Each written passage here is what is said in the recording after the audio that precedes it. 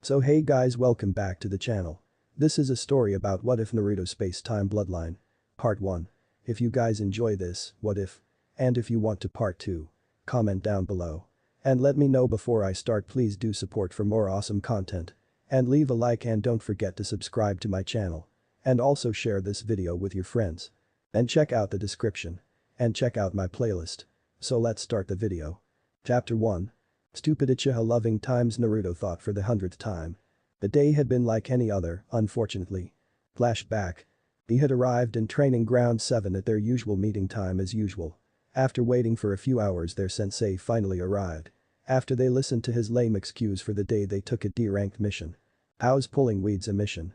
Once they had finished, they did an hour of teamwork exercise. Well. Naruto tried to work with them. All he received was insults and punches to the head. Alright, that's enough training for the day.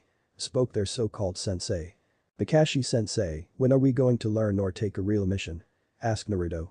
Sorry Naruto, but you're not ready for either. He spoke, never looking up from his book. You need to increase your chakra. How? He insisted. You haven't taught us how.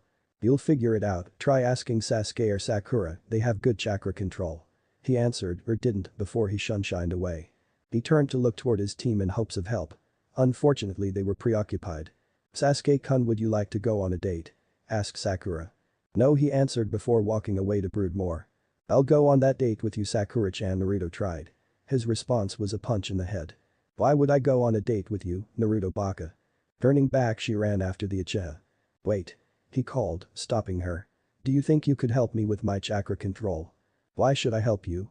She asked if it wouldn't do a dope like you any good. You were a failure in the academy and you'll be a failure as a ninja. With that she walked off, leaving a hurt Naruto. Flashback end. As the memories continued to replay in his head he came upon his destination. It was one of his favorite spots, a safe haven. It was one of the few he had away from the hateful villagers. It had a waterfall that flowed into a river that reached his knees. He would often fish here when he couldn't afford Ichiraku ramen. There was an empty field with a bit of wildlife. The field also held an array of plants and berries he liked to eat. His favorite part was the large and deep cave behind the waterfall. The water came inside, making a little pool, the rest was a dry place to rest. He would often hide or camp here when he needed or wanted to. It was partly because of this place he hadn't starved. Why did he have shelter when his home was wrecked by villagers? The home from home. He even had a small family here. Hey, I'm here. He called. As soon as the words left his mouth he felt 4 light impacts to his chest. They didn't hurt, but it was enough to knock him over. As he tried to straighten himself out he felt as they crawled around inside his jumpsuit. He quickly pulled them out and set them down. Not even a hello before you go looking for treats? He asked in mock hurt. When they lowered their heads in shame he smirked. Reaching into his pocket he pulled out a few pieces of dried fish. Once they laid eyes on it they dove for it. He sighed happily as he watched them eat. Foxes, it was ironic that they were his closest family. After the Kyuubi attack foxes were illegal in Konoha. Most people would just kill them out of spite. That made it hard for them to survive since the villagers hated them. Not him, he happily did his best to help take care of them since they were alike. Hated for something they had no control over. The oldest female was the mother. Her name was Aki for her constant autumn coat. The oldest male was the father. His name was Jin for the patch of silver on his head. It was more pronounced thanks to his black fur. The youngest son took after the father. His fur was black with a silver collar. That's how he got the name Ariko. The older sister was an enigma. She didn't take after either parent. Her fur was a constant snow white. He decided to call her Midori thanks to her grass-green eyes. He then undressed as he laid himself into the stream. Bracing his feet into rocks he closed his eyes and relaxed. This way he wouldn't float off but stayed relaxed. He felt the foxes lay down beside him. He loved the flow of the water on his body. The feel of nature to his senses. The peace of seclusion. It was here that he could let his mask drop. It's right over here, girls, came an unfamiliar female call that was heading toward him. That's just not fair, he growled. He quickly grabbed his clothes and started putting them on. Once Naruto was dressed he moved deeper into the cave with the foxes. It was one of the problems with being here. The place was practically boxed off. Once inside there was only exit. Unfortunately one way was occupied by whoever they were. He didn't want to have a run-in with whoever they were. Something told him they were ninja. He was always good at telling who was a civilian or not. These were definitely not. He sat and waited. See, I told you, this entire place is great. And you're sure this place is away from perverted eyes? Positive, I'll even have the triplets scout the area while we're here. Relax Nai-chan, if there are any perverts we'll give them the beating of a lifetime. That doesn't stop them, and I think some are enjoying it. Okay, there are 4 women, most likely Kunoichi. Then there are the triplets, maybe pets. He decided to move further into the cave. He really didn't want to be seen. Unfortunately our blonde ninja forgot his bride attire. Hey. Who's there? Show yourself. What's wrong Enko? Stay calm, maybe they didn't see me. I saw a hideously orange color. I think someone's in there. Darn it. Come on out. Hana thinks the triplets can drag them out. No need, he called. He took a deep breath and allowed his mask to reform as he motioned for the foxes to hide. Then slowly and cautiously he made his way out. As he stepped out he saw who caught him. Who are you? Asked the one closest. Naruto Uzumaki, future Hokage. Spoke on instinct. And you are? I'm the sexy and single Anko Mitarashi, the first spoke Snake, mistress of Konoha. I'm Yugao Yuzuki Kenjutsu, mistress of Konoha. I'm Kurenai Yuhi. The now named Anko seemed to urge her for more Genjutsu, mistress of Konoha. She continued with a sigh. I'm Hana in Yuzuka. I started the last second hound princess of Konoha. Yugao was a woman with purple-violet hair that came to her waist and chocolate brown eyes. She seemed to be wearing reddish-purple lipstick. She was wearing standard Anbu clothing. Something about her seems familiar. Kurenai had long, black wavy, shoulder-length hair. She seemed to be wearing an outfit that looked to be made of bandages.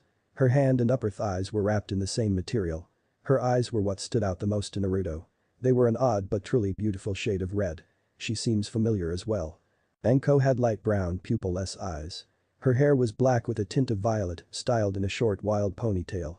She was wearing a tan trench coat and a mesh bodysuit under it. Over it was a dark orange miniskirt. Never seen her before. Anna had long brown hair and a ponytail with 2 locks hanging in front of her face. Her eyes were an average black. She had a light shade of pink-red lipstick and Inuzuka markings. She was wearing a beige medic uniform. Those markings mean that she's related to Kiba. Their headbands proved what he feared. They were all Kunoichi. What are you doing here? Are you spying on us? Asked Yugao. He didn't answer. How about we play with him? Offered Anko. We won't go all out, just teach him a lesson for what he's done. Anko, he's just a genin. Stated Yugao. If he doesn't learn his lesson now he could grow to be worse than Jiraiya. Stated Kurenai. None of them could deny that. Besides, he'll just heal. The truth was she didn't care about that. She just wanted it. Boy to suffer for what he did. Tell your friends to come out as well. Ordered Hana. But friends, I'm here alone. He lied. My companions here say they smell others, stating Hana bring them put or they'll be dragged out. Naruto stood defiantly. Let's do it, Hana, called Anko, is too stubborn to listen. With just a gesture one of the triplets were making their way toward the cave entrance. Not wanting his friends hurt, Naruto stood in front of the approaching canine. He glared at the dog with such intensity that it actually started to whimper. After a few more seconds he ran back behind Hana and his siblings. Anko, seeing the distraction, decided to have a little fun. She threw kunai. Thanks to all of his years of living through the hate of Konoha, Naruto gained an extra sense. It was one that warned him of danger. It was warning him now. Ducking his head he avoided the kunai. As he stood right he felt slender but powerful arms wrap around his neck holding his head still. Struggling as he might, he couldn't get free. Holding him tight Anko he heard one of the women shout. The triplets will drag whoever's in there out. Wait. He begged, he didn't want his only friends to be hurt because of him. Don't hurt them. Them? Asked Kurenai. Go got them boys. Ordered Hana. As the triplets closed in on the entrance Anko decided to have a little more fun. Whoever is in there is in for a world of pain. Leaning toward his ear she whispered, right. Foxy-kun. At hearing the name his blood ran cold. They know about Kyuubi. That's why they're here. It was replaced by boiling rage. Using what little chakra control he had he directed it to his arms. With all the power he could muster, he pried Anko's arms open. He broke free. Spinning in a full 180 he kicked Anko in the stomach. The blow didn't harm her, but it was enough to stun her. To say the Kunoichi and dogs were shocked would be an understatement. Anko was special perhaps, but all the same. To see a mere genin force his way free was truly amazing. Putting his hands in a cross form he shouted his signature technique. Shadow clone. At the name 10 solid clones appeared. They took a protective stance in front of the cave. So the little one wants to play, huh? Asked Anko. Well, let's play. Charging forward Naruto threw 2 exploding tags toward the women. As they scattered to avoid the explosion the clones charged. This is getting out of hand, spoke Yugao as she dodged another kunai. We have to restrain him. They nodded in agreement. Hey, run, Hana called. You're not the only one with moves. Weaving her clan's hand signs she called. Man beast clone.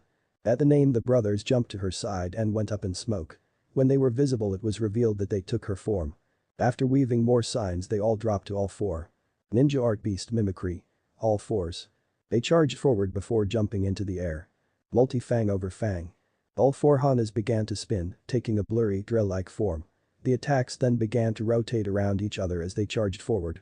They tore through the clones. Naruto saw the direction of the attack, they were heading toward the caves. He knew what he had to do. Thinking he would just jump out of the way, the Hanas pressed the attack. To her surprise he only put his arms up to defend himself and stood defiantly. He'll move, she thought, as did the rest. He'll move. He'll jump away. Move already. He didn't. Move, you Baka, Hana called, but he didn't and it was too late to stop their attack. Each Hana hits Naruto. They tore through his closet and his body. He fell to his knees bleeding. Once the attack ended the real Hana turned to ask why he took the attack. Or at least she tried to. As soon as she turned she saw a kunai fly past her, a kunai with a tag. Each Hana barely had enough time to cover themselves in a coat of chakra. It was enough to save them from the explosion. The blast knocked them each far back in a different direction. They transformed back and were unconscious before they hit the dirt. Naruto would have continued if it weren't for Anko. Striking shadow snakes. Multiple snakes ejected themselves from Anko's sleeve. Turning he was able to see the attack, but not dodge. The snakes each coiled around his limb and various parts of his body. Each snake then latched onto Naruto with their fangs. He felt the burning sensation as the venom spread through his body. The poisons in these snakes aren't lethal, but they do cause great pain. Stated Anko cheerfully. To her continued amazement, Naruto had more surprises. Using his very will and chakra, he moved his hands together. She herself added chakra to strengthen her technique, but it wasn't enough. Not when facing a host of a tailed beast. This has more chakra than even me. Shadow clone jutsu. Summoning 4 clones, he smirked. Kurenai Jinjutsu ordered Yugao now. Kurenai began weaving. They each drew a kunai and cut through the snakes, freeing the original. They gave a cry as they rushed forward. Anko drew another 2 kunai and took aim. Not knowing which was the real one, Anko threw them toward non-lethal spots. They both hit their mark. The first hit a clone, dispelling it. The second hit Naruto in his upper leg. It embedded itself deep, drawing blood. The pain was only intensified from the venom. Anko cried, Kurenai, you stopped my Jinjutsu before it set in. Oops, sorry about that. Nai-chan apologized to the sheepish snake mistress. He continued forward, not even losing speed, with only a limp and slight flinch to show he was hurt. The remaining 2 of them proceeded to hinge into demon windmill shurikens. Looking at his opponents, he took aim. Need to get rid of the biggest threat. But the spin to build up momentum, he threw it with all his might. It flew past the snake mistress and the mistress. He was aiming for Kurenai. She had to admit, she was impressed. Naruto was holding his own, he even managed to take out Hana and the triplets. Turning her head, she let the giant weapon fly past her. She never noticed it graze her cheek. But it's not enough. The shadow windmill hinge flew right past her and lodged itself into a tree. It dispelled itself a second after contact. Hey Kurenai? Asked a hesitant Yugao, are you okay? In her confusion she felt a warm moisture drip down her cheek. Bringing her hand out she felt the spot and pulled her hand back. There was a light stinging sensation. She looked at her hand, blood. That hinge. It was real. She started in shock. A real illusion. That should be completely impossible. Even some of the greatest Jinjutsu users in the world can't make a real illusion. Naruto prepared the second shuriken. As he prepared to throw it, something clamped down and stopped his arm. Painfully. It caused him to drop and dispel his clone. Looking at what stopped him, he saw that one of the triplets had latched its fangs around his arm. He felt a second latch onto one of his legs. The final blow came from Hana herself. She tackled Naruto from behind, pinning him under her legs. She held a kunai to his throat, forcing him to be still. I've had enough of this, she snarled, we'll find out who you're hiding. As soon as the words left her mouth, the final brother stepped forward, out of the cave. What Naruto saw in the dog's mouth horrified him. It made his blood go cold in his very veins. It was the foxes. The dog was dragging their bodies out by their tails. No. No, he pleaded. This can't be happening, not them. No Aki, Jin, Oriko, Midori. When they didn't respond, his fear was taken, in its place he was given hatred. It was raw and uncontrolled hatred. It was so much that he even started to pull on chakra from the Kyuubi. This isn't good, Kunoichi thought. They didn't know what to do as they watched the red chakra become visible. All they wanted to do was punish a pervert. Now things were truly out of hand. He knocked Hana and the 2 triplets off just by simply standing. There were burn marks on them as well from Kyuubi's corrosive chakra. He dashed toward the family of foxes. When the remaining triplet saw the approaching Naruto, it dropped the foxes and fled. As he knelt down to them, he calmed himself down. Kyuubi's chakra began to disappear. He was angry, but he wasn't blind. He saw what had happened to Hana and her dogs. "Come on guys, get up," he pleaded. He wanted his family to be okay. "Come on, you guys are all I have." They didn't move, they all just laid there, unmoving and lifeless. He reached for them but pulled back when his blood fell on them. He didn't want to let Kyuubi's influence touch them. He turned his attention back to his attackers. They flinched at the level of hate in his glare. He felt both his rage and Kyuubi's chakra return, with a vengeance. It was more potent. You could even see a fox head grin at them. "Damn it, he's drawing on the fox, and Hana is out. No choice. Everyone, we need to end this, no more holding back," spoke Kurenai. "I need a distraction." "Come on," Naruto shouted, "I'll take you all on." Enko went first. Jumping high into one of the trees, she yelled. Multiple striking shadow snakes. As the name said, multiple snakes flew toward him, much more than the first time. However, they weren't aimed for him. They were aimed at the foxes. He rushed back to their side to take the blow. As the snakes hit dead on, it seemed that the masses of them consumed Naruto and the foxes. With a mighty roar, he sent out a shock wave of chakra. It tore through the mass of snakes, leaving only shreds behind. He stood under their falling parts, not losing an ounce of hate. Not even uttering a command or forming signs, a clone popped into existence. As soon as it formed, it became another windmill shuriken. Giving a mighty heave, he threw it toward Kurenai. She tried to dodge it but didn't count on its angle. To her surprise, it turned as she did, cleaving her in half. "Kurenai!" cried Yugao in disbelief before schooling her Anbu, "So control yourself." "Yugao," cried Hana, "they could use some help now." Running forward, the mistress attempted to perform her namesake. As she came in range, she raised the weapon high in the air. She intended to knock him unconscious with her sheath. As she came into striking distance, Naruto made his move. Stretching his arm out, he grabbed her arm. Adding pressure to her wrist, he forced her to lower her sword, but she didn't drop it. But it was enough. Grabbing the sheath, he yanked it free. Holding the blade's sheath, he took a stance. He then started hacking away at her, or would have. Thanks to years of practice, she was ready. She was able to dodge or block every single strike. His stance and form are great, she thought, for an amateur. He must have a great teacher. If only she knew. Unfortunately, it was because of that experience that she did what she did. Out of pure instinct, she dropped back and lashed at him. She cut him across the eye, causing a short grunt, probably ruining it permanently. But it didn't stop him. He was too angry to feel any pain. Not that he would have anyway. He stopped suddenly. Something was holding him in place. Looking at his restraints, he saw vines. He struggled against them, he even hit them with the sheath, but they just carried him off the ground. Now he had no leverage. String bean bind illusion. Looking toward the one who named the attack, he saw a giant bean pod. As it opened, Kurenai stepped out. "This is a genjutsu from the Kurama clan. You won't be getting out that easily." "What are you doing?" asked an aged but powerful voice to release him. They turned to the source of the voice. Standing before them was the Hokage. And he was angry. Kurenai stepped forward. "Hokage-sama, she was cut off." "That was an order," he stated. She did as she was told. As soon as he was free, he charged Kurenai. With a powerful jab, he struck her in the stomach with the sheath. He continued charging painfully, pushing Kurenai along the dirt. Humming to a sudden stop, he drew the sheath back. Kurenai dropped to her knees, gasping in pain. Raising the sheath, he brought it down across her face. She was out cold as she hit the ground. He prepared another strike when he felt the familiar sensation of fangs biting into him. "We're done here," stated Anko. Dropping the sheath, he grabbed two of the snakes. With a mighty heave, he pulled Anko free from the tree, but he didn't stop there. He kept pulling, and with a spin he aimed at her. She crashed face first into the downed Hana. Turning, he looked toward Yugao. And then there was one. He started coldly. "That won't be necessary, Naruto-kun." Turning to the voice, he saw a rush of red and white. Five-pronged seal. He felt an intense pain in his stomach where he had been struck. As the chakra faded, so did his consciousness. Chapter 2. Apology. After removing the seal from Naruto, they stood outside of the hospital room. Inside was Naruto resting after the ordeal. The doctors had checked him over, they say he'll be up in the morning. He doesn't need this. He had allowed his surrogate grandchild a secret. Hiruzen was always aware of Naruto's comfort spot. It had kept him sustained, so he saw no reason he couldn't have it.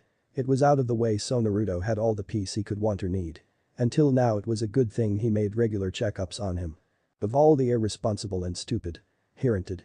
The four Kunoichi stared at their village leader. They felt an immeasurable amount of shame from their actions. "Do any of you have anything to say?" he asked. They each flinched at his cold tone. They were used to their kind and soft-spoken leader's warm tone. Not this cold tone that could cut even steel. I have never felt this disappointed in you three, he stated, you two especially. He pointed to Anko and Yugao. What do you? Asked Hana but was stopped by his glare. Yugao, you used to protect him as his personal Anbu guard when he was a child, the only one that would. He whispered the last part. Why? It was true. All of the other Anbu would sit back and let the civilian and ninja beat on Naruto. On many occasions they would often join in. She was the only one that would save him, both on and off duty. I am sorry, Hokage-sama, was all she could say. You will turn in your mask, you are unsuspended, he stated, you will return to regular duty as a. I understand, she stated. Anko, you know his pain.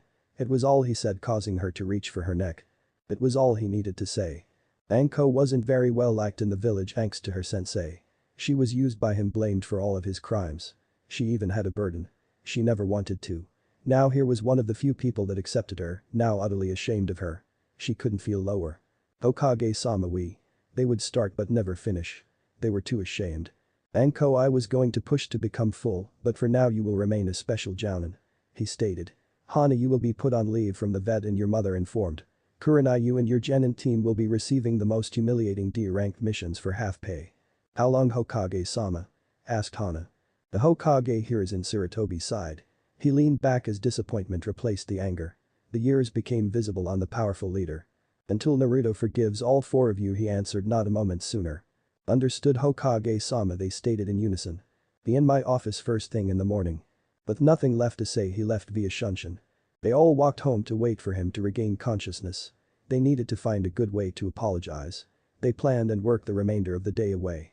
The next day, Hiruzen made his way toward the hospital only to find Naruto asleep. He waited but not long. When he awoke, he only asked. Am I in heaven or hell? Neither, you're alive, Hiruzen answered. How do you feel? Okay. Good, come with me. He grabbed Naruto Shunshin to his office. When Naruto looked around, he found himself surrounded by his attackers. They expected him to shout out, attack, or even panic. He did none of these, he only looked at them. Who ordered you to kill me? He asked so offhandedly it scared them. What? Asked Kurenai. Don't play dumb, was it the shinobi or the civilian council? He snapped. Neither, Anko answered, if it happens so often that he can be so casual. I would be out for blood. So you all just hate me as well? He simply stated. No. Shouted Yugao, none of us have anything against you at all. Right, girls? They all agreed. Then why? He growled, why attack me? Why kill my only piece? Why kill them? The foxes? Asked Hana. Yes, he answered blankly. They aren't dead, she stated, when I found them they were healed to near full health, I healed them the rest of the way. She added proudly. Why? He asked in shock. How? We in Yazuka don't hurt canines if we can avoid it. What she and her companions did to the foxes has shamed her so much. Her mother was so angry that she took the triplets from her until the Hokage's punishment was over. She even made Hana go back to help the foxes, that's how she knew they were alive. She is telling the truth, Naruto stated, their leader. It seems that when your blood falls onto them and has some healing properties, we will have to do some tests later. Please hear them out.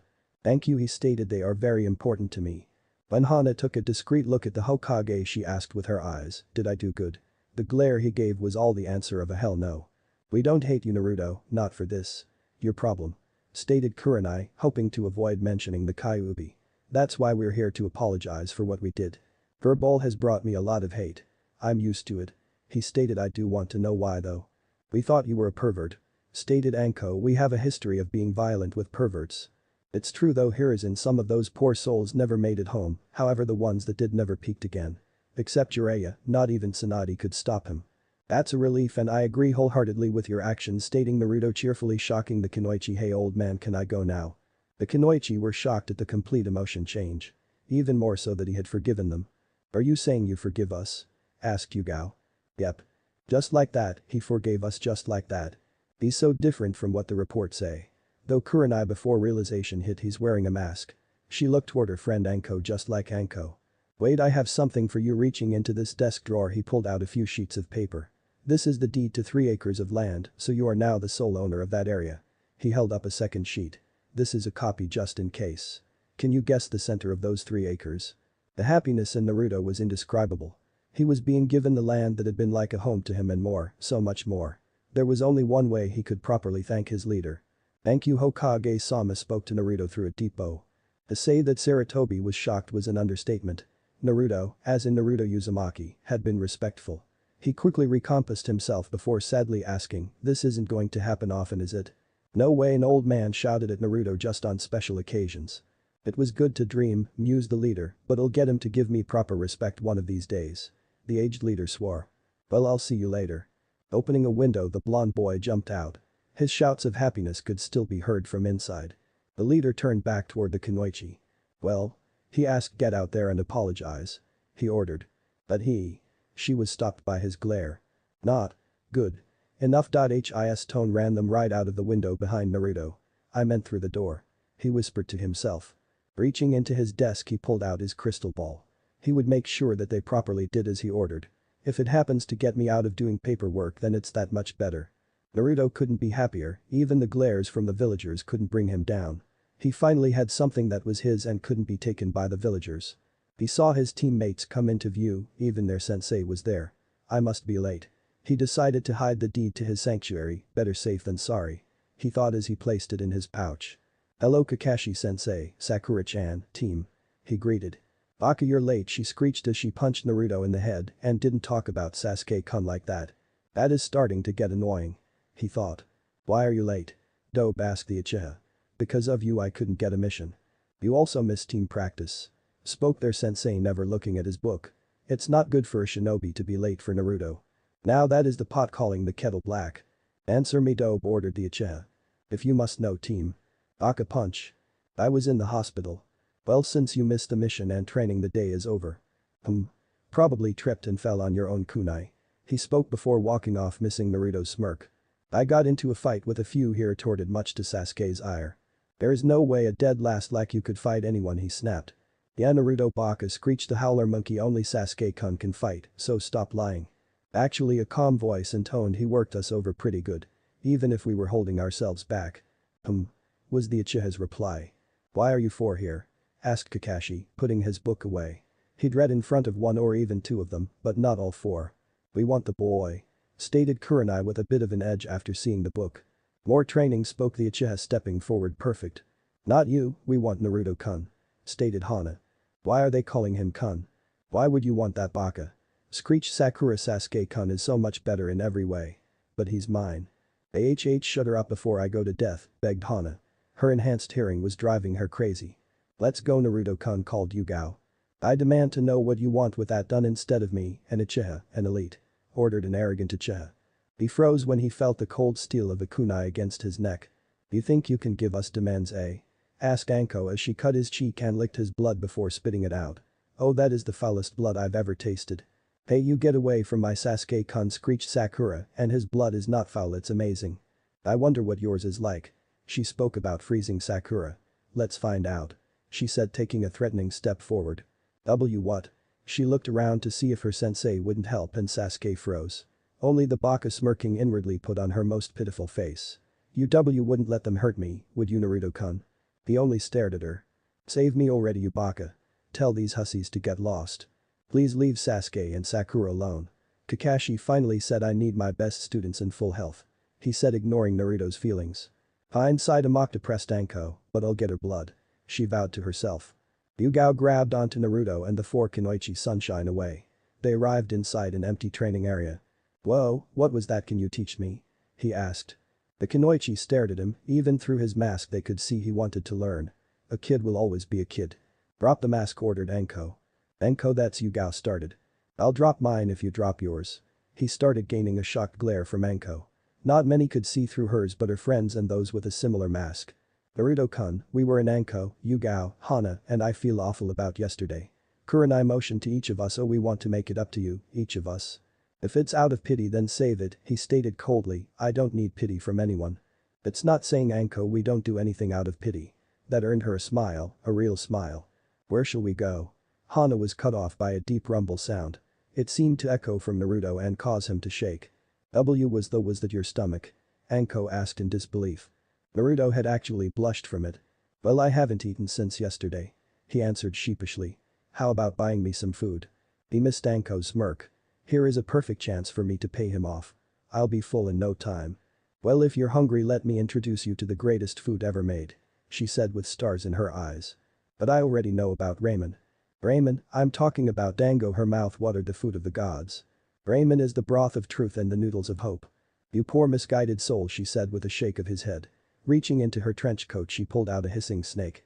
Allow me to convert you with pain. The three remaining kunoichi watched in amusement as they went back and forth. They were a bit upset at the fact that Anko took the first chance of forgiveness. But the show mostly made up for it. They decided to stop things before they escalated to another brawl. Anko put the snake away. Naruto, no clones. Ordered Yugao. How about we eat the ramen offered by Kurenai, receiving a betrayed glare from Anko. We eat dango so often, we need a change. She then gained a mischievous smile. You did say you were paying for. Ichiraku. Shouted Naruto, dragging the four kunoichi. 18 bowls of ramen later. Anko was crying over her wallet. He's still going. She mentally shouted. Where is he putting it all? It also didn't help that she was paying for her friends as well. Yep, another bowl. Ni-chan. He froze when he saw the look in her eyes. The crazy snake lady is paying. Let me guess, you offered to pay for the whole meal, didn't you? Asked Am, the ramen cook's daughter. Yes, she answered, ignoring the snake lady name. Neri-chan, you aren't going to break this nice lady's wallet, are you? He froze at the accusation. Crap, I've been found out. As the sweat poured down he remained silent. And no, nothing like that at all. That's good to hear. Tucci spoke in his usual cheerful tone. It's good to see him with some friends and such beautiful ones. He eyed Naruto. I'd hate to ban him for being ungentlemanly. It's okay, here earned it, grinned Anko, leaning her impressive bust onto his head. Surely Naruto-kun brings the team at least? Asked Hana, noticing him tense. Naruto-kun, huh? When did my number one customer becomes a player? Tucci asked, ignoring the question.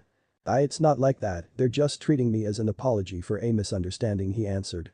What happened? He asked, interested. We accused him without any evidence and were punished for it. Yugao answered, causing the four kunoichi to shy away and be ashamed. How would you ladies like to know a secret about Neri-chan's whiskers? Am asked in a mischievous way. This gained the interest of all the kunoichi. No, Ni-chan, he begged. Just give them a rub. Spoke Tucci before walking into the back, ignoring Naruto's call of traitor. Wait, if you don't do it I'll pay for my own meal. He pleaded. Not happening, Hana held him down. Anko ordered sadistically. Wait, Anko, I think you should take him up on that.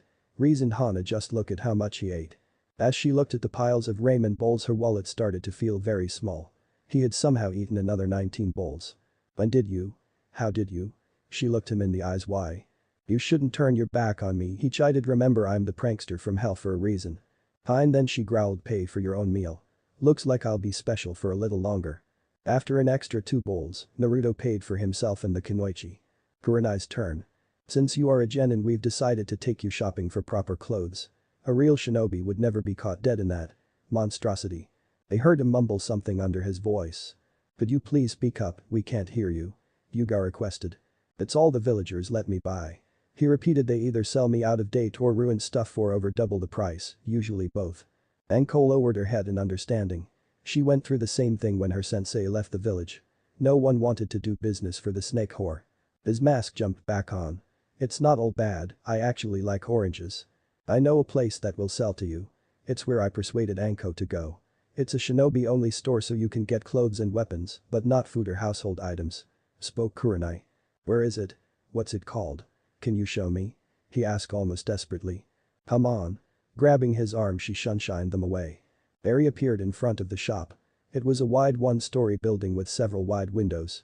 A symbol of a Chinese dragon coiling around a leaf sat on the center of the roof. There was one thing that really caught Naruto's attention. One of the windows was boarded and it looked as if it had been boarded several times. This is the leaf dragon. Stated Anko, you can get anything for a shinobi here or have it custom made. Be it clothes and weapons to fighting styles and low mid-level. Walking inside they were greeted by the owner standing behind a counter. He was a tall man with strong-looking hands and arms. He seemed to be going gray but gave off the power of a man in his prime. He watched each customer with a calculative eye. There was a long scar running down his cheek. A new customer, huh? He asked, who are you and what can I get you? Cough demon cough brat, one of the customers hinted not too subtly. Instantly Naruto turned to leave but was stopped by a hand on his shoulder. Surprisingly it wasn't from either of the kunoichi. The hand was from the owner. Excuse me a second, sir. He spoke kindly. This is going to be good. Giggled Anko. The owner calmly reached over the counter to the one that had broken the third's law. Grabbing him by the scruff of his neck, he hurled the man out the boarded window. Reaching under his counter he easily pulled out a large twin-headed axe. Does anyone else want to insult my customer? He asked menacingly. I have plenty of windows. Silence, no one was crazy enough to say anything. A few people did leave quietly. They'll be back, they always come back. He ran one of the best shinobi stores in the village. Naruto, this is Daiki, he did the same for me the first day. Spoke Anko. Perfect shot. Doesn't look like it. Spoke Hana. You missed the center. Wasn't aiming for the center, there was a rusty nail sticking out. He grinned. Like I said, Anko had a perfect shot. Now what can I get you? He asked Naruto. Naruto was in a state of shock. Not only was this man allowing him to shop here, he had protected him. We want to get rid of this. She motioned to his jumpsuit and made him look like a proper shinobi. But leave some oranges, and he seems to like it. Alright kitty, spoke Strip and Spready ordered in a serious but slightly dark and sadistic tone. What? Cried Naruto, ready to jump out the newly opened window. Wait, Naruto shouted Yugao over Daiki and Anko's laughter. I need to take proper measurements, he said after calming down from his laughing fit. Your jumpsuit is too bulky. That's just how he pranks new customers and speaks Kurenai before sending him a glare and speaks to his long-time customers. You think you would have learned after all of the people you've run off or the Kunoichi who have attacked you? Chastised Hana. This means war. Spoke Naruto low and sinisterly. He was the king of all pranksters in Konoha. He would not be a prank victim without retribution. No one pranks the prankster from hell and gets away with it. Now Daiki paled. He had heard how Naruto pranked people for revenge. They would always be remembered for their high degree of humiliation. No one shakes a bee's nest without getting stung, he thought. Wait, I'm sure we can reach an agreement. Daiki spoke, sweating heavily. I'm listening. I have an elite set of training weights in the back. He hurried, they only need chakra so you won't have to take them off during battle. He explained they're yours. For half off. I need to eat too. Naruto's mouth was watering at the prospect of those training weights. He could train at all times while doing the simplest of tasks. I'll get stronger in no time, believe it. He spoke with his best poker face. As Naruto had his measurements taken, a thought occurred to him. It had been bugging him since they had picked him up from his team. They had given him an answer, but now he wanted the whole truth. Once the measurements were finished, Daiki went to the back. He chose that moment to ask. Why are you all doing this for me? He said, I told you that I forgave each of you in the old man's office, so I want the real reason. We told you, it's. You're lying, he stated. I know when I'm being lied to. We. Felt sorry for you, Anko answered before mentally kicking herself. It was half true, but if he's anything like me, he'll. Not even getting a chance to finish her thought, he starts speaking. Pity, you did this all out of pity. He was already walking out the door before he was pulled back. Naruto, I think you should know the whole truth, stated by Yugao. They told him everything. How the third Hokage ordered an apology. How he demoted them until they were fulfilled. Everything. I see, he stated calmly. I'll tell him I forgive you and you can go back to your lives. You won't have to bother with me again, he whispered the last part sadly. No. Stated Anko. What? He asked, confused, isn't this what they want? I said no, she repeated. I am going to apologize properly, tell me what you want. You don't need to. He stated. I said tell me, she hissed. Do you want money, Jutsus? Do you want someone dead? She thought. Do you want me to sleep with you? No, maybe and no. He stated. I don't want you to do something out of. He was stopped by a hard slap across the face. Daiki, who had returned, thought that will leave a mark. He had no idea what was happening, he just knew it would be best to stay out of sight. You asked me to drop my mask, right? Well, here, she stated. Look at me. He did, he looked her in the eyes. He saw everything, her pain and regret. There was the fear that it would never end. It was all being held on a small line of hope. Your eyes are just like mine, he stated. Yeah, she admitted, just not as intense as yours. Not far behind. Naruto, I ask you again, what do you want? He knew what he wanted. It was something he had been denied since the academy. Do you all feel this way?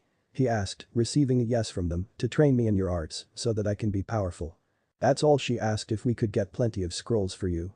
No, I want you all to train me, not buy me off. Can you do that? He asked. Do this for me, and we're even, if not I'll still tell the old man I forgive you. There aren't many ninjutsu or taijutsu we can teach you. Spoke Yugao. I know, he said. I want to be trained by you in all of your arts. The Kunoichi looked at each other. There was someone who wanted to learn their skills from them. He was even offering them a way out if they decided not to. What about your sensei? Asked Yugao. He must have taught you something. My sensei hasn't taught me anything. All he does is go on and on about teamwork and needing better chakra control, which he hasn't taught me, then focuses on the Uchiha. They frowned at the obvious favoritism. He hadn't even seemed to care that they were taking Naruto. They shared a smile, he had shown great potential in their scuffle. We've warned you that we can't teach you a lot of flashy things. Hana warned, if we do this you have to give us full commitment. The minute you start slacking we stop and are even. He answered, but I have one request. Depends. We keep this secret from everyone on my team. Deal. They gave Naruto an encouraging smile. It was quickly replaced by a look of true sadistic pleasure. Well then Naruto, welcome to hell. Chapter 3. Training. That concludes today's training and puts another mission under your belts. Kakashi, you've all improved, but Naruto, you need to. I know, to increase my chakra control. Naruto cut off with a drawl before smirking. I've got the feeling it'll be getting much better soon. Aka screeched the pink harpy to show Sensei more respect. She rolled up her sleeve as if to look intimidating. To her and everyone else's surprise, he just looked bored. Are we done, Sensei? He asked, still bored that I needed to go. Yes, he answered, never looking from his book. As Naruto turned to leave, he heard the arrogant voice of the Uchiha. What does a dove like you need to do? He too was cut off and hung around those whores of yours. Shut it, team, he snapped, and don't call them whores, they're better than any woman you'll ever get, if any, the way you turn down your fangirls. Naruto, you need to be more respectful of your teammates. Spoke Kakashi into his book. Yeah, you should know you're better and. I can't stand this, goodbye cruel world. Naruto shouted. Let boss deal with them on his own. Grabbing a kunai, he impaled himself. He just couldn't deal with them any longer. He went up in smoke. The shadow clone, they thought, since when?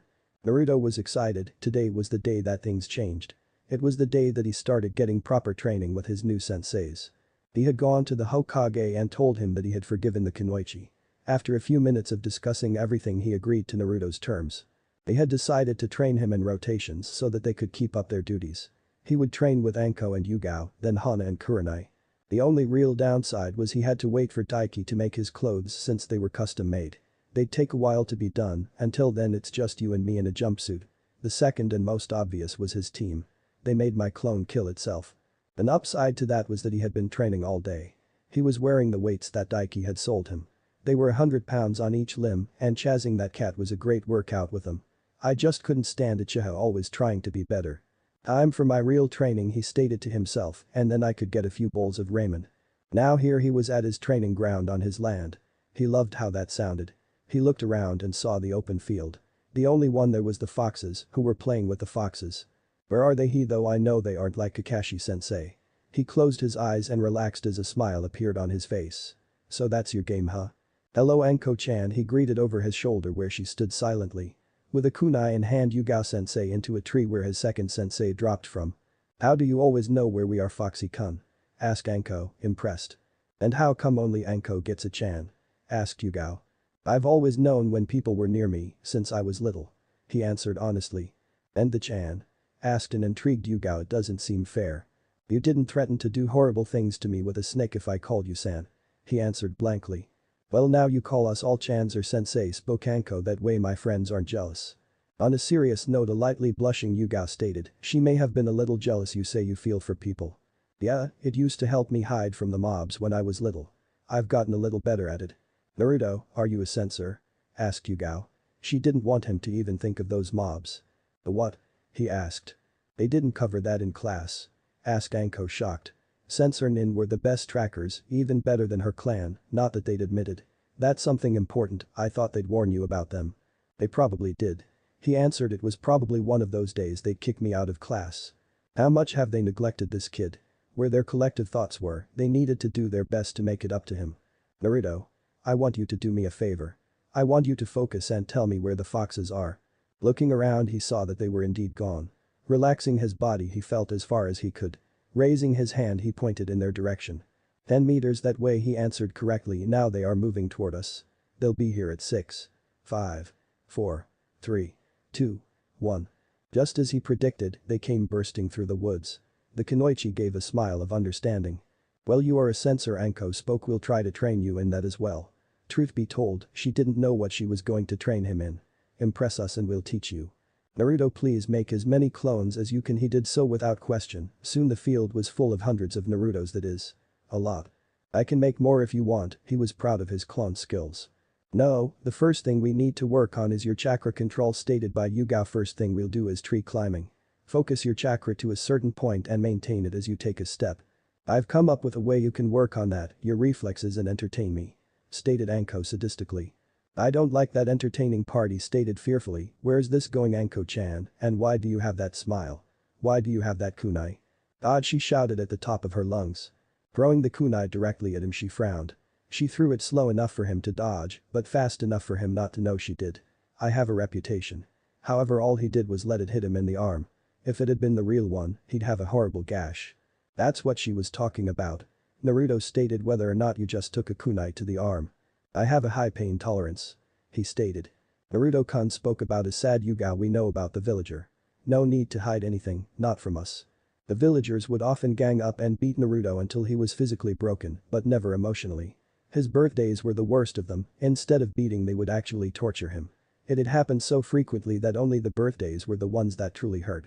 They stopped when he started his ninja training, but the damage was done. That is why if you kill two birds with one stone, Yugao, using your clones, can work on chakra control. What do my clones have to do with this? He asked, and what will I be doing? The Kunoichi frowned at this. What has Kakashi been teaching him? They knew he was neglecting Naruto's training, but this was ridiculous. Your clone's knowledge will pass on to you, explained Yugao. You can train faster in anything but not strength, speed or reflex. It was how most Anbu trained. That was with 2, 3 or 4 clones. Naruto had much more.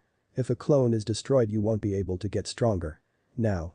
Dodge. This time the clones dodged good. Now I can begin having fun. Dodge. She is enjoying this a bit too much for my taste, he thought. They decided to train in another part of the field. It was difficult for Naruto to focus on Anko trying to kill him. Especially since she liked to aim for what made him a man. Every single time. It was a sad day to be a clone. They will do that while we work on a few beginner katas. Spoke Yugao. Naruto, focus. I'm going to teach you the first katas to this style, she ordered. Pick up that katana and hold it like so. She held a ready stance, but saw he was strained. Are you okay? She wanted him to get used to the type of weapon he'd be using and the dangers of self-harm from it. Unfortunately for Naruto, she wouldn't let him have a real one until he needed it. Can I take off these weights? He asked. The strain is getting to me. He has been wearing them all day, she contemplated.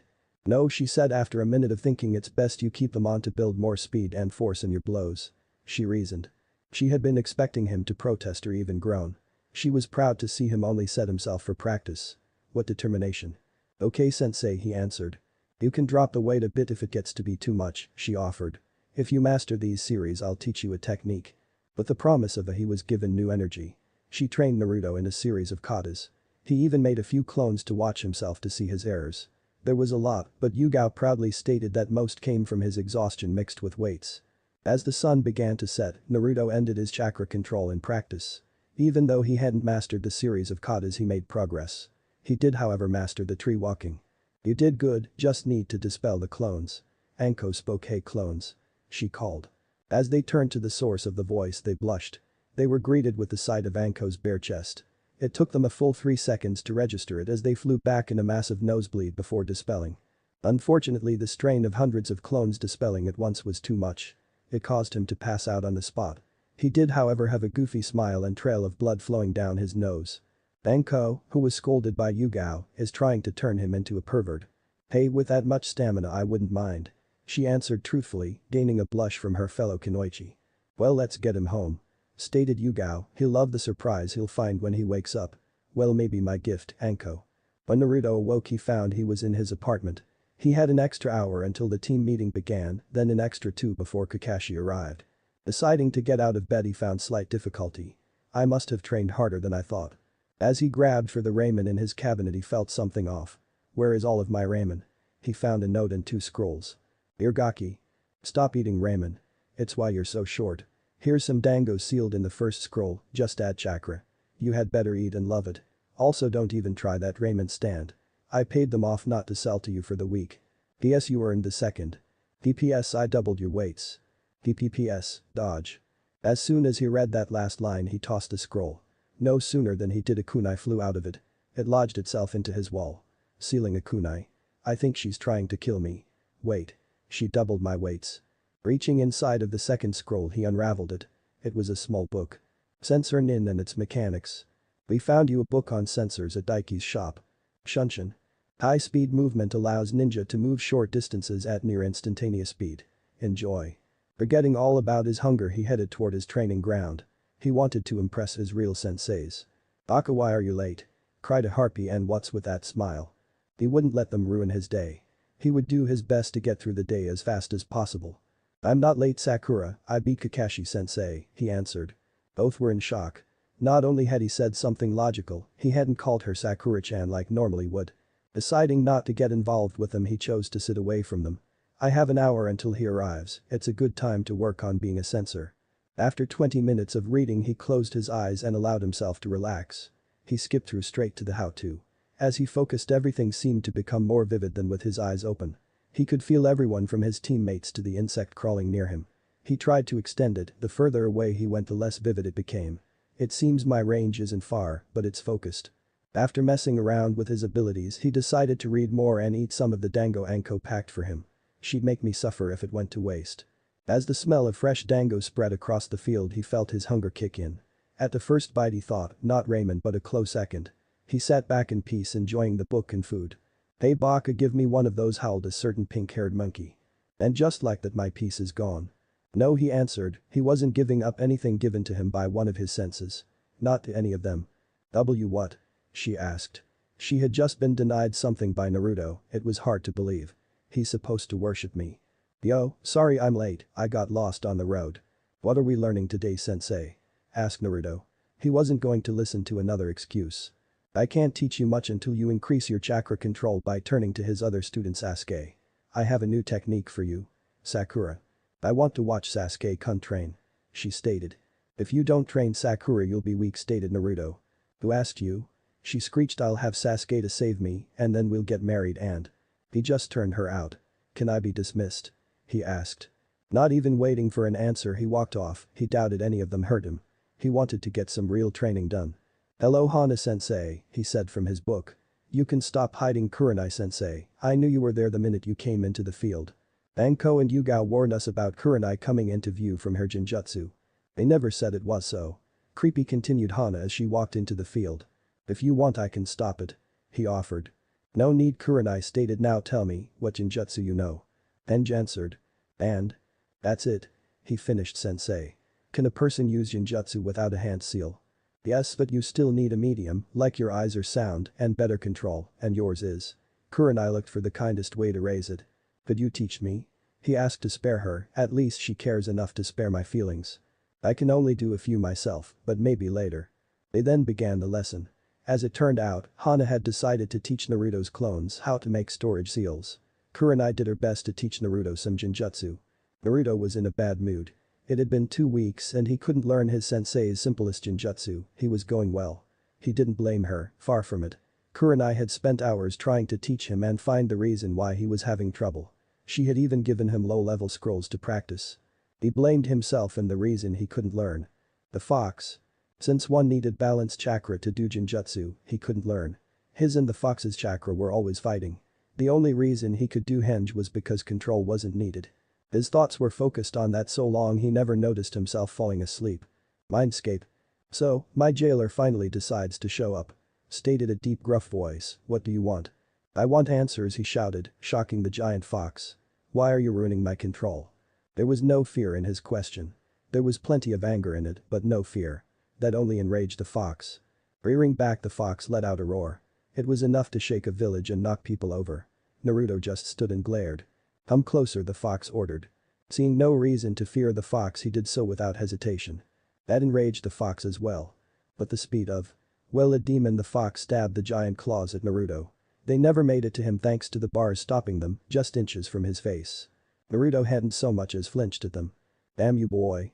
Came another roar. Fear me. I am the very stuff nightmares are made of. Why should I? The blonde asked. Just give me control of myself. And why should I? Enraged Cole, you've always preached about hard work, so go with that. Why must you ruin everything in my life? He screamed. Well now this fox, he spat, I don't fear you and I want control so I can continue my training. Ah yes, your training, he commented in a tone Naruto didn't like very much. Fox like you. What do you mean by that? Naruto asked, he hated where this was going. Now, genjutsu is a fox domain. He started a sword for claws and you're already a trickster. Those are so I can get stronger, he stated, and they're happy to train me. How would you like even more help? The demon asked. Help in both training and more. What are you getting at, fox? Naruto wasn't as dumb as he let on, he wouldn't be tricked so easily. Just a deal between a host and his burden, Kyuubi commented, it could be beneficial for the both of us. I'm listening, he stated. The deal is simple, I give you the means to take your skills to a whole new level. The fox offered for a price. How would you do that? His answer was simple. Seeing that he had the boy's attention, the fox continued and gave you a few needed modifications. What do you want? It was worth listening to. 3 things the fox stated. The first, since you won't give me my freedom, I want access to your senses. The second, I want you to spread fear in my name. He roared before smiling cruelly, and finally, a little piece of your mind became mine. What? I could agree to the senses, but why would I spread fear in your name? He asked. It would give the villagers even more reason to hate me. It's not like they could hate you more than they do, the fox stated, and I doubt they'll even try to like you. Why do you want fear? It had been bugging him for a while. That goes back before I was even the Kyuubi. He spoke in a memory, days back when I was just an average, larger than normal, but average fox. If you weren't born a demon, how did you become one? He interrupted. The fear, from the very beginning, was the fear that gave me my power. The bloody kitsune, they called me. My reign of terror was legendary, dozens of villagers would fall to my claws at a time until I was slain. It was then I became something worse, the stuff nightmares are made of. I became a demon. Since I was so feared, the fear brought me back as a demon, and the fun really began. Then why do you need me? He asked. Can't you keep escaping death? Because of your 4th Hokage. The beast roared. After I was sealed, people thought I was dead and they lost fear. He continued. Being dead isn't a problem, but being forgotten, now that's a bitch. I can't come back if nobody fears me, I can't come back if nobody's afraid. That's why you need me. The blonde stated. Without fear you're nothing. Yes, I need you. That has to hurt. You've got the body, I've got the brain. Why do you mean some of my mind? Do you honestly believe you can be cruel enough? It seemed to be an honest question. Do you think you could get the amount of fear I need? The bloodline, what would it do? He asked, ignoring the question. The bloodline is called the Fox Glare. It has 2 abilities. First, you can learn and use any genjutsu you know. The second is trapping a person inside a genjutsu domain controlled by you just by eye contact. Explained the demon. Through it you can either hold or break, a long-lasting side effect. What is the drawback? He wasn't stupid, there was always a risk. You need to see the opponent or the genjutsu will run wild. Kyuubi stated. If you use genjutsu, anyone around will be affected the same, such as pain by fire or drowning, unless you're focused. The fox wasn't finished. Anyone better at genjutsu or smarter or have a stronger will can defeat you at your own game. Taking a moment to think, it also can't be turned off or hidden through genjutsu, so good luck hiding it. Anything else? You can detect genjutsu but not break or copy it, the fox added. Those are your own skills. And the modifications would I receive? Enhanced. Everything with slight fox features. Your blood will be a great cure for all ailments. Taking another minute to think. I will also train you in a few techniques, so your body sensing skill will be taken to new levels. What's the catch? Increased levels of bloodlust and cruelty. Deal. Kyuubi wanted to chuckle but wasn't foolish. The fox knew that so much as smiling could ruin the deal. Tear off 1/10 of the seal, the fox ordered, and prepare for pain.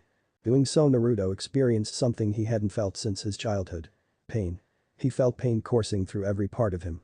It seemed to be focused behind his eyes and in the center of his head. The fox's constant laughing wasn't helping. Be damn.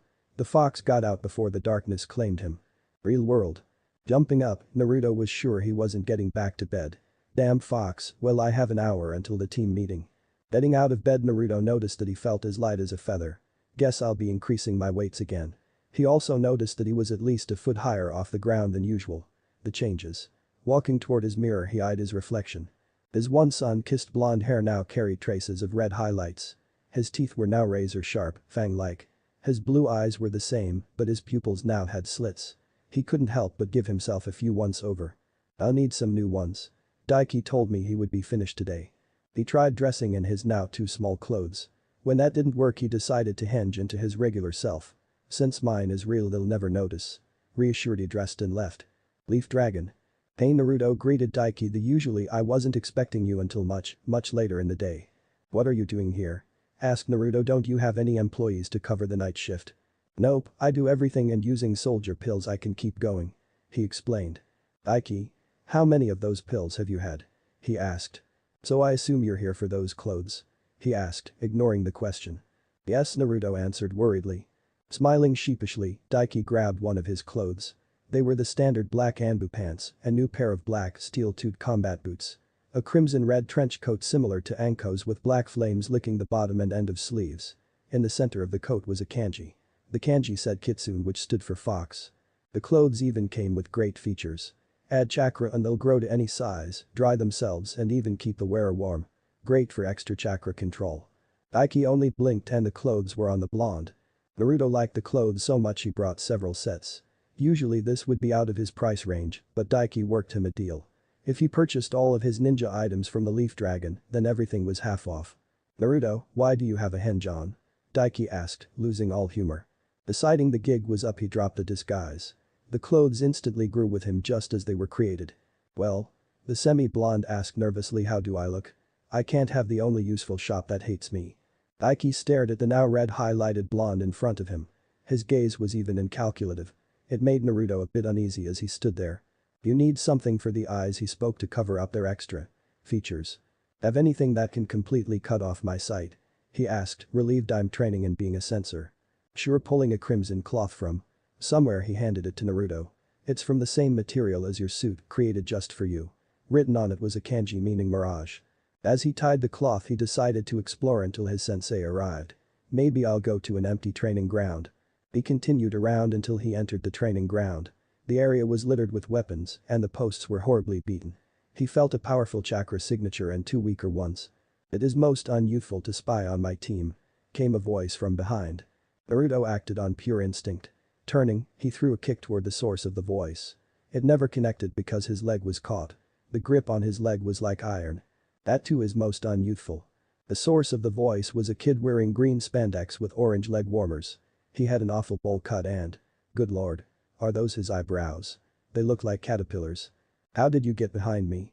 Naruto asked. "How come I can't sense your chakra?" He felt out of it. "I still can't feel it." He was even tempted to take the cloth off his eyes to see if he was there. "Even if it were civilian level, I should feel it." "Lee, what is going on?" asked an older looking version of the now dubbed Lee. "Have you brought another to the ways of youth?" "Not yet, Guy Sensei," he yelled, "but if I cannot convert as many as you to the ways of youth, then I shall do 500 laps around the village backwards on my hands." "Lee, my student," the older version yelled, "your flames of youth glow brighter every day." "Guy Sensei." "Lee." "Guy Sensei." "Lee." "Guy Sensei." Naruto didn't know what he was seeing. He didn't want to know. The two looked like they were starting to hug, with his legs still in the middle. As they did, a horrible sunset began to form behind them. "Why can't I dispel that thing?" He didn't know how, but he had to get free. He saw only one option. Drawing a kunai, he prepared to see through his own leg. "Lee," Guy Sensei came a feminine cry, "you're about to make another person sever their limbs for freedom." They finally released his leg. Turning to his savior, he began to thank her. He never got the chance as he was stopped by a cold, arrogant voice. "Who are you?" he asked. "Naruto Uzumaki, and you?" "I am Niji Hyuga." He gives off the same vibes as the Uchiha. "This is my teammate Tenten." "Thank you, Tenten, for saving me," he spoke, "but they seem to be finishing, so I need to run." "Wait," she called, "this a private area? What were you doing here?" "I just wanted a spot to train," he answered. "Did someone say train?" He noticed the two by seeming motioning for him to say no. "Yes." "Then let us train," the lookalike shouted as one. "I shall make you into a youthful shinobi and continue in my conquest for world youth." "What have I gotten myself into?" the blonde asked himself. "Youth, my friend," spoke Lee quietly. "Youth." Training for Naruto was hell. He wasn't able to keep up with Lee's speed, but he matched him in stamina. The others were very surprised to see it happen, especially when they found he wore weights. Tenten was able to help Naruto train with his. She kept an array of weapons, so he was always kept on guard. He bonded pretty well with all but the Hyuga. Naruto couldn't stand his arrogance. Putting on a henge and his blindfold, he headed toward his team meeting. They were already in progress, most likely never noticing his absence. When he made himself known, well, he wished he hadn't. "Naruto Baka, where have you been?" howled a pink monkey. "You're late." Naruto just ignored her, he was too tired. Practice with Guy was tough, what possessed me to schedule more with him? "Naruto, where have you been?" asked Kakashi, "and why do you have a blindfold around your eyes?" "It's for training." The blonde answered, not a complete lie. "What kind of training?" asked the Uchiha. "If it's useful, I should be the one learning it, not you." Deciding he wasn't going to deal with them, he turned to his teacher. "I can believe he reads that stuff in front of us, we're minors." "What are we learning today?" the blonde asked. His answer was predictable. "Since you missed another mission, we decided to do some teamwork." "Hey, where are you going?" "The train." the blonde stated, "but before that I felt the need for my oldest friend. Ramen, and lots of it. Ichiraku ramen." "Hey, old man Tucci," Naruto called Am-chan, "Naruto needs his ramen." 15 bowls later and he felt better. There was one thing that was making it difficult to enjoy the food to its fullest. Actually it was three things, three people. Rocks aren't square. He started moving toward his next bowl of ramen. So you saw through our disguise. The Rock spoke. I expect nothing less from my rival. At the end of the sentence the Rock went up in smoke. There was a lot of coughing and complaining from the one inside. Yuden Konohamaru shouted that you used too much powder. Hey, you wanted a big entrance. Yuden countered. Naruto-kun, who are these kids? Asked Am. Seeing an opportunity for their entrance they began posing. I'm Konohamaru, future Hokage. I'm Yuden, I like maths. I'm Ogi, the cutest girl in my class. And together, taking another pose, they spoke as one. We are the Konohamaru Corps. They waited for some type of response and they got it. It was clapping. From Am. Naruto had already turned back to his ramen. That's so cute, isn't it, Naruto? She asked. Not after seeing it every time I see them, he stated. Boss, can you teach us something please? Asked Konohamaru. Please. Sorry, but I have my own training. He stated. I see Mogi bringing out the big guns. Konohamaru ordered. On command Mogi was in front of Naruto, giving him the puppy eyes. He tried to resist, but they pulled him to look. They commanded him to obey. I'm wearing a blindfold. How am I affected? Fine, I'm sure those puppy eyes are some kind of. I guess I'll teach them what I learned. What will we learn? They asked one, a secret skill, how to. Dodge, he stated. What? Yuden asked. Drawing a kunai he leaked out killer intent. He let a bloodthirsty aura fill the area. It was a small amount, but to fresh academy students it was level. Dodge. The chase had begun. After running the kids back to class, much to their annoyance he headed for his land. I think I'll surprise them with a page from Konohamaru, a flashy entrance. As he arrived he decided to use his new abilities. Dropping the he let his real appearance out. The Kunoichi sat in patience, minus Anko, as they waited for Naruto to appear. They had all appeared today for various reasons we won't go into. It didn't usually take this long since he was punctual. Out of nowhere a reddish blonde-headed guy appeared in the forest. He stood there as the Kunoichi took guard. This is a private area. Stated Hana.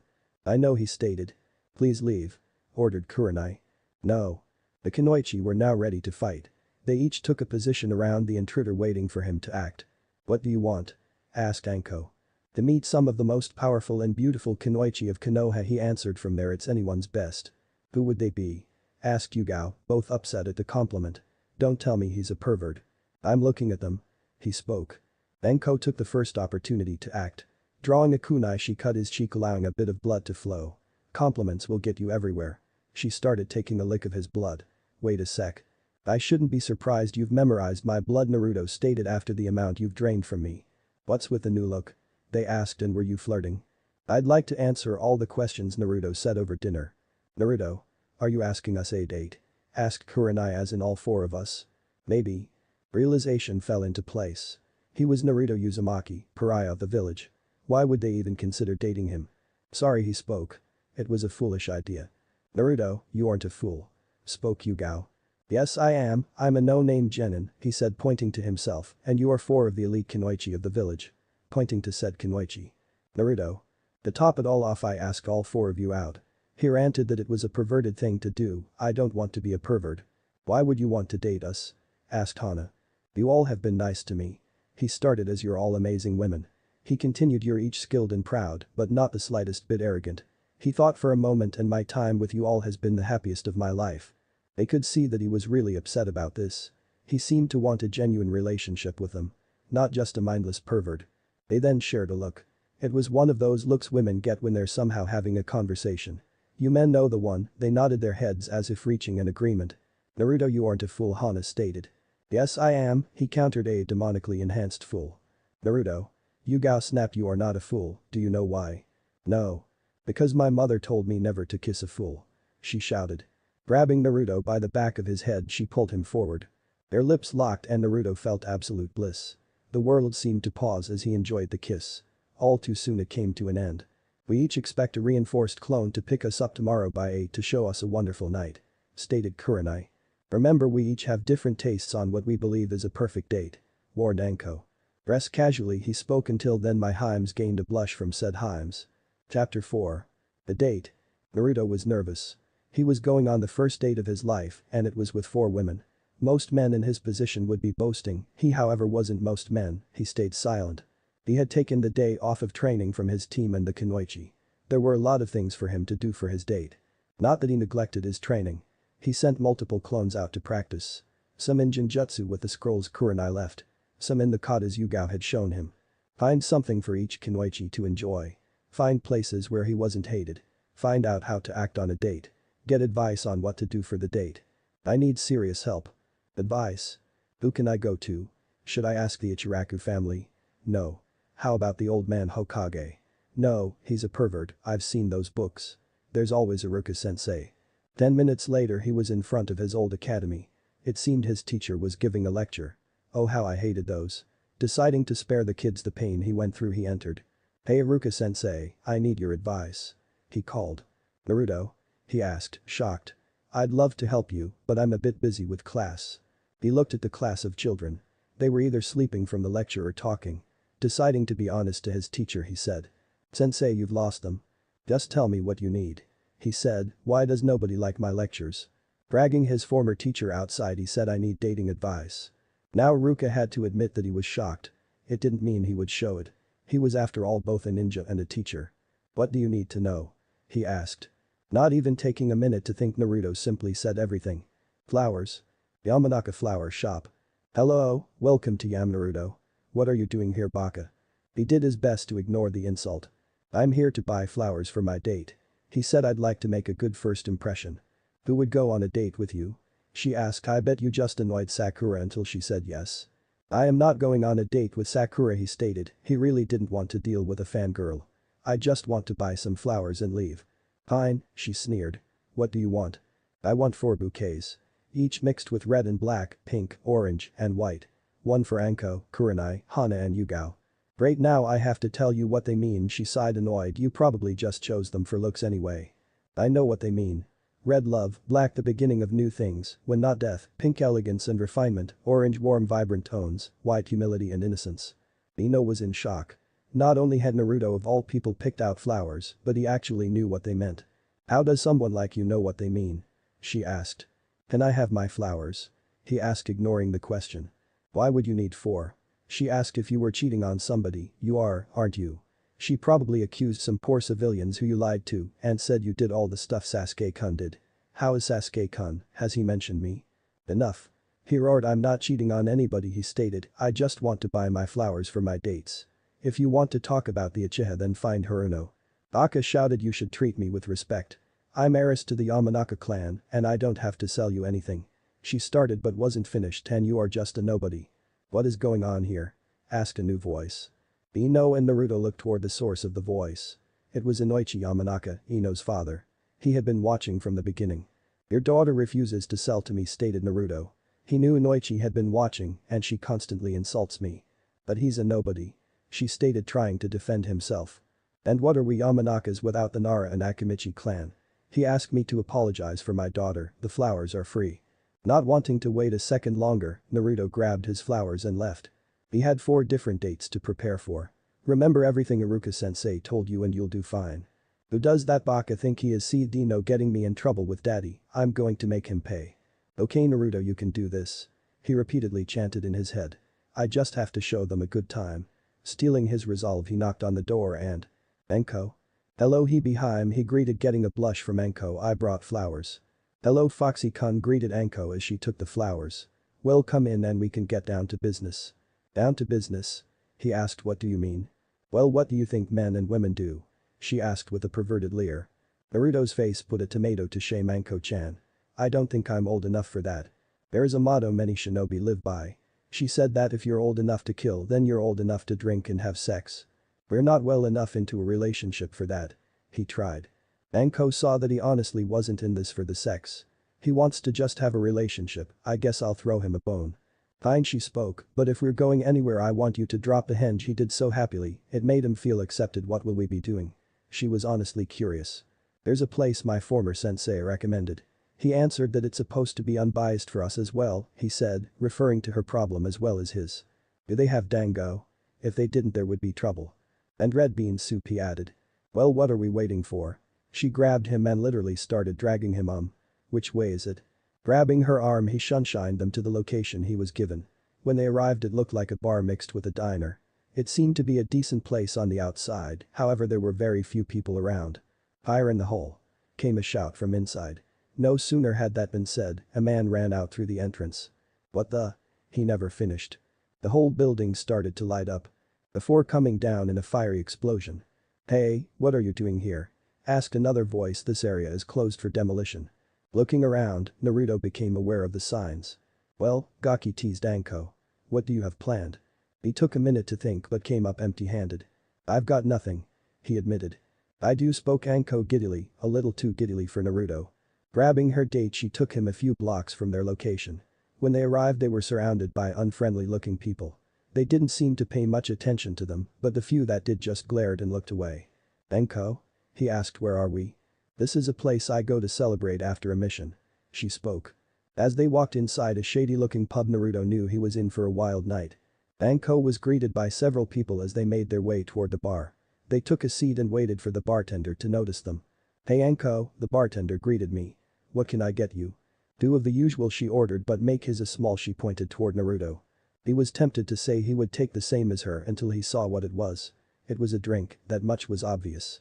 Anko quickly snatched hers and started downing it. A second later it was half gone. Taking a pause, she let out a large belch. Naruto eyed him. It looked to be mostly foam. Taking a single, but large, sip, he tasted it. It didn't stay long before he swallowed it all. "It doesn't taste half bad." He quickly downed the rest. "We got ourselves natural," laughed the bartender as he handed out a refill. 5 minutes later they were having a drinking contest. Anko was impressed. Naruto was able to hold his liquor. "I should take him out more." Another 10 minutes later they lost count. Naruto wasn't drunk, but the same couldn't be said for Anko. "Hey Naru-chan," cooed Anko, "how about we go back to my place and become much closer?" "Sorry Anko, but you're drunk," he said. "I'm going to have to take you home." "Oh, but I want my Foxy-kun," she whined. Truthfully, she wasn't completely drunk, she just wanted to know what he would do. "Please. When you're sober, he reasoned. Unfortunately for Naruto, Anko knew it was sobering. After fumbling through a series of hand signs, she was back to normal. "I'm sober," she stated. "Let's go." Wait, you tricked me," he accused me of, gaining a laugh from Anko and the bartender. "Hey, if you don't want her, we'll happily take her off your hands," and a new gruff voice will come. Turning to the source, Naruto and Anko were greeted by an awful sight. There were 3 men, all dressed like thugs. They had made a small circle around Naruto and Anko. They constantly gave Anko lusty looks and Naruto glares. "Sorry pal, but she's my date for the evening." He spoke coldly. "I hope you 3 understand." "I hope you understand," but the apparent leader sneered that we don't care if she was with the Hokage. Naruto was about to tell them to leave when he saw Anko smile. She has that look on her face, it usually ends up with pain. "Hey Naruto, do you know what would make this evening perfect?" she asked as her smile grew.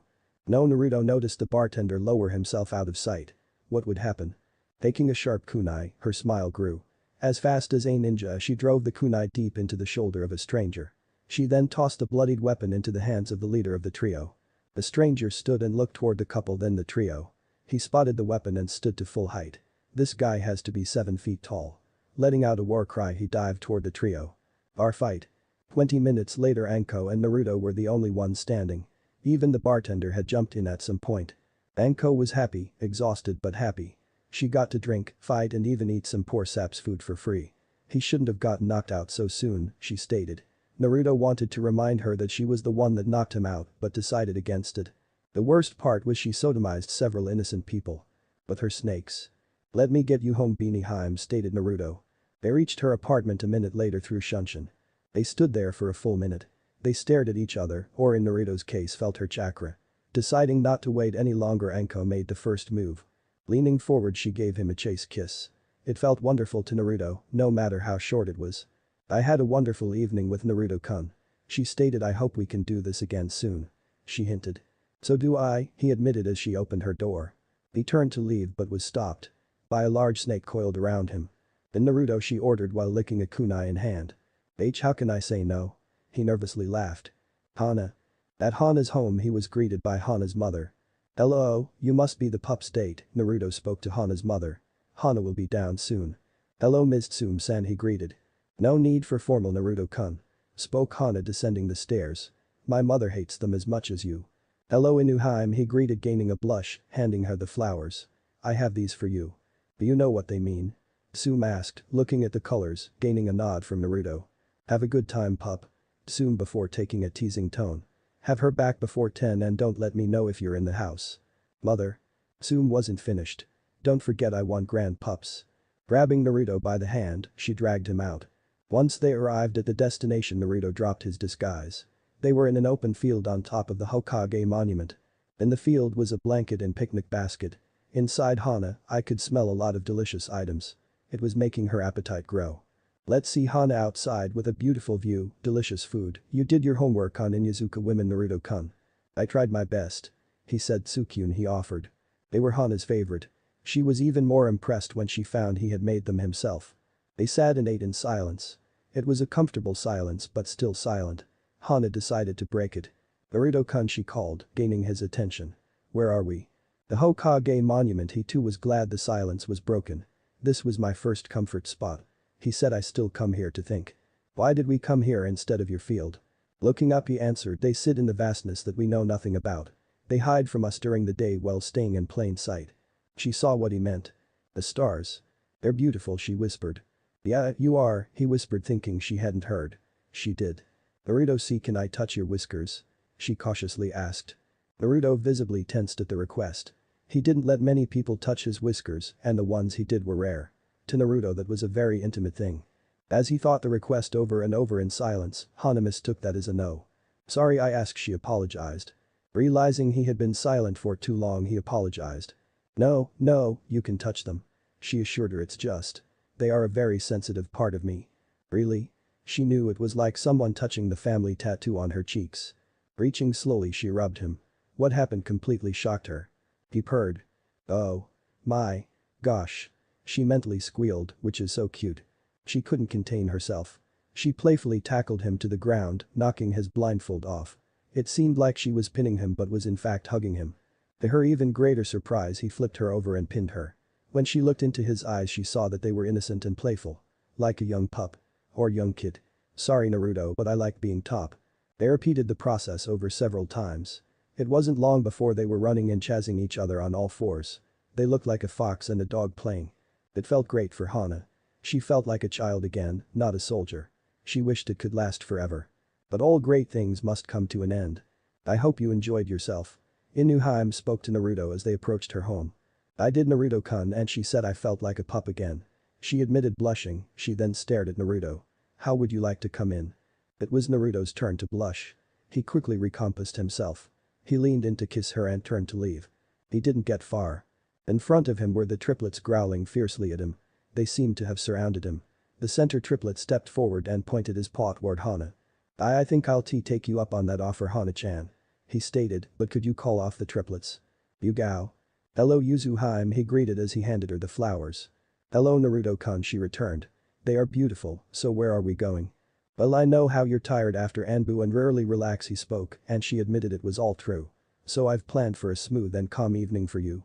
Naruto held to his word. He had taken her to see the latest Princess Gale movie. It was a few days after airing, so it was relatively empty. They watched in peace. Yugao was impressed when Naruto made no attempts to feel her up. He simply let her watch in peace. Once the movie had finished, they had taken a stroll through an abandoned park. I've got to admit, Naruto-kun, she started, this simple evening has been amazing. Deciding to take a break, they sat on a bench. He noticed that Yugao would constantly rub her shoulders. Are you okay? He asked. Yugao smiled at his concern. Yes, just a little stiff. I could give you a shoulder rub, he offered, if you don't mind. If you do, I totally understand. She thought the offer over in her head. He seems to want to help. He hasn't made any perverted attempts. I'll trust him. Sure, she answered. Turning so that she wasn't facing him, they began. He started by giving gentle rubs and kneads. These earned groans of pleasure from Yugao. With this encouragement, he added a bit of pressure, and the groans grew louder. Naruto, would you mind adding a little chakra? She requested. I don't mind, but my chakra isn't. Goody offered to destroy my chakra while my blood heals. Oh, she had forgotten about the fox. I could use that, he offered. Why, your blood? Yes, but. He trailed off. But what? You'll need to take off your shirt. He flinched and brought his hands up for defense. Not the face. Relax, I'm not going to hit you, Naruto, she assured him. I've already taken my shirt off. When did you? He asks why. You're wearing a blindfold, she explained. As long as it stays on, then I know you aren't a pervert. Don't worry, he promised, it'll stay on. Pulling out a kunai, he made a small but deep cut on each hand. He let the blood fill his hand before the wound healed. they close faster now. Began to rub around where she felt the tensest.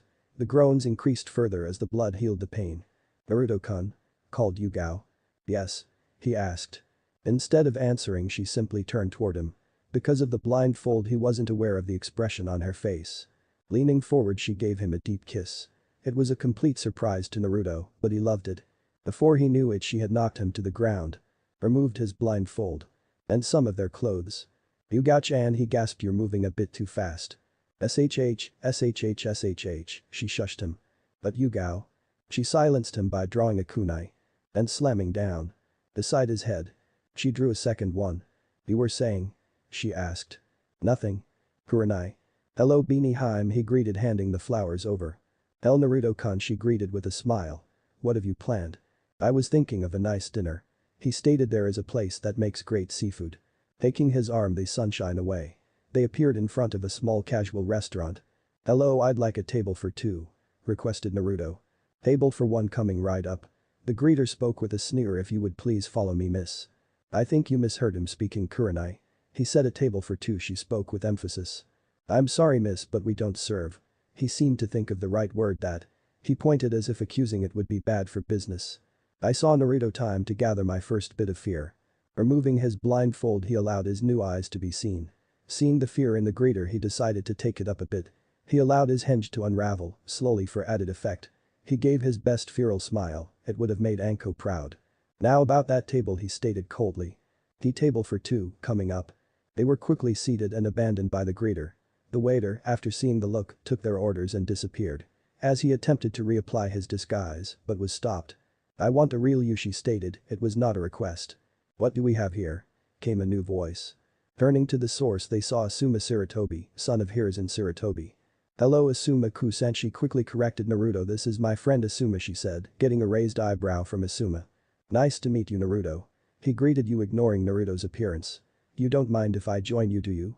"No, great," he said, pulling up a chair before either could answer. "It's not as if this is a date, is it?" "Actually, it is," corrected Kurenai.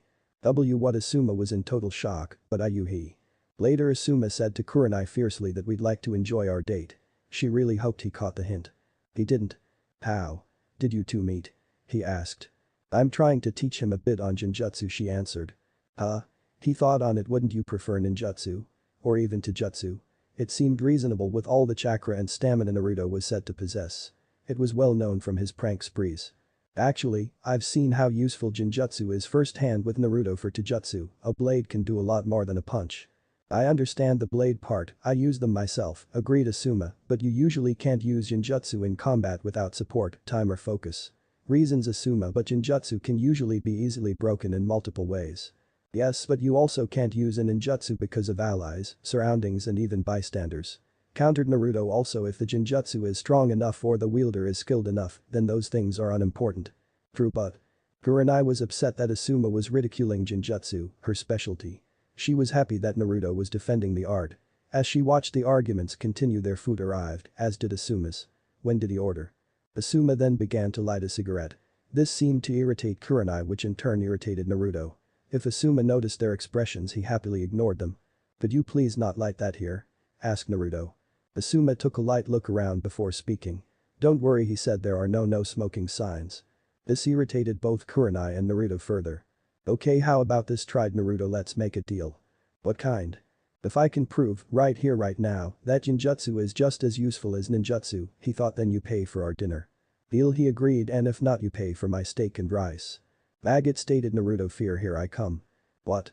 asked Asuma, confused. He didn't like Naruto's smile. "Is there something squirming in my mouth?" "You're eating maggots." Asuma looked down at his food. There on his plate were maggots squirming on his food. The food itself looked rancid and had a mixture of various trashes. Realizing what the squirming in his mouth was, he began to vomit. He wasn't able to continue emptying his stomach. It was as if his very mouth had been sealed shut. It didn't stop the puke from filling up. Looking toward Naruto, he saw a deformed face. It seemed to be a meld, a fox and a man. The shock was too much for him. Jumping from his seat, he saw that the seat was empty. All of the seats were empty. He did hear a chuckle and felt a piercing sensation in his back. Turning, he saw that it was Naruto. He was holding a kunai that he had lodged deep into Asuma. He continued to twist the blade, drawing out the agony in the Naruto then raised his hand and punched Asuma in the face. Attempting to block, Asuma raised his arms. He never felt the blow come. Opening his eyes, he saw that he was still sitting at the table. Naruto was giving an attempted and failed innocent look. Kurenai only sat back with a smug expression on her face. "What was that about Genjutsu, Asuma?" she asked. "Also, I'll let you know we changed our orders." She chuckled. "It wasn't cheap." "How did he do that?" he asked. "I never even saw him weave any hand signs." He looked at them before her words sunk in. "When you two ordered and ate, I was out for only a few seconds. There weren't any hand signs," Naruto admitted, "and with Genjutsu time becomes irrelevant. That kind of Genjutsu takes years of experience," Asuma shouted. "You're just a great teacher," countered Naruto. Kurenai blushed at the compliment I had from a student that was very eager to learn. Their eyes met and they shared a blush. Kurenai felt like a girl on her first date, Naruto was a boy on his first date. "A deal is a deal," Asuma admitted before reaching around his pockets. "Oh dear, it seems I've forgotten my wallet." He spoke trying to be sly. "Well, that's too bad because you spoke to Naruto with a smile because we've already left." But that both Kurenai and Naruto faded out of reality. "Sir, I was told to give you the bill for your companions," spoke the waiter. Looking at the bill, Asuma felt his heart stop. She wasn't kidding when she said it wasn't cheap. He looked at his cigarette. "If I smoke my whole pack, now will it kill me and keep me from paying?" There is only one way to find out. Somewhere in some park, Kurenai and Naruto were sharing a laughing fit. When they regained control of themselves, they began walking toward her apartment. "Oh, Naruto-kun, that was truly hilarious," she spoke. "Where did you learn to do that?" "I used what you tried to teach me and those scrolls," he explained. "I then added a little change." "Well, it was amazing," she stated. "You taught him not to underestimate Genjutsu, and I'm sorry he ruined our evening." "I'm sorry that he ruined our date," stated Naruto in a sadder tone. "It's okay," she assured honestly. "Well, I'd feel much better if I could make it up to you," he stated. "I know, look that way." He gestured toward the sky. Looking in the direction, she saw something that truly amazed her. The sunset. She watched as the village was illuminated by the setting fireball. It was as if the sun was trapped in a state of orange and crimson perfection. "He did this for me," she thought to herself in amazement. The raw beauty was overwhelming. Kurenai couldn't stop a single tear that escaped from her eye. And like that, it was gone. "Sorry, I couldn't hold it any longer. I need more practice. I need more practice." He then saw her tear-stricken face. "Oh no, Kurenai-chan, what's wrong?" She looked at him and smiled. "He really cares," she thought. "Nothing is wrong with Naruto-kun," she assured him. "I didn't mean to make you cry." He was cut off by a finger to the lip. Kurenai then leaned in and gave him a chaste kiss. She then deepened it as their tongues fought for supremacy. And like the Genjutsu, it came to an end all too quickly. "Naruto-kun?" she asked, "would like to come in for some coffee?" Now Naruto wasn't the smartest, but even he knew what she meant. There would be no coffee if he entered. "I'm not a coffee per." He stopped at the scene in front of him. Kurenai was staring blankly at him, as if dead. Her hair seemed to be moving on its own. The shadows seemed to crawl around her. This all made her crimson eyes all the more vivid. "Naruto-kun," she stated coldly, "I'm sure you will love some of my coffee." "See, coffee sounds great," he spoke. Next day. Anko. "Morning, Naruto-kun," greeted Anko as she watched Naruto awake only seconds after her. "How are you this morning?" "I'm fine, Hebeheim, and you?" he asked. But, she trailed off.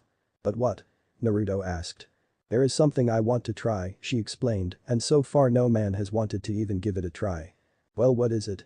He asked. "If I'll prove I'm not like other men," he stated. "Oh, you have Foxy-kun," she admitted again and again and again. She snickered. "But what I want to try is for what we've been doing." Sure, he was open for more of last night. "Great." She squealed in joy. "Trouser snake, I should not have to explain this." Naruto proceeded to stare at Anko. He then made a dash for the front door. Unfortunately, it was blocked by a mass of snakes. The front was blocked and behind was Anko. Only one option left. He jumped out the window. "They always run," one of Anko's snakes spoke. "Yeah, guess I'll go see how the other dates went." "Hana. I'll be getting those grand pups in no time," though soon. Before noticing the silence, they finally stopped. "Finally!" cried several members of the family. As the people laid themselves down to sleep, they felt bliss. Time for some well-deserved rest before work. Ring. Ring. Ring. The alarm clocks went off. It was time to begin another day of work. Several of the family members began to cry. All they wanted was to get some sleep. As Naruto and Hana stepped out of Hana's room, they were greeted by several faces. Tsume, who was looking at Naruto and Hana in great interest. Tiba, who eyed them both in disbelief. Several Inyazuka men in envy. Several Inyazuka women in jealousy. Zoom spoke first. I want to name some of the grand pups. Oh. Shouted Kiba, what are you doing here? He looked at Hana and with my sister. Hey, don't blame me, Naruto blamed the triplets, they forced me to stay. The triplets themselves were regretting their actions. They, like all present, didn't get any sleep. Sikam Akimaru ordered Kiba. Okay, I can't fight him because he's Hana's brother. What can I do? Naruto did what any man would do when faced with his predicament. He ran like the devil was after him. Get back here, Uzumaki, roared Kiba, you'll pay for defiling my sister and keeping the clan up all night. I guess I'll go meet the girls, thought Hana. Yugao. When Naruto awoke he noticed that he was in an empty bed. When did we leave the park? There was, however, a note and a scroll. Dear Naruto-kun. Have Anbu meeting, then meeting with the girls. Feel free to raid the fridge, then practice katas and scroll. Yugao. PS from Anko. No. No. No. No. Aj. Kurenai. Kurenai awoke to an empty bed. She looked around the room and saw that his clothes were gone as well. She felt a great pain in her heart. No, he's just like the rest. The tears of the betrayal she felt just fell. Kurenai-chan, you awake? Asked Naruto from nowhere. I made breakfast. He noticed her teary face. Is everything okay? Yes, Naruto-kun, she answered quickly, but I can't eat, I have to meet the girls. I can't believe I doubted him. Girls. They headed to their usual meeting spot. When they arrived they noticed that each of them had a certain glow. It was one they themselves were familiar with and were experiencing. They each pointed a finger at another and shouted, you slept with Naruto-kun, they accused of each other. They eyed each other before breaking. Those hands, spoke Yugao. That body, spoke Kurenai. That size, spoke Anko. That stamina, spoke Hana. That tongue, they spoke as one. They then sat around each other as they each recounted their dates with Naruto. Each kunoichi began going into their more graphic night activities, which happened to go early into the morning. They were interrupted by a cough, 3 to be exact. Hello girls, spoke Hade, eyeing Yugao. We were just wondering why you were sleeping with Naruto, continued Iruka toward Anko. When you are supposed to be Asuma and Kurenai. Dating us. They finished as one. Can you explain? They said. Chapter 5. C-rank mission. Ever since Naruto changed, his training was upped. He didn't mind, in fact he was happy. His progress was what most considered genius. Naruto, however, wouldn't take that kind of credit. He gave credit to his sensei and his longtime companion. They never questioned Naruto on his change after that. They didn't care, they trusted him. They also trained him and stuff outside of combat. Hana was happy to finally have something to train Naruto in. His newly heightened senses, it was perfect for her. There were basic manners and politics taught by Kurenai. To his misery there was human anatomy by Anko and basic sealing. Yugao taught Naruto about a lot of the village's laws. Ever since he learned Jinjutsu his pranks have increased. Naruto's relationship with his sensei has also been amazing. They kept it mostly a secret from the general populace to avoid the hate. Kiba kept silent so many wouldn't know that he was dating Hana. They would keep each other company in public, though he kept his henge on. He also kept his blindfold on to help him with his sensing. He had improved greatly without a proper teacher. The Hokage was aware of his new changes and abilities. At first he nearly had a heart attack, much to the fox's delight. Naruto made him promise to keep it a secret until he was ready to reveal it. However, neither the Hokage nor his sensei knew of the fear collecting. They also noticed that he was receiving extra training from the fox. They were some of the few people he didn't want fear from. When he wasn't with the mistresses or ice queens as the male populace named them, he kept busy. He often trained with Team 9.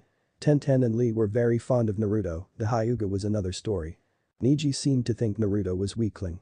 He tried to challenge Naruto to a fight, often insulting him. Naruto would just ignore him and act as if the Hyuga was beneath him. He often thanked his sensei for teaching him to control his emotions. Even when he slept he was busy. He would often spend this time with Kyuubi. The fox had taught Naruto a lot of Jinjutsu, even taught him a bit of. When he awoke he instantly started training and everything. I love clones. The fox taught Naruto more about his new bloodline. The more fear he gathered the more powerful both would become. His illusions would become stronger and more realistic to the victim and he would also become stronger and faster. If he looked someone in the eyes he could find their worst fears. However, he could only use fox Jinjutsu with Kyuubi's chakra. When he gathered enough he could use his skill without limit. When he wasn't training himself he trained the Konohamaru Corps. He hadn't taught them any.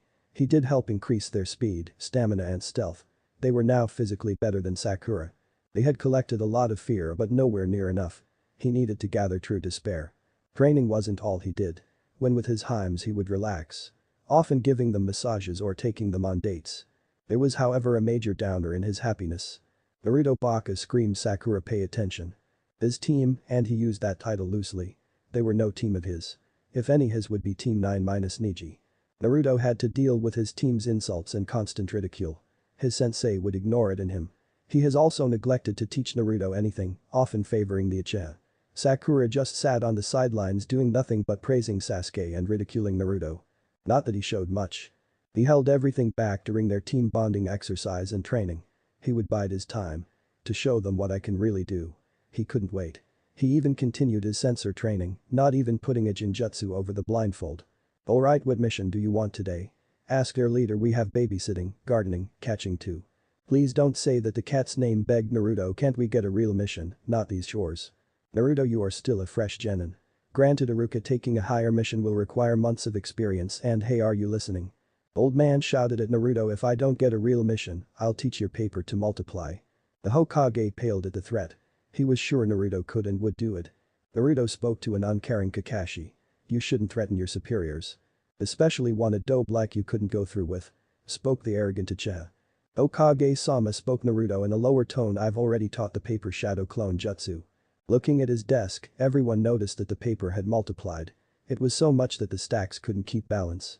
They soon fell over, and he couldn't tell which he finished and which he still had to do. Iruka, get them an S-rank mission, ordered the village leader. Get it now or else. He was cut off. Hokage-sama. Shouted the Chunin in disbelief. They are genin. Alright, the old leader agreed. I lost my head for a second. I have a C-ranked. He stated. Send in the bridge builder.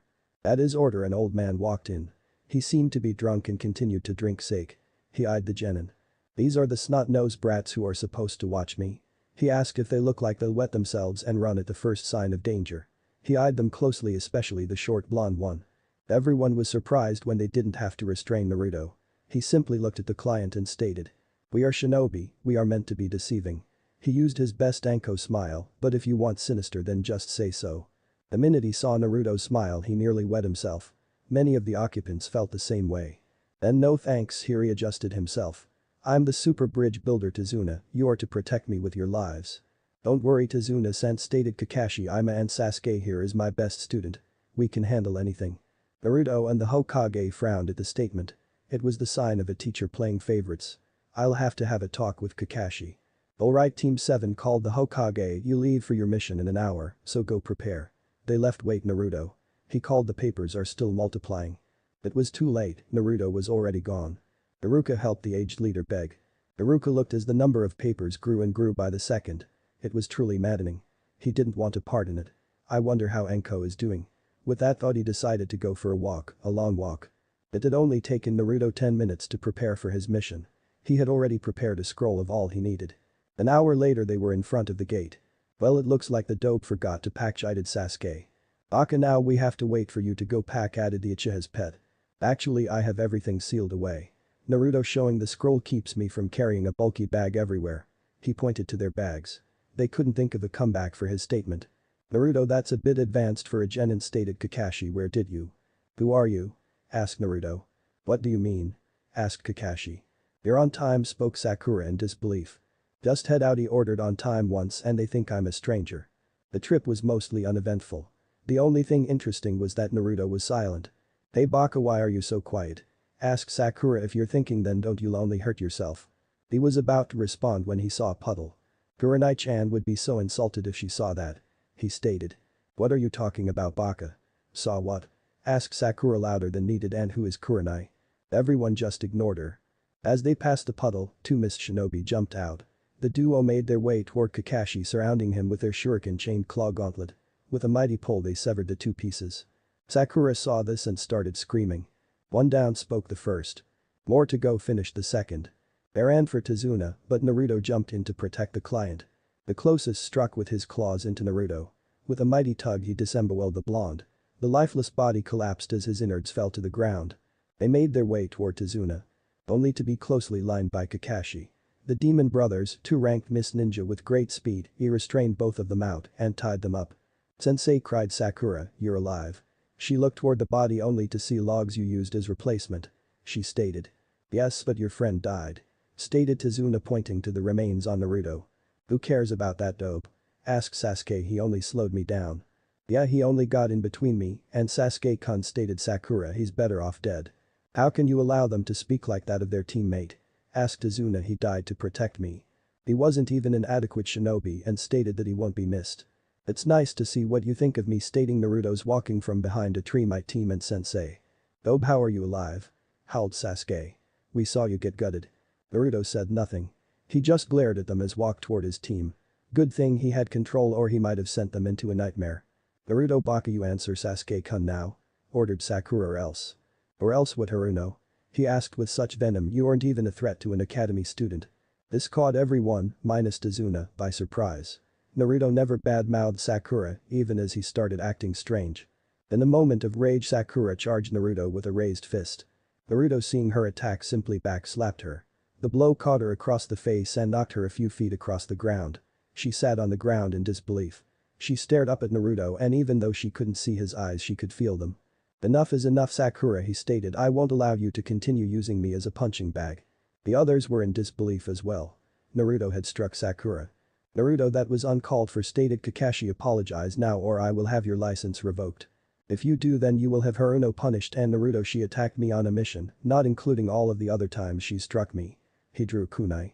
In fact, I could execute her right here and now without any repercussions.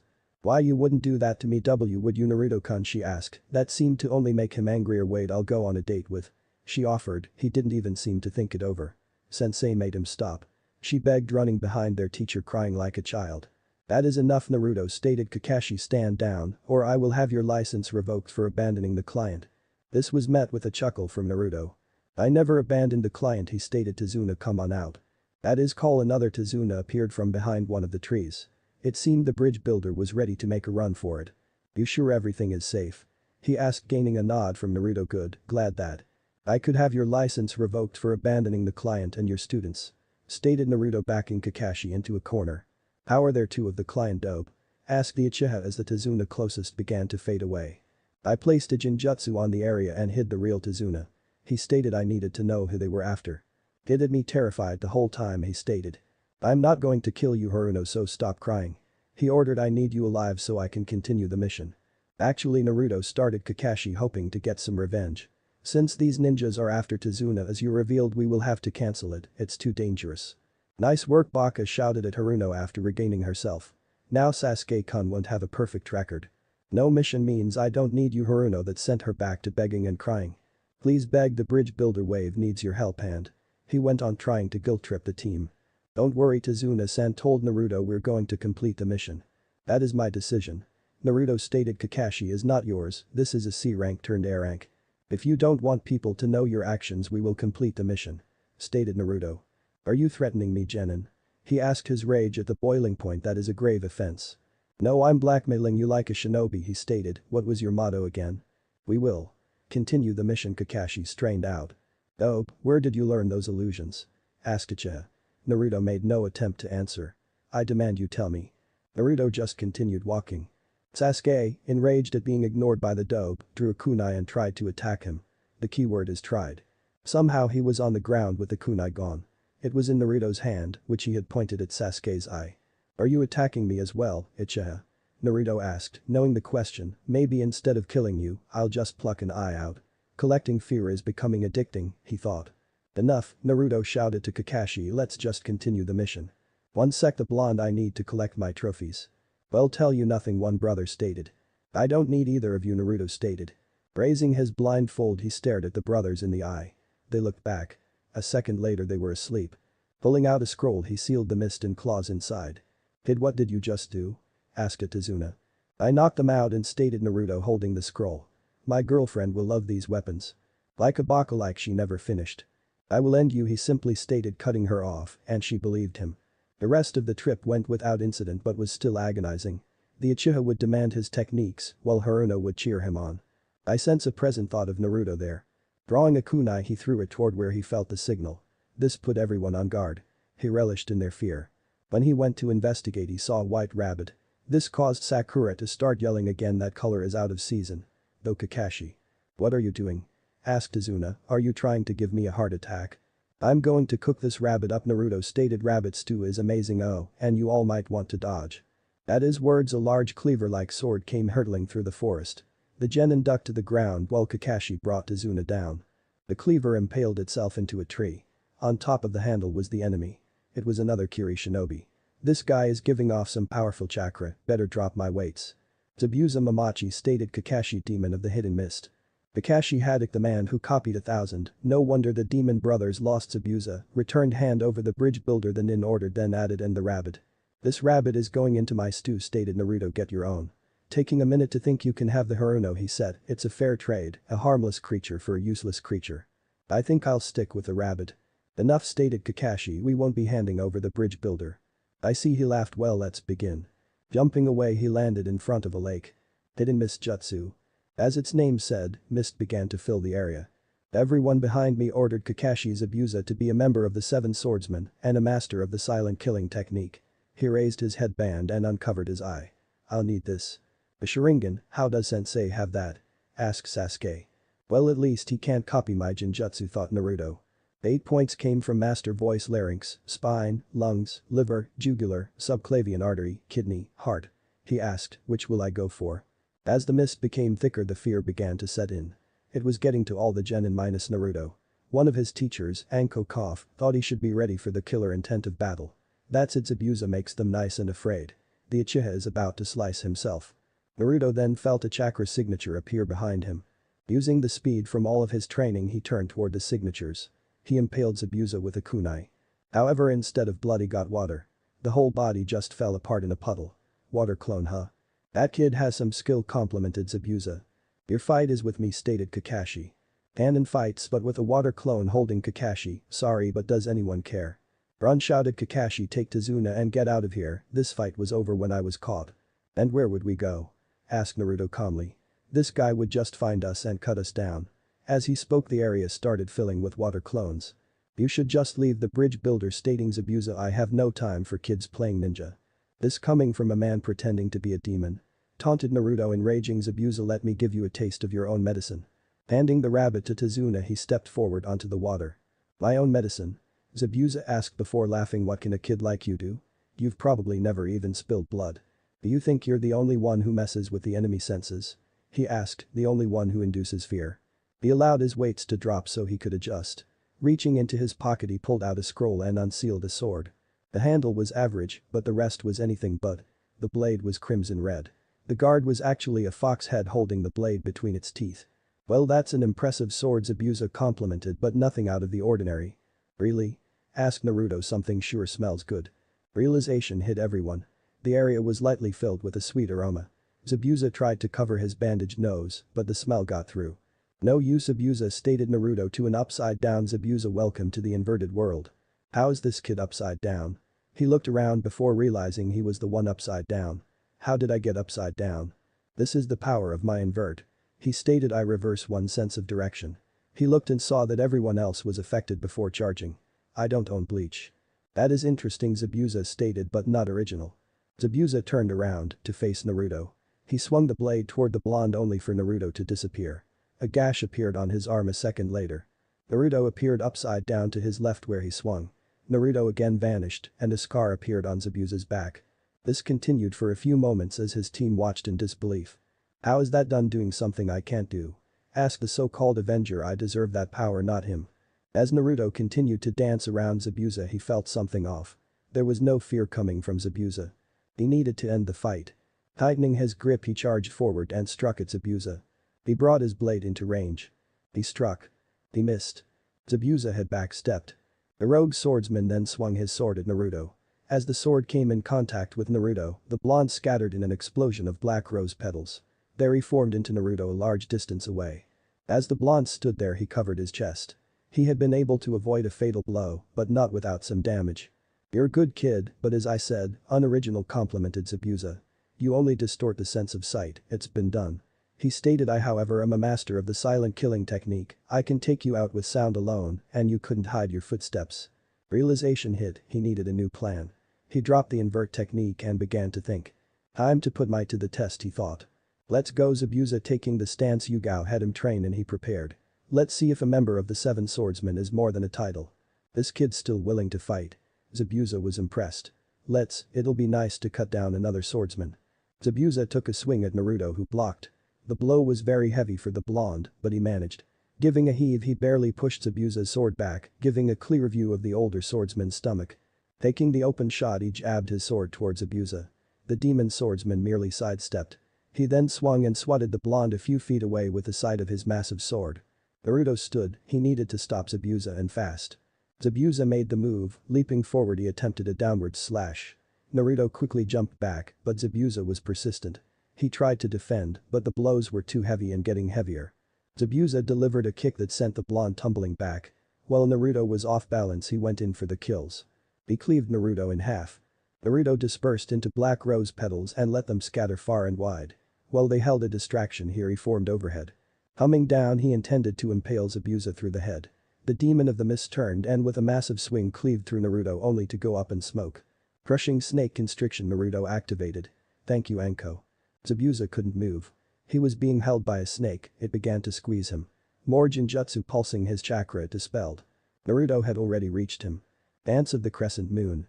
Using his clones, he split into 3 different Narutos. The first 2 charged from either side while the third disappeared. As the first 2 came in range, they each struck. Zabuza back-paced and gutted the first, which had tried to attack head-on. Only for him to go up and smoke one down. Raising his sword, he blocked the second strike. With another mighty swing, he decapitated him. Only for them to go up and smoke as well. Where is he? On cue, the final Naruto came from above. He delivered a powerful cut towards Zabuza's torso. Before he could strike again, he too was cut down. As he looked around, he saw no trace of Naruto. He looked toward the kid's team and smirked. It seems he ditched you and mocked Zabuza, holding his wound too bad. Well, who's next? The other 2 grew terrified. Before he could move toward them, he was stopped. Looking toward his feet, he saw vines holding him. String bean binding illusion. The vine continued to grow. They wrapped around Zabuza, raising him into the air.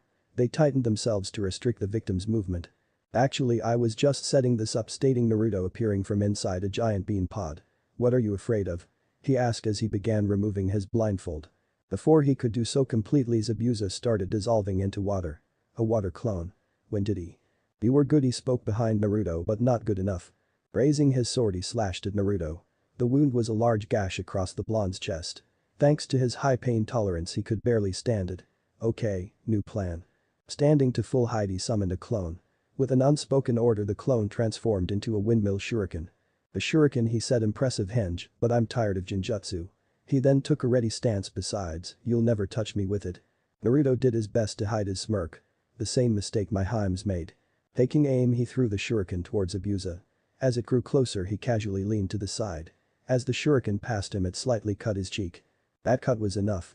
That shuriken is real. He thought, looking toward the direction it was heading. He wasn't aiming for me. He was aiming for the water clone. The real target was hit. The water clone was dispelled and Kakashi was free. I knew I couldn't beat you on my own, so I freed someone who could start an exhausted Naruto.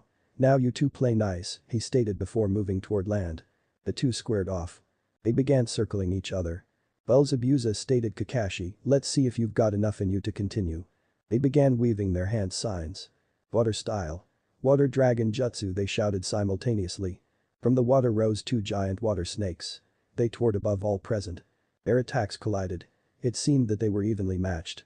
Kakashi will need an edge to win this. They began weaving again. Now. Pay no brows, he called, drawing Zabuza's attention. Haha, you looked. Taking a serious demeanor, he called. Invert. Zabuza went wide-eyed. Turning his body around, he aimed behind him. Water style. Giant vortex jutsu. At nothing. Water style. Giant vortex jutsu. Turning to the sound, he saw Kakashi wasn't behind him. He was in fact to his side, too close for Zabuza to defend or dodge. He took the hit head on. The force behind it was too much. It carried the rogue all the way to land, knocking him into a tree. Demonic illusion. Tree binding death. The tree seemed to come alive as it wrapped around Zabuza. From the tree emerged Naruto as if he were a part of it. He loomed over Zabuza, kunai in hand. Surrender, Zabuza, Naruto ordered. You've lost. Zabuza struggled but didn't have the necessary energy. The demon of the mist gave a glare worthy of his title at the blonde. He stiffened as 2 needles impaled his neck. Then the fallen nin went limp. Looking toward the one who threw the needle, he saw a masked figure. A hunter nin he remembered from his studies. The figure stood beside his team, motioning for him to bring Zabuza forward. He did so. Thank you for distracting him, the hunter nin stated. I've been tracking him for a while. No problem, replied Naruto calmly, but on guard. You were here for a while, why not aid us? The figure stayed silent. I see. Naruto stops harassing the hunter and orders Kakashi and Zabuza over. Boo. That is an order, Genin. Do what you're told, Baka, shrieked Sakura from behind their sensei. Alright, stated Naruto, don't blame me when this fake hunter nin kills us. Fake? They asked as one. Grabbing Zabuza, the fake hunter nin disappeared in a shunshin appearing behind Tazuna. The hunter nin then grabbed the rabbit and left again. No, my rabbit stew, wailed Naruto. What happened? Asked Tazuna. I was ordered to let the enemy live and ended up losing my chance at rabbit stew, Naruto stated. By the way, Kakashi, good night. In 3, 2, 1. At the end their sensei collapsed. What did you do to sensei? Asked Sakura. To fix him now or they'll never find your body, he stated, silencing her. Now Tazuna, is your house nearby? Oh, I demand you. He was silenced as well. Sleep. The Uchiha was out like a light. He put Haruno under as well. No real reason behind it. He just wanted her out. Could you blame him? 20 minutes later they were at Tazuna's house. They had sat Kakashi down in a room to rest. It turned out he just had a mild case of chakra exhaustion. The next morning Naruto sensed a familiar chakra signature. Running to the door he saw one of the most beautiful faces ever. Elmai, he greeted Joy, leaning in to kiss her. Chapter 6. Wave. Oxy-kun greeted Anko. How are you doing? Better now that you're here, Hebeheim, he answered, not to sound rude, but why did the old man send you? I saved him from some paperwork. She eyed him. You wouldn't have anything to do with that. Do you know Naru-chan? Naruto wouldn't meet her gaze. When he continued to avoid eye contact she laughed. She walked in the room. Looking around she saw the family she would help in guarding. Naruto-san asked Tsunami, Tazuna's daughter. Who is this? This is Anko-chan. He introduced Anko to Tsunami, Tazuna, the bridge builder's daughter. Nice to meet you, Tsunami, Anko greeted. Where is the Cyclops, the emo and the pink howler monkey? Upstairs, she answered, giggling. When she entered the room she saw Kakashi was asleep. The Uchiha was in a corner brooding and Haruno was pestering him for a date. Hey Cyclops, Anko shouted, waking Kakashi. Who whooped your butt? What are you doing here, Anko? Asked Kakashi. I haven't sent any backup. I started Naruto right after we were attacked by the demon brothers. We don't need help, Dobe stated Sasuke. I could have handled this mission with it. We ran into a rogue ninja called Zabuza. Sakura answered. Sensei got caught and Sasuke-kun was going to save me, but the baka got in the way and tried to show Sasuke-kun up and she turned a glare to Naruto, then did something to him and Kakashi-sensei and me. So basically he saved you and now you're whining because it wasn't the Uchiha. Anko stated. She turned to Naruto. Tell me what really happened. Naruto lowered the blindfold to reveal one of his eyes. On contact he activated a means for briefing. Flashback. Jutsu, that's right, I went there. As the scenes replayed inside Anko's mind she felt pride. Naruto had used the very skills that she and her friends taught him with great skill. He then admitted that he needed help and freed Kakashi. Nothing is wrong with your sensei, stating Anko, he just has chakra exhaustion from overusing that eye of his. What did you do to me? The Sasuke asked. I put you under a simple genjutsu to knock you out, the blonde answered. It was actually pretty easy. The answer enraged the Uchiha. How could the dope put me in a genjutsu? I'm an Uchiha, the elite. It must be that sword, it has to be. No way that the dope is that strong on his own. Naruto, you have been acting brash this whole mission, stated Kakashi. Learn to respect your team or I'll have you punished. Yeah, Baka shouted Sakura, you won't be as good as Sasuke-kun is. I don't know why I'm surprised, it's not like I just saved their lives. Naruto turned to the door to leave. Where are you going?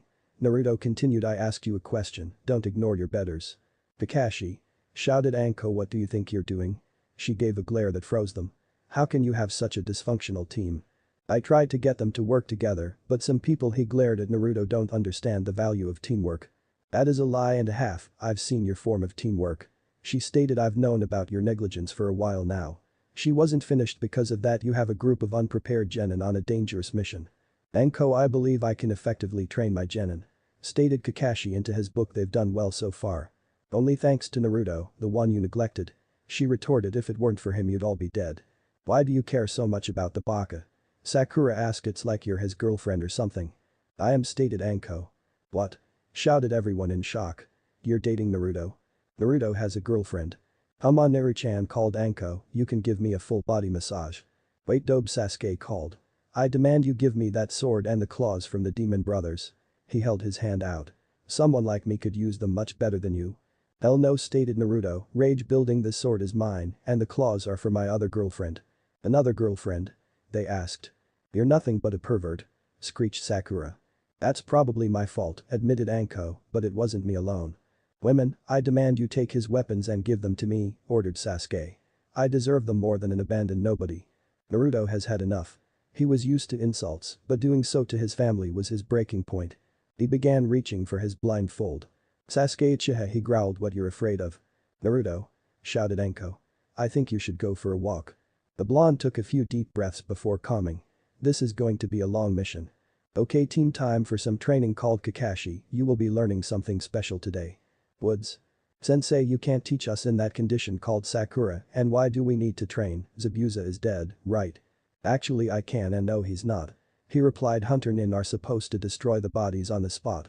That can only mean he's an ally to Zabuza." "I did say he was a fake," stated Naruto. "What will we be learning it?" asked Sasuke, hoping for a powerful. "You will be learning to climb a tree without hands." "How is that possible?" asked Sakura in amazement. Anko had a different feeling, annoyance at her comrade. "You're just now teaching you're the team tree climbing?" she asked on an A-rank mission. She sighed. "Let's go to Naruchan," called Anko. "I was given some stuff from the others for you on this mission," and she gained her usual grin. "We don't want you going soft in training without us." "Anko, I'm afraid that Naruto must train like everyone else," stated Kakashi. "He needs the chakra control the most." "I already know it," Naruto stated. "I've mastered up to level chakra control."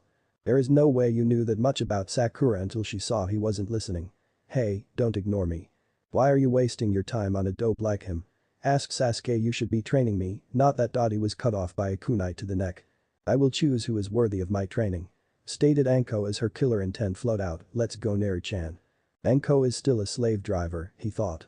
Other parts of Woods. She had increased his weights and then gave him orders to start training immediately. He was happy to be learning new techniques, but he had limits. Running and dodging kunai while trying to learn new sword katas on top of water brings you to them fast. Why is the world spinning? "Did I say you could take a break, Naruchan?" she said in a false sweet voice. "Yes." He tried. "Fine, let's break something," she grinned. "I'm going for your legs." He was back to training. Anko looked at the exhausted Naruto and she was nothing but proud. He may not have mastered everything, but he was doing well. He's not even using his clones. He didn't want to be dependent on them. "That is enough for now, Naruto," she called. No sooner had she said that he collapsed. "Dinner should be ready." He seemed to find a bit of energy in her statement. When they arrived they were greeted by the family. It seemed dinner was ready. Naruto hastily dug into his food. His peace didn't last. "Oh," called the Uchiha. "What did she teach you?" "None of your business, team," Naruto stated. "Naruto baka you answer, Sasuke-kun," shouted Sakura. Naruto did state to Anko, "You just don't like the answer." "It would be helpful to know what Kakashi learned. Looking from his book we could use it to our advantage." "You mean give it to Sasuke to copy?" the stated Naruto. "I won't give him my hard-earned skills." "Why do you all train so hard?" asked a new person. It was Inari. "Tsunami-san, you're all just going to die. No one can beat Gato, you should all just go back to your comfy homes." "Kid, you shouldn't speak on things you know nothing about," stated Anko as Naruto tensed. "Some people don't have the luxuries you think they do. You all think you can just come here and be heroes. Heroes don't exist." Inari shouted. "None of you know suffering, so go back to your peaceful homes." "Suffering?" asked Naruto in an icy tone. "You don't know suffering. You live here with a family that loves you." He raised his head and glared at Inari. "You have food in your stomach and a warm place to sleep." Naruto May Anko couldn't finish, the killer intent coming off of him is maddening. "Are you hated for something you couldn't control? Have you been beaten so badly and so often that you don't notice the pain? Do you go home every day to absolutely nothing?" He stood. "Maybe I should show you some of my pain." He began to raise his blindfold, but a hand stopped him. Anko then hugged him from behind and whispered something in his ear. As she continued he began to calm himself. He turned to everyone present and stated, "I'm going to blow off some steam." He then left Sunshine away. Anko turned to look at the crying Inari. The massive killer intent had been too much for him to handle. "Stop whining, you deserved it," she said. "Just because you have it bad doesn't mean you have it the worst." "That baka probably made that all up, right, Sasuke-kun?" spoke Sakura. "HN," was his response. "You have no idea what Naruto has been through," hissed Anko. "The trial he's endured just for living." She whispered, "All for something he had no control over." "Was it really that bad?" Tsunami asked. "No," Anko answered. "What he said was the sugar-coated version." Woods. The next morning Naruto was lying in a field. He had done a lot of damage to the area. No tree was spared in his rage. Now he was enjoying some well-deserved rest. He then felt a chakra signature enter the field. It wasn't a member of Team 7, his, Tazuna, or even one of his family members. It was, however, very familiar. The signature grew closer. "Excuse me," the voice said, "you'll catch a cold if you sleep out here." "Don't worry," Naruto reassured me, "I have inside work on my immune system." He let out a quiet chuckle at his own joke, "So what is a pretty lady like you doing out here all alone? You have a blindfold on, how do you know I'm alone?" A thought then occurred. "What makes you think I'm pretty?" "I know when someone's around the same way I know you're pretty," Naruto answered vaguely. He then lowered his blindfold and looked Haku in the eye. "I was right, pretty." Their eyes met. As they looked deeper they saw each other's pain. "Those eyes are just like mine." They thought as one. "I'm Naruto, by the way, you are?" "Haku, I'm picking herbs for my sick friend." Haku answered, "Should I be worried that I'm alone?" "No." He hastily answered, "My senseis would kill me if they thought I thought something perverted." He saw her work. "Do you want any help?" "Sure," Haku answered. Naruto sat down beside Haku and began picking herbs. Haku wondered how Naruto saw which to pick but didn't ask. "Naruto-san, are you a ninja, right?" asked Haku, gaining a nod. "Are you strong?" "Yes," Naruto responded with pride, "but I need to get stronger." "Do you have anyone precious to you?" "Yes," Naruto answered with no hesitation. "They are very few," he thought of each one, "but I'd happily lay down my life for them." "Then you will be truly strong." Haku stated, "I think I have enough herbs. Thank you for your help." They stood and turned to leave. "Hunter-san," Naruto called to stop Haku, "when I said I'd lay down my life for them. I meant it," he continued, "but I'd make sure whoever hurt them suffered as well." Neither turned face the other. They began walking in their separate directions. Although neither knew of the smile on the other's face. "Naruto-san, where have you been?" asked Tsunami while the others were worried. All of them or just Anko? She didn't answer, so he did. "I had a strange day. I was told to give you something when you returned," spoke Tsunami. "It's a gift from Anko-san." He noticed she had a frying pan in her hand. No, he begged, "Please don't." "I'm sorry, but she took aim at dodge. For a civilian she had good aim." Bridge. Naruto had guard duty. He didn't mind, it was part of the mission after all. He was even able to collect a little fear from the nervous workers. He just wished they would stop quitting. Izuna called a random worker. I just can't keep working on the bridge." He said, "I'm sorry." "Hey." Naruto asked the man, "What do you think you're doing?" "I'm going home." He stated. "So you're going to give up too?" It wasn't a question. He turned to the remaining workers. "Are you all just going to give up?" The worker who was about to quit stepped forward. "What choice do we have?" He asked. "Some of us to have a family to provide for. We can't do that if we're dead." Naruto unfolded his blindfold. "Kyuubi is going to hate me for this." He needed to help them. This bridge needed them. He looked into their minds for the cause of the fear. "Builders of the bridge, I know what you all are afraid," he stated as he faded away. Gedo appeared out of nowhere and stood with all of his arrogance. The builders were all afraid. If Gedo was here, then that meant that he was going to stop them. They were going to die. What happened next shocked them all. Naruto reappeared behind Gedo and sliced away at him. In one swing he removed the tyrant's head. As the body fell to the ground it faded away. "And I can help you rid yourselves of it," he stated, "if you are still willing to work for the future of Wave." Naruto stood in silence. He waited for them to make their decision. Finally one of the bridge builders stepped forward. "We are." And he stated as they looked on in confusion, "You are all willing to defy Gedo," he elaborated, "You are willing to continue for Wave." He shouted, "You all have already casted out your fears." The builders looked toward one another. They were willing to defy Gedo. For their family and for their future they were willing. They cheered as they returned to their jobs. There was a new vigor in each of their movements. That was a great motivator. The kid spoke to Zuna. "I just hope it was enough." "I try." "Wait, what do you mean?" "Even with this new energy we already lost a lot of workers." "I have that covered," Naruto stated, forming a cross with his hands. "Shadow clone jutsu." Izuna was speechless from what he saw. For every one worker he lost there were 3 Narutos. Maybe more. "Just tell us what we need to do." Chapter 7. Bridge. Naruto was happy. Kyuubi had worked him into the ground for giving hope instead of fear. Now Naruto was allowed a night of peace. Even as he slept he had felt the others leave. It was a lesson his Heims taught him. Always be prepared and on guard. That was how he knew of the 2 extra signatures that entered the house. "Let go of my mom," cried Inari. And that was how he was aware they were enemies. He was already downstairs. He had concealed himself and observed. One of 2 swordsman thugs were holding onto a bound Tsunami. The second was making his way toward Inari, drawing his sword. "Stop," Tsunami cried, "if you kill him then I swear I'll bite my tongue." Even these thugs knew that she wasn't bluffing. Hein the first said, "You got lucky, kid." The one closest to Inari kicked him down. Much to everyone's surprise he stood back up. Naruto decided it was time to make himself known. "You did a good, Inari," he said, "your dad would be proud." "It looks like one of the ninja was left behind," one spoke. It seems that Naruto returned calmly. What will you do now? Do you think so? He asked nothing. We have all the cards. He motioned to the tsunami. We are leaving and you will stay. Or we start cutting this one, the other threatened, putting his sword to Tsunami. Cut who? Naruto asked. The thugs looked at the tsunami. To their surprise she merely faded away. They looked and saw that she was next to Naruto. She was no longer bound and was holding Inari tightly. They drew their swords and took a menacing step forward. Wait. Tsunami cried, you want money, right? If I give it to you, will you leave? The two thugs looked at each other. They shared a cruel smile and looked at Tsunami and said. Sure. Naruto knew it was a lie, it was very obvious. He was also sure that the tsunami could tell it was a lie as well. He decided to see what she had planned. And that scroll to your side. She pointed, it has everything we have, it's a ninja tool and all you have to do is open it. The two snatched it up and opened it. Inside was a letter. They read the letter out loud for all to hear. Dear Naruto-kun, we are at the bridge. P.S. Dodge. As they read the last part, a violent stream of kunai shot out. Many of them embedded themselves inside the thugs. They fell down dead. Mom, how did you know that would work?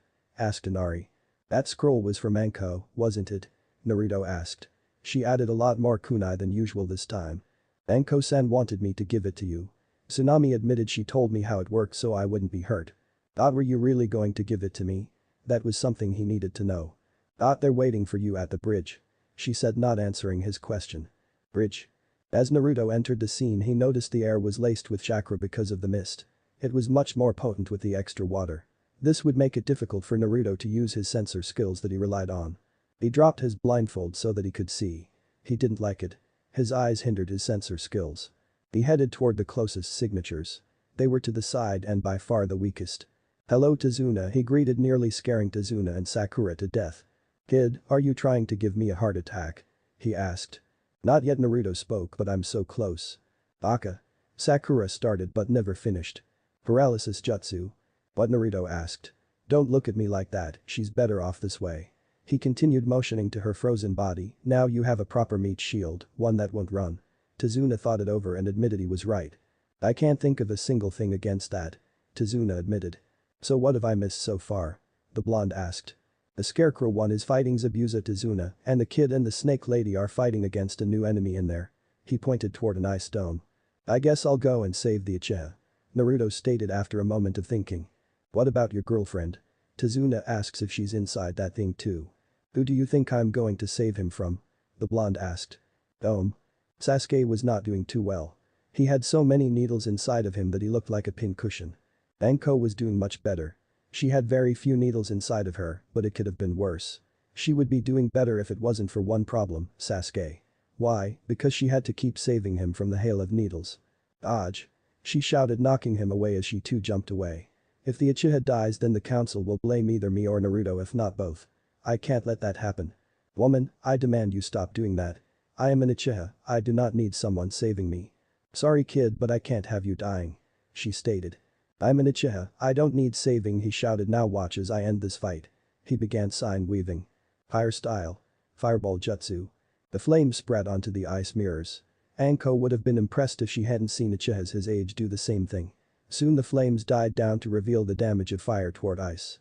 Nothing. Good job, she laughed. I think I see a stream of water dripping. Please surrender, Haku pleaded, there is no need for your deaths. You see, shouted Sasuke, my flame must have done more damage, now the enemy is weak. Why else would the enemy ask for it to end? Yeah, whatever kid. Stated Anko, she knew that the enemy was just being merciful. Haku prepared to give off another volley. Anko prepared to tackle the Uchiha to safety. Sasuke prepared for something else. He stepped onto the tail of Anko's jacket. He began to channel chakra like Kakashi had taught him. Soon he had stuck himself and Anko to the ground. This will teach her. As the attack came, Anko prepared to jump. However, she was being held by something. Looking back, she saw the Uchiha's arrogant smirk. The attack came and Anko took the full brunt of it. The needles were in every part of her. Sasuke had used her as a shield. She took another look toward Sasuke. "The traitor," she gasped. "You should feel honored," he smirked. "You get to say that you were of use to an Uchiha, the greatest honor. If there is any consolation to this," she spoke with a smirk of her own, "it is that you will die along beside me. I'm an Uchiha." He stated that this ice ninja won't be able to kill me. "I'm not talking about the ice ninja." She pointed before closing her eyes. Sasuke turned to see what she meant. Entering the ice mirrors was Naruto himself. He had seen the whole thing. "Enko-chan." He cried, running to her side to wake up THBehemoth, "Please wake up." All he got was a lifeless limp. He held her as he cried over her. "Please give her back to me. Don't take one of my himes." "Make them hurt," spoke a familiar fox. "They dared to hurt your mate, your home, hurt them both." "Yes, they dared to harm her." "Use it," the fox continued. "Use what I taught you.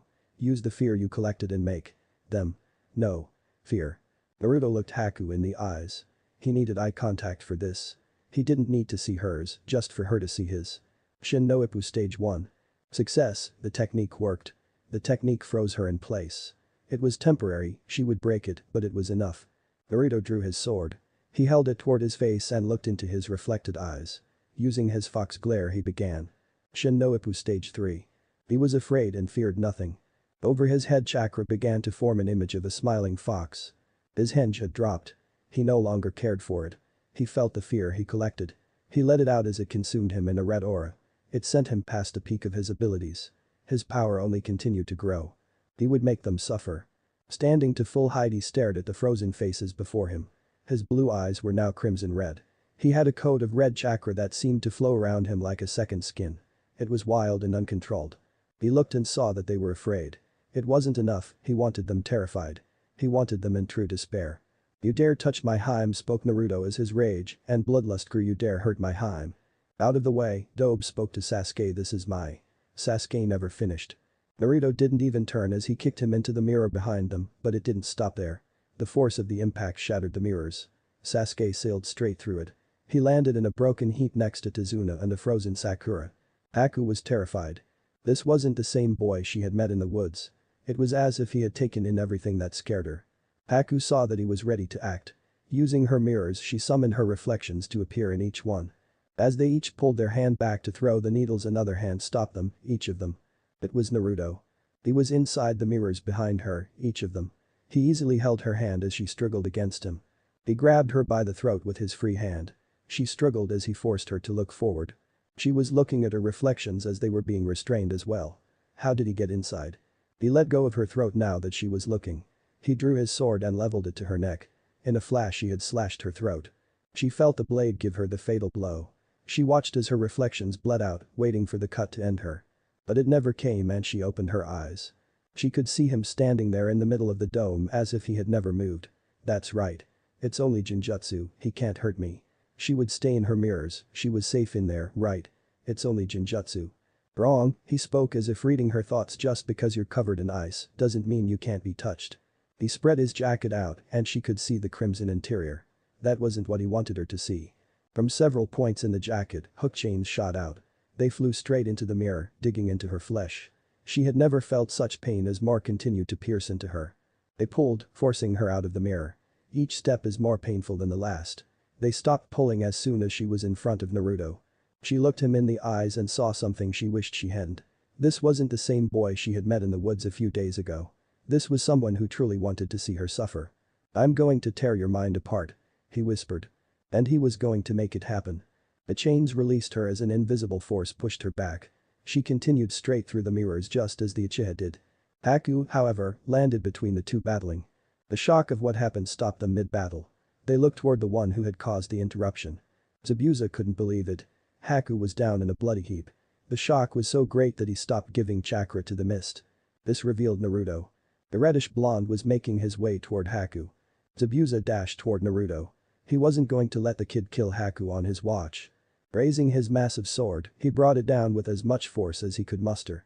As a master of his sword, that was a lot. Naruto simply raised his hand and caught the blade. He held it between his thumb and fingers. Everyone was in shock. Zabuza tried adding more pressure, but it was futile. Naruto held the blade in a simple but powerful grip. The blade didn't budge an inch. "You're in my way," Naruto said. "Move." Naruto raised his free clawed hand. With careful aim he jabbed at Zabuza, impaling his hand into the older ninja. But strength only a ninja could muster. He raised Zabuza into the air. Without looking around he tossed them to the side. He didn't need to look. Zabuza landed in a bush of spikes. Each spike impaling him, going straight through to the other side. Even though they stuck through, none of them were fatal. "It's like the brat is keeping me alive for some reason." Naruto made his way toward Haku. The fear has been nice, he thought.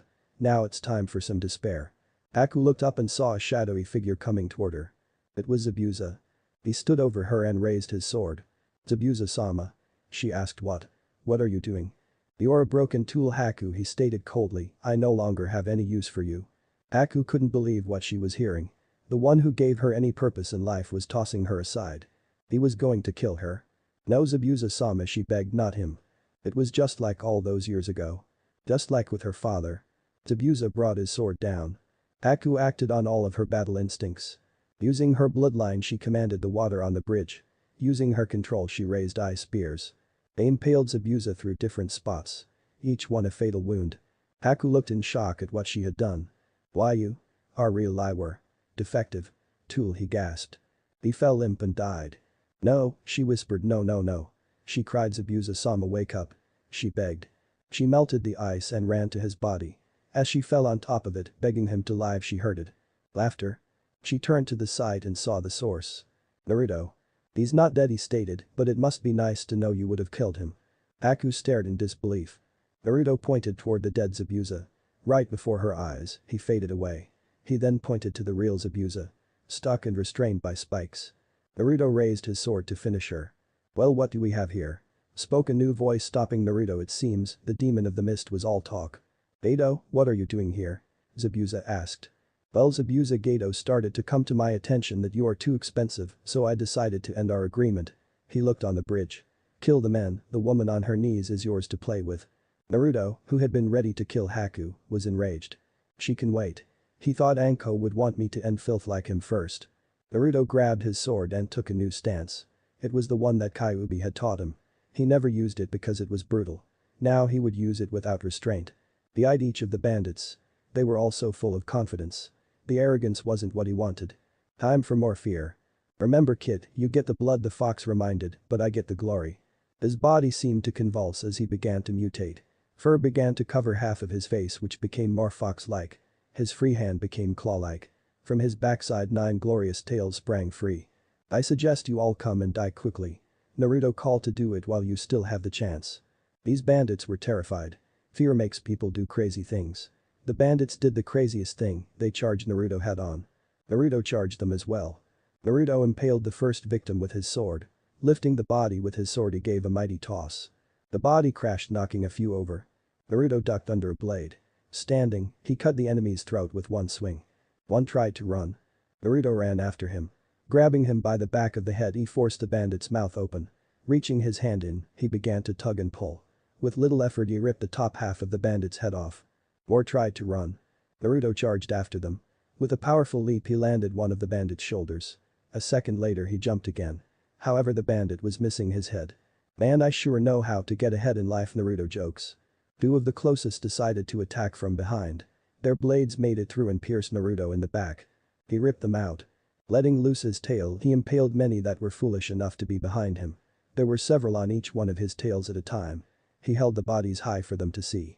Many tried stabbing and beating him. He would either disappear like a mirage or dodge them.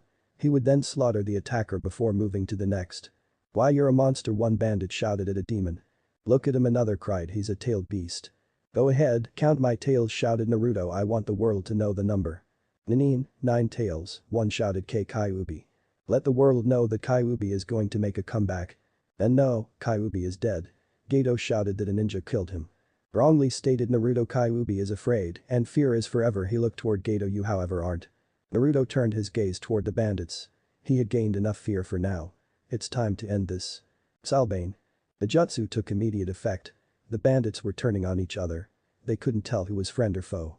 Naruto could have let them go on. Let them kill each other until there were none left. Where would the fun be in that? He jumped into the slaughter.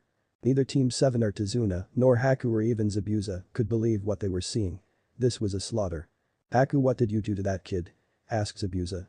I didn't do anything," she stated in equal shock. "It was the Uchiha. He used that woman as a meat shield." "Is she dead?" asked Zabuza. "No, she's just asleep," explained Haku. "Wake her up," and ordered Zabuza to wake her up now. Haku was already moving toward the body. She began to remove the needles from Anko. Unfortunately, Naruto saw her. "Even in death you won't give her peace," he shouted. Naruto made his way toward Haku. Each step was deliberate. Each drawing has more fear. Haku had removed the last of the needles. She was now shaking Anko. Wake up already. Haku shouted as Naruto stood above her. He raised his sword. 5 more minutes, Anko mumbled. THBehemoth? He asked in shock. Anko's eyes snapped open. She looked around as memories began to flood into her head. She looked to the one who had called her. Neri-chan? She asked as she took in his appearance. He quickly dropped all genjutsu and allowed his true form to appear. As he looked into her eyes he saw many things. But not fear. She's not afraid. He thought in confusion, it soon turned into happiness. She's not afraid. Monster came to shout from Gato, you're a demon. All eyes turned to the forgotten tyrant. He stood in front of a pile of bodies. Only a few were still breathing. Naruto would spare them. They could tell what happened. That would bring in tones of fear for him. The demon of the mist stood. Even though his wound was lethal he had enough energy to raise his sword. He pointed it toward Gato. Gato called Zabuza, before I die, I'm killing you. With a mighty heave he sent the blade flying. Gato only smirked. Taking a step to the side he waited for the blade to pass him. He noticed Naruto's smile. The blonde mouthed one word. Invert. Invert. He asked what he was talking about. He never received an answer. The blade that was supposed to pass him did. It passed right through him.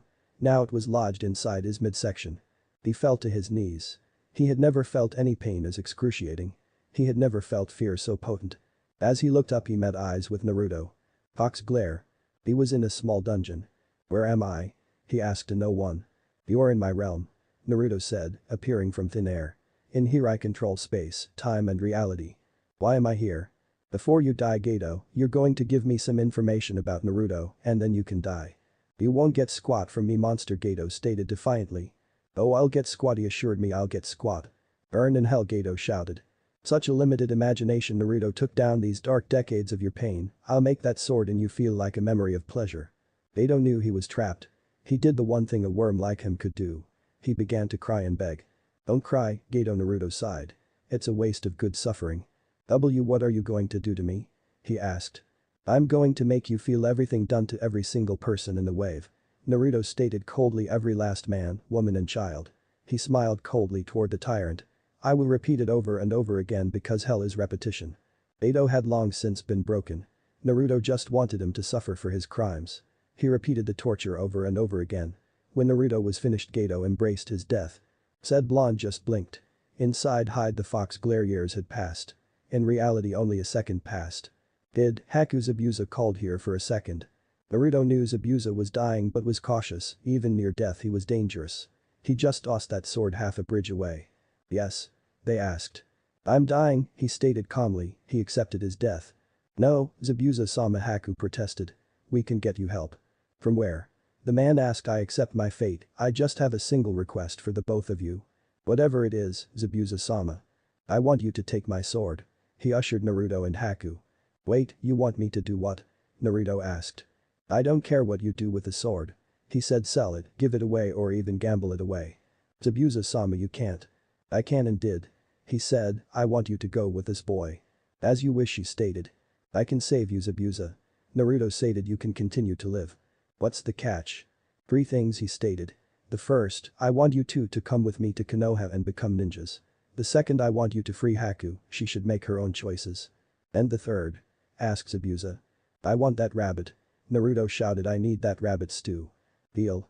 Naruto drew his blade and cut himself across the arm. It was deep enough so that the blood flowed freely but not lethal. To him. He held his arm and allowed it to fall into Zabuza's mouth. The battle was over. Naruto had saved Zabuza, Haku and his Haim. They would be coming back with them to join Konoha.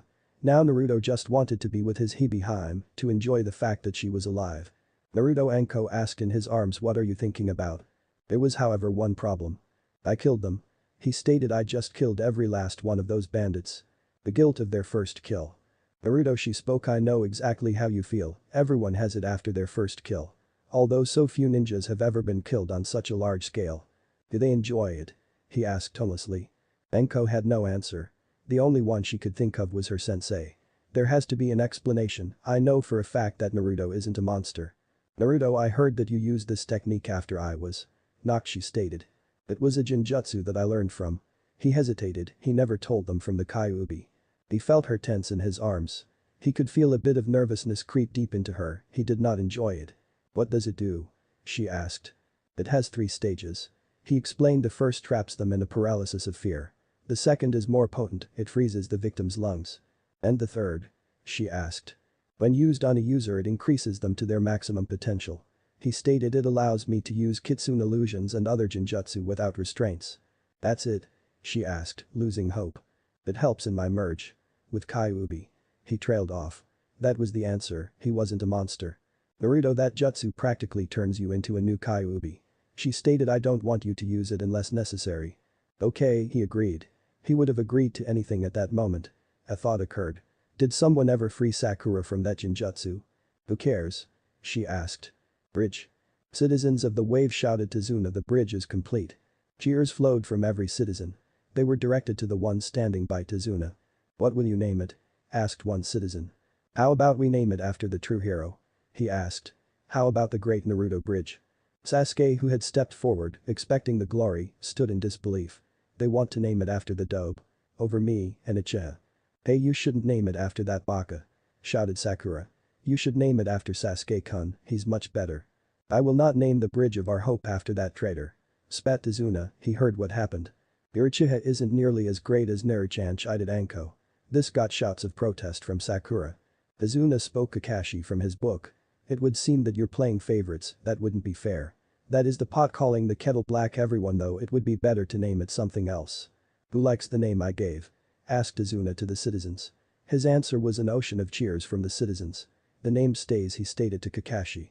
Let's go. They made their way back to the village hidden in the leaves. Chapter 8. Home. Hokage, office. Hiruzen wasn't one to be shocked. When you've lived as a ninja as long as him you learn to cope.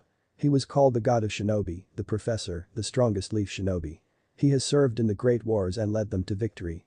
He has trained the Sannin, each cage-level shinobi. That means nothing with Naruto. It was his first C-ranked mission. He was supposed to protect a bridge builder from bandits. He somehow ended up overthrowing a tyrant. Becoming a symbol of hope. Getting a bridge named after him. Bringing home an A-ranked rogue and a mystery ninja. It's my fault for expecting something normal in my profession, he thought, or just when Naruto is involved. Hokage-sama, I believe Naruto should be punished for this. I demand the dope give me his. Such a baka. Oh, Sasuke-kun. After getting several different types of mission briefs, the Hokage felt a headache growing. It all seemed to be centered around Naruto, that much he could tell. Hokage-sama, I believe I know a solution. Stated Anko over the racket upon arrival of Wave. Naruto performed a genjutsu that allowed me to see what happened. I believe it would be well suited for now. I want all but Naruto to leave. Ordered the Hokage. I deserve to know what the dope is going to hear. Stated the Uchiha. Anko. On it, Hokage-sama, she stated. Striking shadow snakes. Grabbing the arrogant child, she dragged him out. Once they were alone, the Hokage began pulling out his sake. He had a feeling that he would need it. Okay, show me this, he ordered. Flashback jutsu. Now he had an answer and an even bigger headache. Naruto showed almost everything from leaving the village to the bridge. What he left out was that he owned every dime stolen. He was trained by Kyuubi and he feeds on fear. Let me get this straight, spoke the Hokage, you went on a mission obviously outside your rank. Way outside. Stated Naruto. You blackmail your sensei. He's a hypocrite. You fraud a missing A-rank ninja. I held him off, yeah. You sent courage through a bunch of hopeless bridge builders. We needed the mission to be completed. You then killed nearly 200 bandits. That one had him a little worried. I can't take all the credit for that one, Naruto stated. I made most of the bandits kill each other. You also say that your new appearance is because of you drawing on so much of the fox's chakra. Yep. You know I don't believe that last part, but I won't press on the matter, he stated, knowing the headache wasn't worth it. You will have to wear a henge so you don't cause an uproar. I know, he sighed, it would have been too easy just to have the disguise break like that. I'll do my best to keep the council off your back, he stated, but it won't be too long. Thanks, old man. You then turned said missing ninjas into your friends. They're more of an ally right now. The Hokage and the Hidden Anbu stared at the blonde. And now you want them to be shinobi of the Hidden Leaf? Yes. The wizened leader stared at his surrogate grandchild. It seemed the kid was a crazy magnet. Why couldn't he have had a normal mission? Were the thoughts of the village leader and several Hidden Anbu. Fine, Zabuza will need a few months under Anbu watch, but Haku can start immediately. Can I have another mission? Get out. He ordered. Ichiraku ramen stand. Hey am Nichan, Naruto greeted the old man. I need some ramen. Coming right up, Naruto, he called. Hey Dobe, he heard an all too familiar voice call, I demand you give me that sword. For the last time he said, I'm not giving you my sword. He turned, why do you want it anyway? You don't even practice. I know that it was how you did those things in Wave, he stated. Yeah, Baka, shouted Sakura, if it wasn't for that sword you'd be nothing, even with that training you're getting. You think that I get it from my sword? He laughed. The howler monkey he called me got my skill from hard work. And having a fear-born demon living inside me, but thank you, you reminded me to visit my girlfriend and give her the gift. Order up, Tucci called. Right after ramen. Naruto happily ate his ramen. He had hoped if he ignored the two of them then they would leave. No such luck. Baka, you give Sasuke-kun what he wants now, ordered Sakura. Why don't you two just sit down, shut up and eat some ramen, Naruto shouted, it might make you two less irritating. Ramen can only do so much. I don't want any of that piss-flavored noodle, stated the Uchiha as another bowl was placed by Naruto. You shouldn't insult the ramen team, stated by Naruto coldly, it could get upset and upset ramen is bad for you. Who cares how the ramen feels? He should have taken the advice. Before Sasuke could finish his insult, the ramen attacked. The noodles stretched around the Uchiha and began constricting him. The bowl swung toward him and covered his face as the broth began drowning him. Sasuke-kun, Sakura cried when Naruto called you filthy. The bowl jumped to her. Well. Time to go. I wonder how my Heims are doing. Using his sensor abilities, it was a breeze to find them. Better get them something. Yamanaka Flower Shop. Welcome to Yamabaka. What are you doing here? Asked Ino. I just want to buy some flowers and I'll be on my way. He stated. Do you know how much trouble you put me in with daddy? She ignored his statement and continued ranting, it's like a blonde Sakura. I kind of don't care, just give me my flowers. A lot. She shouted, it's all yo. Hey Ino, he cut her off, this is what got you in trouble last time, he stated. Do you want me to tell your father how you treat customers? He began raising his blindfold, or I could punish you myself. That won't be necessary, Uzumaki-san called Inoichi. I don't know what you're about to do, but please don't. Flowers please, Yamanaka-san, Naruto said to Inoichi, and I'll go away.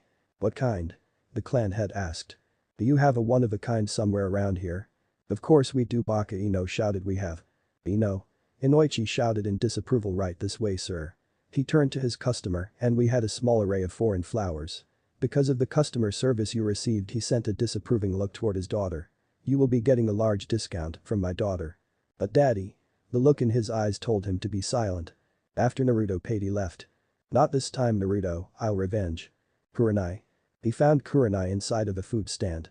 She was with Asuma, who was smoking, much to her annoyance. Well, he already knows we're dating and the others won't care. Still, I had better not draw too much attention. Hey Kurenai-chan, he greeted. Hello Naruto-kun, she greeted me back. Do you remember my friend Asuma? She asked, hoping Asuma caught the message. Hello Asuma-san, Naruto said, how is your food? I hate you, Asuma stated, gaining a glare from Kurenai and a chuckle from Naruto. And when I leave you will love me. The blonde stated, then you will hate me again. I hear you had your first C-rank mission, Naruto-kun. Kurenai asked, how was it? I have some gifts for you. He started reaching into his pockets. I hate this hench. It's easier to just steal stuff. I got my C-rank mission pay, so I brought you all something. Finally finding what he was looking for, he handed her two things. The first, a bouquet of desert roses, and the second, an all-expense-paid trip to the Leaf Lotus. She shouted to Naruto, how did you get this? The Leaf Lotus was the most expensive salon. They did everything from massages to nails and hair. Everyone who went there felt as if they bloomed twice. This would cost more than a C-rank mission. I collected a few bounties, he stated. It actually came from Gato, but let's just keep it a secret for now. Naruto smiled. You really know how to treat a lady. She sent a glare to Asuma, who looked away. I need to find the others, bye. With a quick kiss he was off to his next home. Kurenai. Be quiet, Asuma, she ordered, just eat your steak. Steak? He was eating dumplings. Looking down toward his plate he saw a perfect T-bone. I think I love that kid who took the first bite. It was cooked just the way he liked it, perfection. He could taste the flavor and feel all of the maggots in his mouth. Wait a second. A second later he was emptying his stomach all over the floor. I think I hate that kid. Want me to kiss it better? Kurenai asked. Sure. Then clean your mouth. Click click. Perfect. Hana. Hello pup, Tsum greeted Hana in the back. Thanks Tsum-chan. Heading around back, Naruto saw her training with the triplets. Hello Naruto-kun, she greeted. Hello Inuheim, he pulled out a scroll. I have some things for you. I hope there's something nice. Hana stated. She knew it would be, they're coming from Naruto-kun after all. When she unsealed it, what she saw surprised her. Inside were the gauntlets from both of the demon brothers. They were in perfect condition. Naruto, these are amazing, she stated. Where did you get them? Dumb question, she thought, kicking herself. I had a crazy C-ranked mission. He stated. It's the same for the second gift. He handed it to her. An all-expense-paid trip to the Leaf Lotus. I'd love to hear all about it. She said, how about you stay the night and tell me all about it? She used her most seductive voice. Then we can. No. Came several shouts from the distance. The Inyazuka family was starting to appear and surround them. They were giving hateful looks to the blonde host. The one glaring the hardest was Kiba. Hana's younger brother and Naruto's old foe. He stepped forward and spoke. All the members of Inyazuka, I asked him, shouted, do you enjoy your sleep, do you enjoy your peace? Yes. They answered as one. Then we must keep that dope from sleeping with my sister, Kiba shouted, or we'll never get any sleep. Attack. Someone shouted. Run pup, run. Tsume shouted, I need you alive to give me my grand pups. She really wanted those grand pups. Shunshin. Arna, Kiba shouted after him. Yugao. Naruto simply walked by a tree and stood by the bench by it. It was a nice day, but he had to move. Setting down a scroll, he continued on his way. He didn't look back as a hand stretched from concealment and grabbed the scroll. He didn't look back when he heard the gasp of surprise. Looks like someone likes the sword I got her, thank you, dead bandit with good taste. During his rage, he had found a beautiful sword but knew that he would never wield it. He didn't look back when he heard the feminine squeal. It looks like someone loves her, spot rip. Click. Enko. And that is how a kunoichi seduces a man, stated Enko. Enko. I just asked you how you were and where you've been. And annoyed Iruka, now you've traumatized my female students long before they need to be.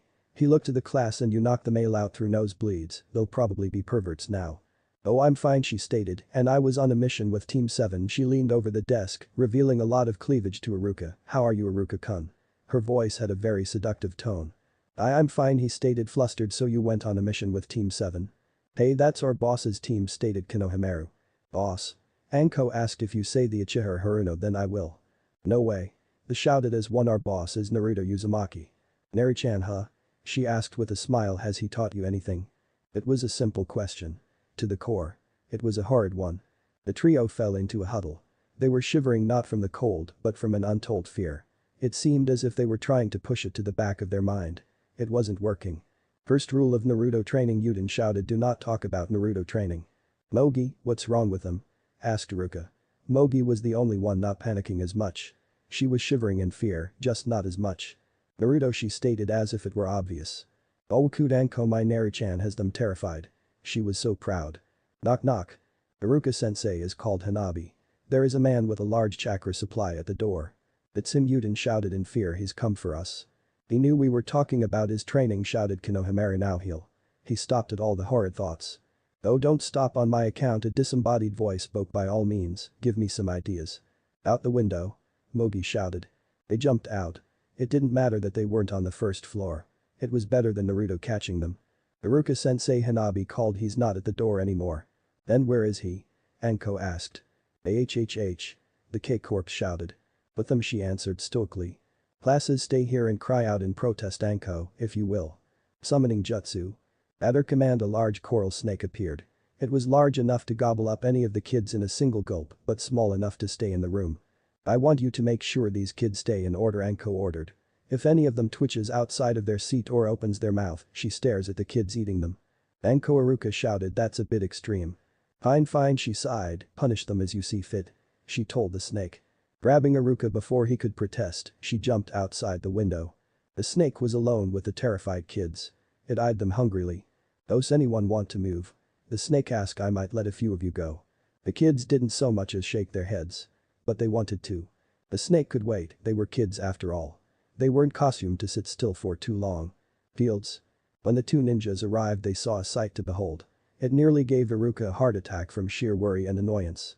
Anko was laughing as if she was seeing the funniest thing possible. Yuden and Konohamaru were tied upside down by their feet. They tried not to move and put unwanted strain on the ropes. Under them were a pile of explosive notes. Mogi was just watching from a distance away. And that's how my first C-rank mission went, Naruto finished. Cool, Konohamaru stated, causing the rope to shudder. Naruto, what are you doing? Iruka asked in a panic. I'm telling them about my mission, Naruto stated. Why are they upside down over a bunch of explosives? Iruka asked. I'm just training them, he stated, by putting the fear of Kami in them. Why isn't Mogi getting the same treatment? Anko asked. You're not being soft because she's a girl, are you?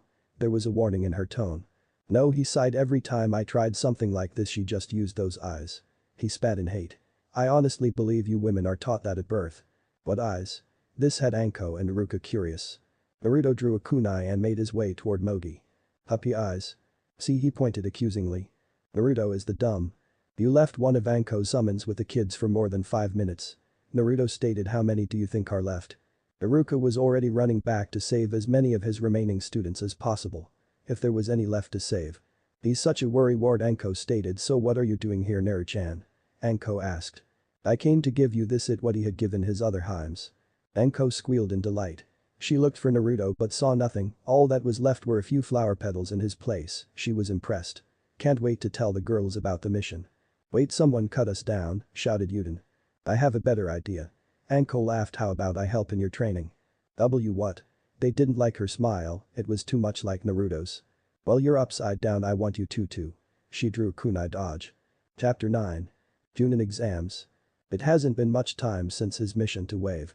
He's had to deal with his team very little since then. Naruto would show up for a mission and then go off training. He would train with his Heims like usual. When he wasn't with them he was with Team 9, minus Niji. Unknown to both Team 7-9 and his Heims, he often trained alone. He wanted them to be proud of him. He's taken to learning the silent killing from Zabuza. He progressed greatly with the stealth skills he built over the years. Zabuza would consider him a prodigy if Naruto didn't hate the title. That didn't mean he didn't have to deal with them. Sasuke would demand fights, his secrets, his weapons and his power. He was usually ignored, which made things worse. Sakura was a usual lapdog to the Uchiha, making no effort to become better. Kakashi, he refused to call him sensei, usually allowed them to have their way and scolded Naruto for antagonizing his team. His skill has progressed regularly. For Naruto. Whatever passes as regular for Naruto is what happened. He wasn't Jounin level yet. He could however give any Chunin a run for their money. He was so skilled that the Hokage was confident enough to give him small solo missions. His Heimser Zabuza would even take him on the more dangerous missions. Now here he was, enjoying his ramen. He decided to enjoy the 2 hours it took for Kakashi to arrive. It gave Naruto more time away from Team 7. There was just one pest left. Actually, make that 3. Yuden. Naruto called, you're the smart one, right? He asked no one in particular. If I have to tell you 3 rocks aren't square one more time. He let the threat hang. Aha, so you saw through our disguise, eh? Konohamaru asked. I expected nothing less from you. Naruto noticed smoke rise before their disguise blew up. From the explosion the young trio jumped out and each took a pose. Before they could say or do anything Naruto spoke up. If you do that intro then I'll get Anko to watch your class again. We weren't going to do that, he lied, were we? His friend said nothing. What are you 3 doing? He asked blankly. You're supposed to be at the academy. We broke up. Mogi cheered. That you could teach us real stuff, not that boring stuff. And you promised to play ninja with us today, boss. Konohamaru stated. A ninja playing ninja, huh? Asked in a horrid voice. You really are a baka. Hey boss, who is that? Konohamaru asked. If she held out his pinky, earning a scowl from Sakura. Konohamaru. Naruto started. Do you like having your mind unbroken by horrid vision that would forever haunt you, nightmares eating at your very will? Why yes. Then don't associate me as being in a relationship with Pinky over there. He started pointing to Sakura. I'm stuck with her as my teammate and nothing more. This angered Pinky. This also hurt her. She didn't know when, but Naruto just seemed to drop her and move on. It made her miss the boy that followed her like a lost puppy. Now he was someone else that scared her. Then it was back to anger. What do you mean, baka? Sakura asked. You think you're too good for me? I don't mean to brag, but my girlfriends aren't bad mothers. Hush your mouth. The K-Core shouted. I'm just talking about my Heims. We can dig it. So if Forehead isn't your girlfriend, who is? Mogi asked. Watch your mouth if you know what's good for you, Sakura threatened. We can take you, Konohamaru stated. It was true. Even without Naruto training them they could take her. Easily. They were 8 years old. Easy. Yuden tried to reason why we shouldn't calm down and go get some ramen. I don't want that filth, Sakura shouted. You should not have insulted the ramen, Naruto stated, turning. He grabbed the kids and ran. Sakura felt something moist slither across her feet. Looking down she saw a noodle moving as if it had a mind of its own. She didn't look back as she ran. Once Naruto was sure he was far enough he sat the kids down. Hey boss, why do you eat so much ramen? Konohamaru asked. It was a simple question, too simple for Naruto. He loomed over them. Using just a touch of killer intent, just enough to scare them, he answered. It's the only thing that keeps me from craving human flesh, plus he answered them with a mouthful of fangs. I never did get to eat my fill today. He eyed the kids. Let's fix that. They ran like the wind. I was just going to ask if they wanted to eat some with me. He said as he stood alone. Ouch, that hurt you little brat, a gruff voice stated. I need to teach you a lesson. Naruto happened to come around the corner just as the threat was made. What he saw was two sand ninja. He decided to watch and see what happened. Stopped and a more feminine voice shouted, what if he shows up? Don't worry, Tamari, Kankuro stated, we have nothing to fear. Oh, that poor fool, he never met Naruto. Would you please drop him, Naruto stated coldly, making his presence known. And why should I do that?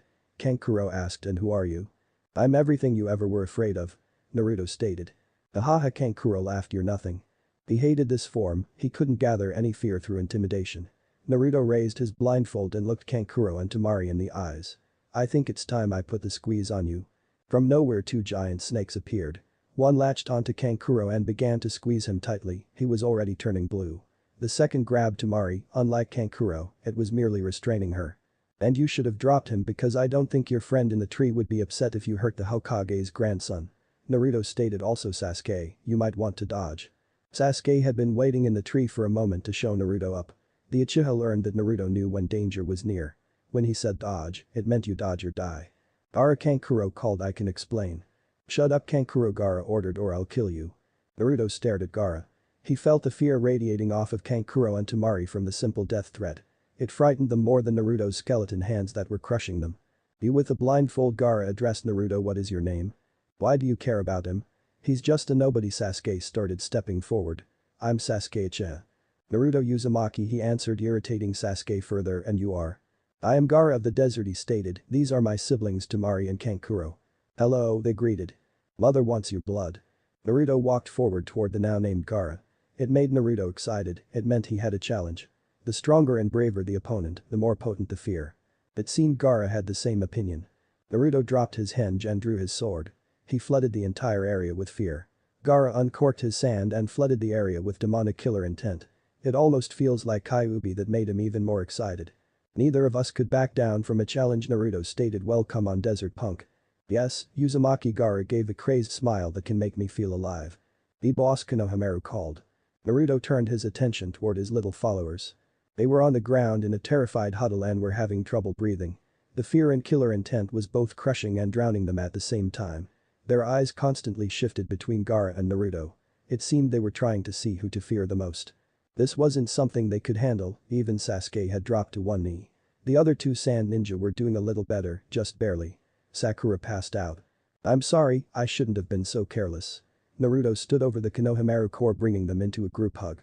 He relieved the pressure by releasing a calming aura with his genjutsu. It stopped the pressure from growing, but the damage was done. I forgot you three weren't ready for something like this. Using Shunshin, he took them to his private land. It wasn't the nearest or emptiest training ground, but it was the safest. Now he was sure that they would be okay in their vulnerable state. Looking down, he saw that they were covered in cold sweat. Their eyes were glazed over in a daze, but even then they wouldn't meet him.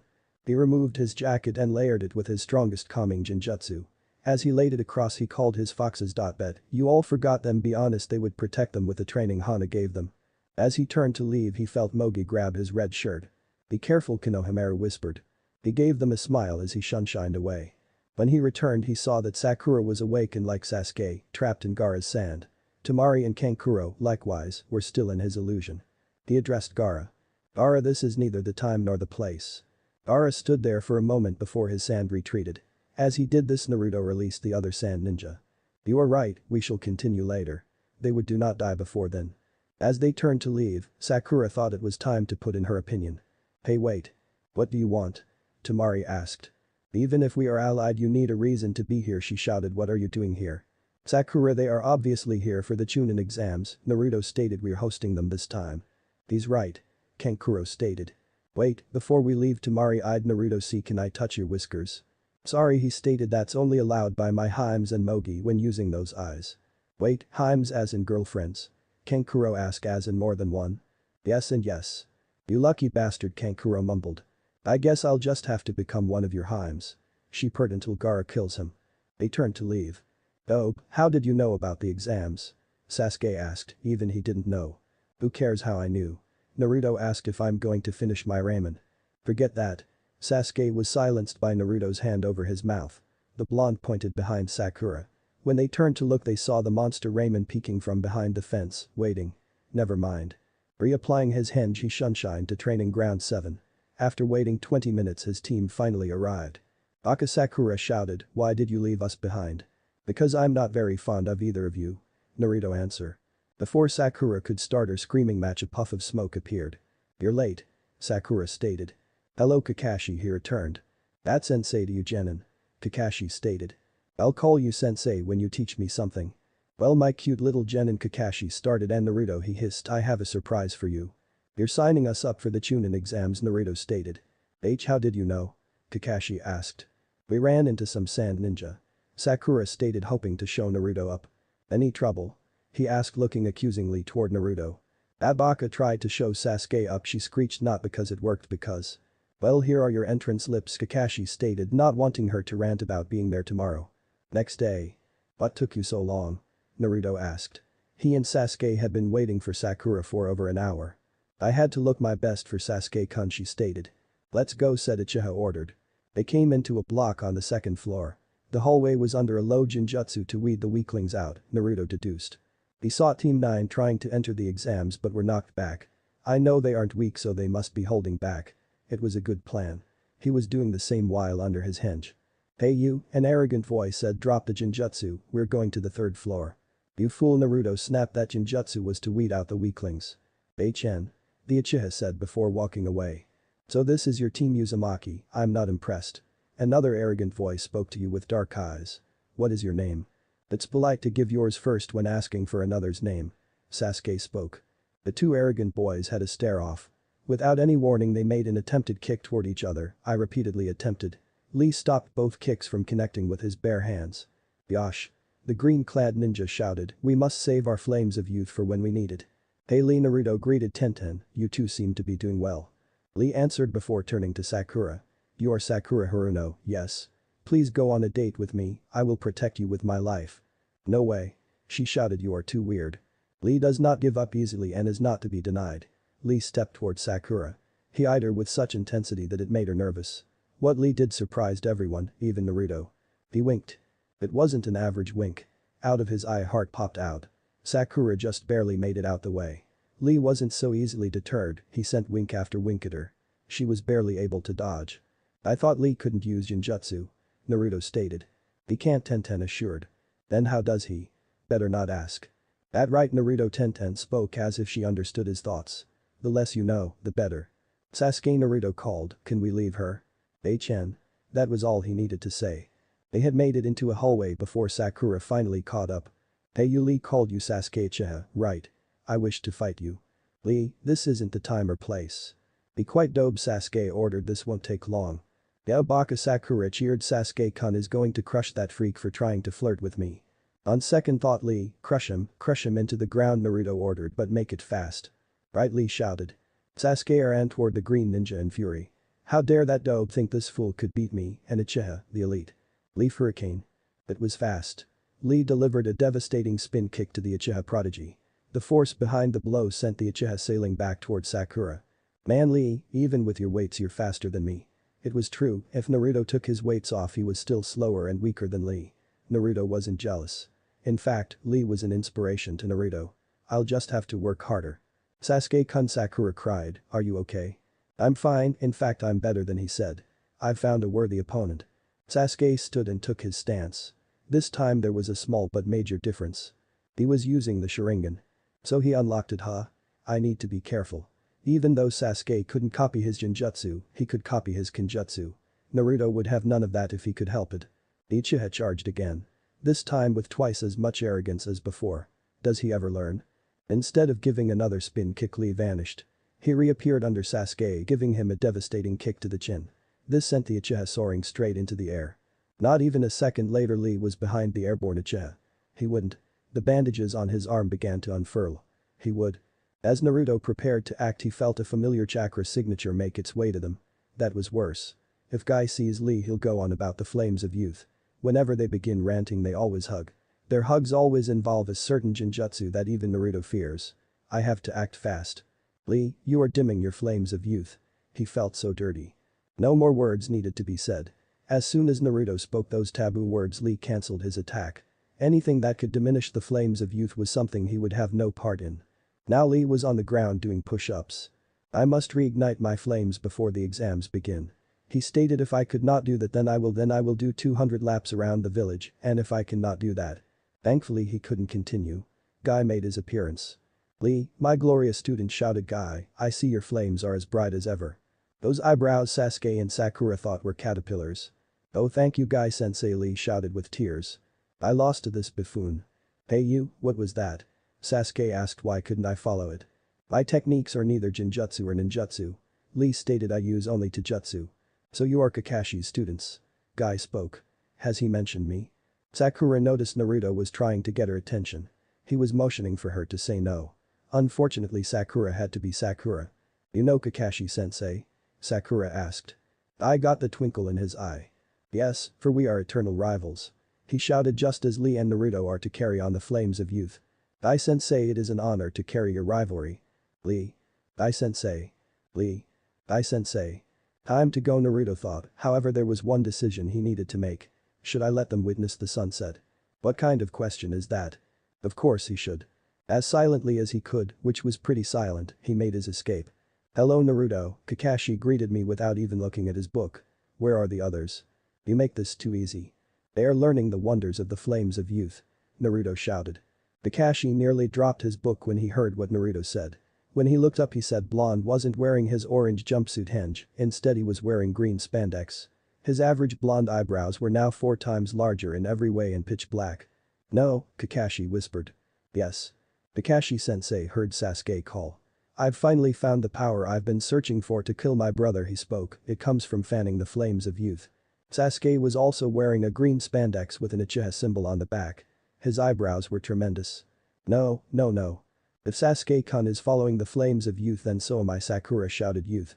Naruto stood before her holding out a green spandex. It jumped onto her and began to move around her like slime before settling. Sasuke stood before her with a pair of large eyebrows. They jumped onto her forehead. They stood before their sensei and spoke as one, join us sensei, they chanted, join us and we can spread the flames of youth further. They held out a spandex and eyebrows. Assimilate, they chanted, assimilate. Never, he would never join their cause. The choice is not yours sensei, they spoke, join us or be destroyed. No. Yes. The green spandex jumped onto him and all went black. Sensei? Sakura asked hesitantly. Their sensei was lying on the ground in the fetal position, writhing in an awkward manner. It was an embarrassing sight, especially for his genin team. Sakura? It seemed her words reached him, Sasuke. They took a step toward him. This made him take a step back and draw a kunai. Sensei, what are you doing? Sakura asked. Before any of you take a step forward he spoke, how do you all feel about the flames of youth? That stuff those green freaks were spouting about. Sakura asked. I hate it, she answered before stating, unless you like Sasuke-kun. Chen. He answered. I need a real answer. Kakashi shouted, pointing the kunai towards Sasuke in a threatening manner. Are you one of them or not? I think it's useless. Sasuke answered. Naruto just stared at Kakashi in amusement. It was absolutely hilarious, now it was his turn. It's not so bad, Naruto answered, they just need to tone it down and stop hugging. Naruto.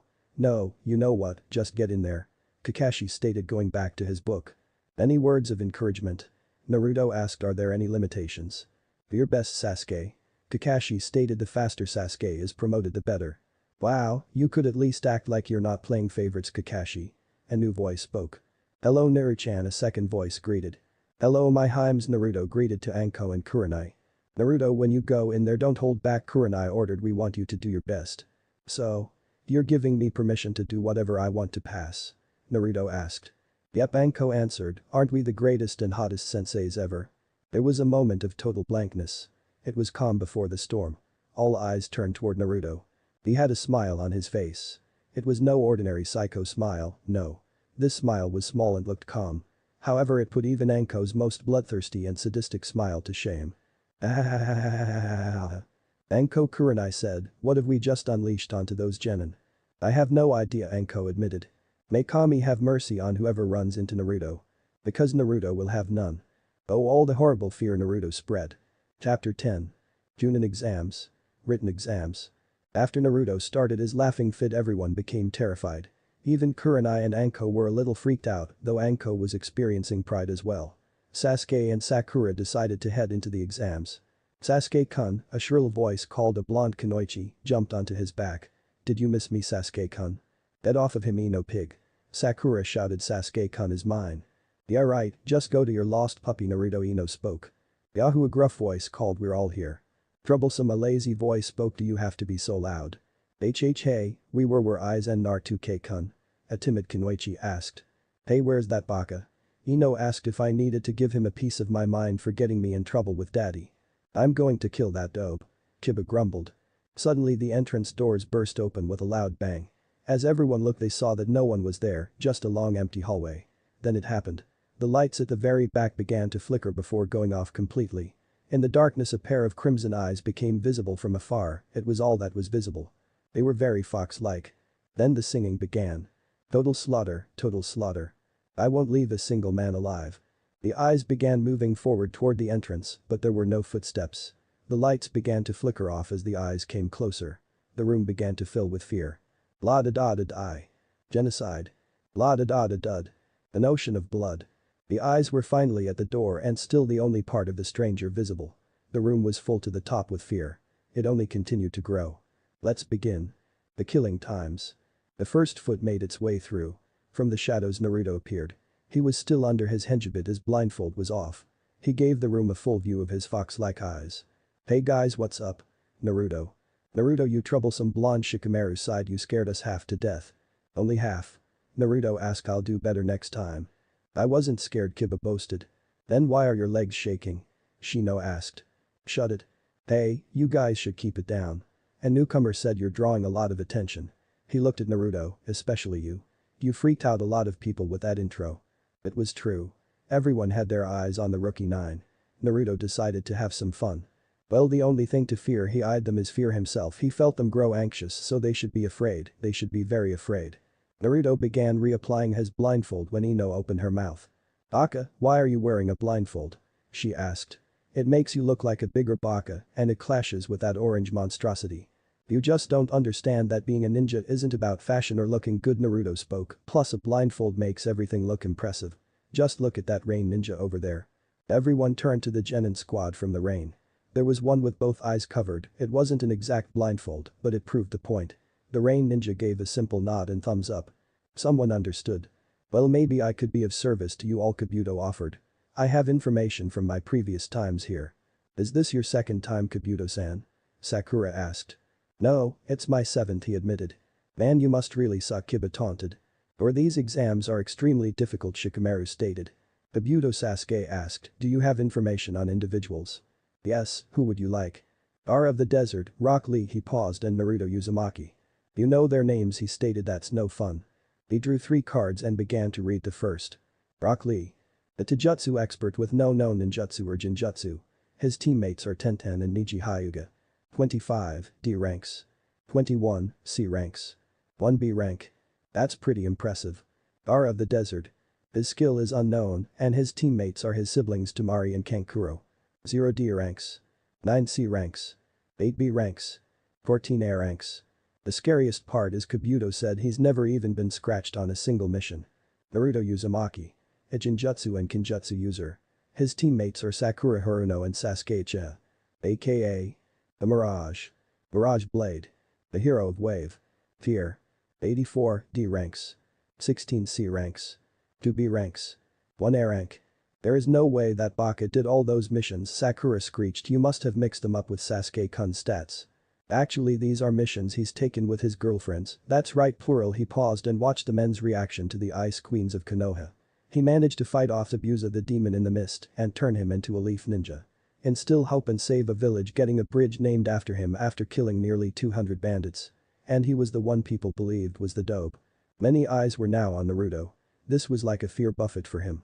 However, some of that information is classified, I'll have to watch this guy.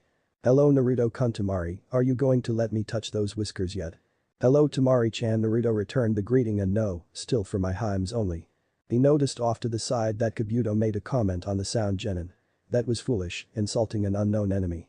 Alright maggots, take a seat. Ibiki shouted, it's time for the first test to begin. After explaining the rules, which I will not do, they began. It was simple if you looked underneath. You have to get the answers without getting caught. The only way to do that was to cheat. Unless you're Naruto. Proctor-san, Naruto called, can I have the answers? Everyone paused in their actions. They couldn't believe that someone would actually ask for the answers during a test. Yet here was Naruto doing that very thing. Down in lounge. Kakashi was banging his head on the wall in embarrassment and anger. How could one of his students do that to him? The answer was actually pretty simple. It was Naruto Uzumaki. Anko was happily laughing her head off. Kurenai had to admit it was a little humiliating, but worth it to see the look on everyone's face. Plus, it was a technique no one had ever tried before. Did he really think Hibiki would just give him the answers? Asuma asked. Probably, Kurenai answered. Exam room. Sure, he said, handing him the answers. All Jounin face faulted, minus Anko who just rolled on the ground laughing. Hibiki was impressed. Naruto had to either be the bravest or craziest genin he'd ever met. May I have the answers as well? Shino asked. Hibiki was tempted to give him the answers, but he had a reputation to keep. No, Hibiki stated. Please, Shino tried. No. Why did he give you the answers? Baka Sakura asked him to give them to Sasuke-kun, not that he needs them. She went on ranting about how great Sasuke was. It was a nightmare. Does she ever shut up about the Uchiha? Hibiki asked. Not unless you threaten her, Naruto asked, then you may have a good 1 minute. I'll give you the answers if you shut her up, Hibiki offered Shino. No, Shino whispered, be quiet or my friends and I will eat you. He allowed his insect to crawl around in a dramatic fashion for extra effect. They all believed he would. I believed he would. Not that he'd get much off her, many thought there is no meat on her bones. But the answers Naruto quickly blew through the test, minus the 10th answer. Not that it matters, he thought. He had already figured out the meaning of the test. Alright, are you all ready for the final question? Hibiki asked. The 10th question was a dangerous one. If they decided not to take it, then they were disqualified. If they did take it and failed, then they wouldn't be able to be promoted. Ever. The genin were already leaving the room. This guy is practically spoon-feeding me. The fear of failure was intoxicating, but it's still not enough. It's nowhere near enough. For those who are still here, Hibiki spoke to you. Pass. As he spoke those words, a black cloth broke through the window. It spread out to reveal that it was a sign. It read. The second proctor. The sexy and taken Anko Mitarashi. I'm the proctor for the second exam, she spoke. Anko Mitarashi. Anko. Hibiki sighed. Again. You let so many things through this year. Hibiki. Anko pointed out that you are getting soft in your old age. No, but your little friend there, pointed to Naruto as a wild shot. I know, I'm so proud, she cheered. Hi, I'm Naruto. Hi, Naru-chan, she greeted me as she moved to sit in his lap. I saw your intro, it was amazing. Thank you, he spoke. I aim to please. Oh, you do, Naru-chan, she purred. You do. Before you begin something you probably won't stop. It was true, they wouldn't. You need to remember you are the second proctor. Right, she had forgotten. I want you all to follow me to the next exam spot. We are going to cut the remaining teams in half. Naruto raised his hand to ask a question. Yes, Naruto, you will be allowed to literally cut people in half. He dropped his hand. No, I'm not going anywhere with you, Sakura screeched. Not after what you put me and Sasuke-kun through. Naruto. Anko spoke. If you would. Everyone, this room has been laced with exploding tags, Naruto spoke. If the blast doesn't kill you, the collapsing building will. Bye. Both he and Anko went up in smoke. Everyone looked and saw that the room was indeed laced with explosive tags. Many were wondering the same thing. How did we miss him putting those up? They'll never know, and the explosives were set to go off at any second. Hibiki was the first out the window. He had no doubt in his mind that those explosives were real. The genin followed soon after. 5. 4. 3.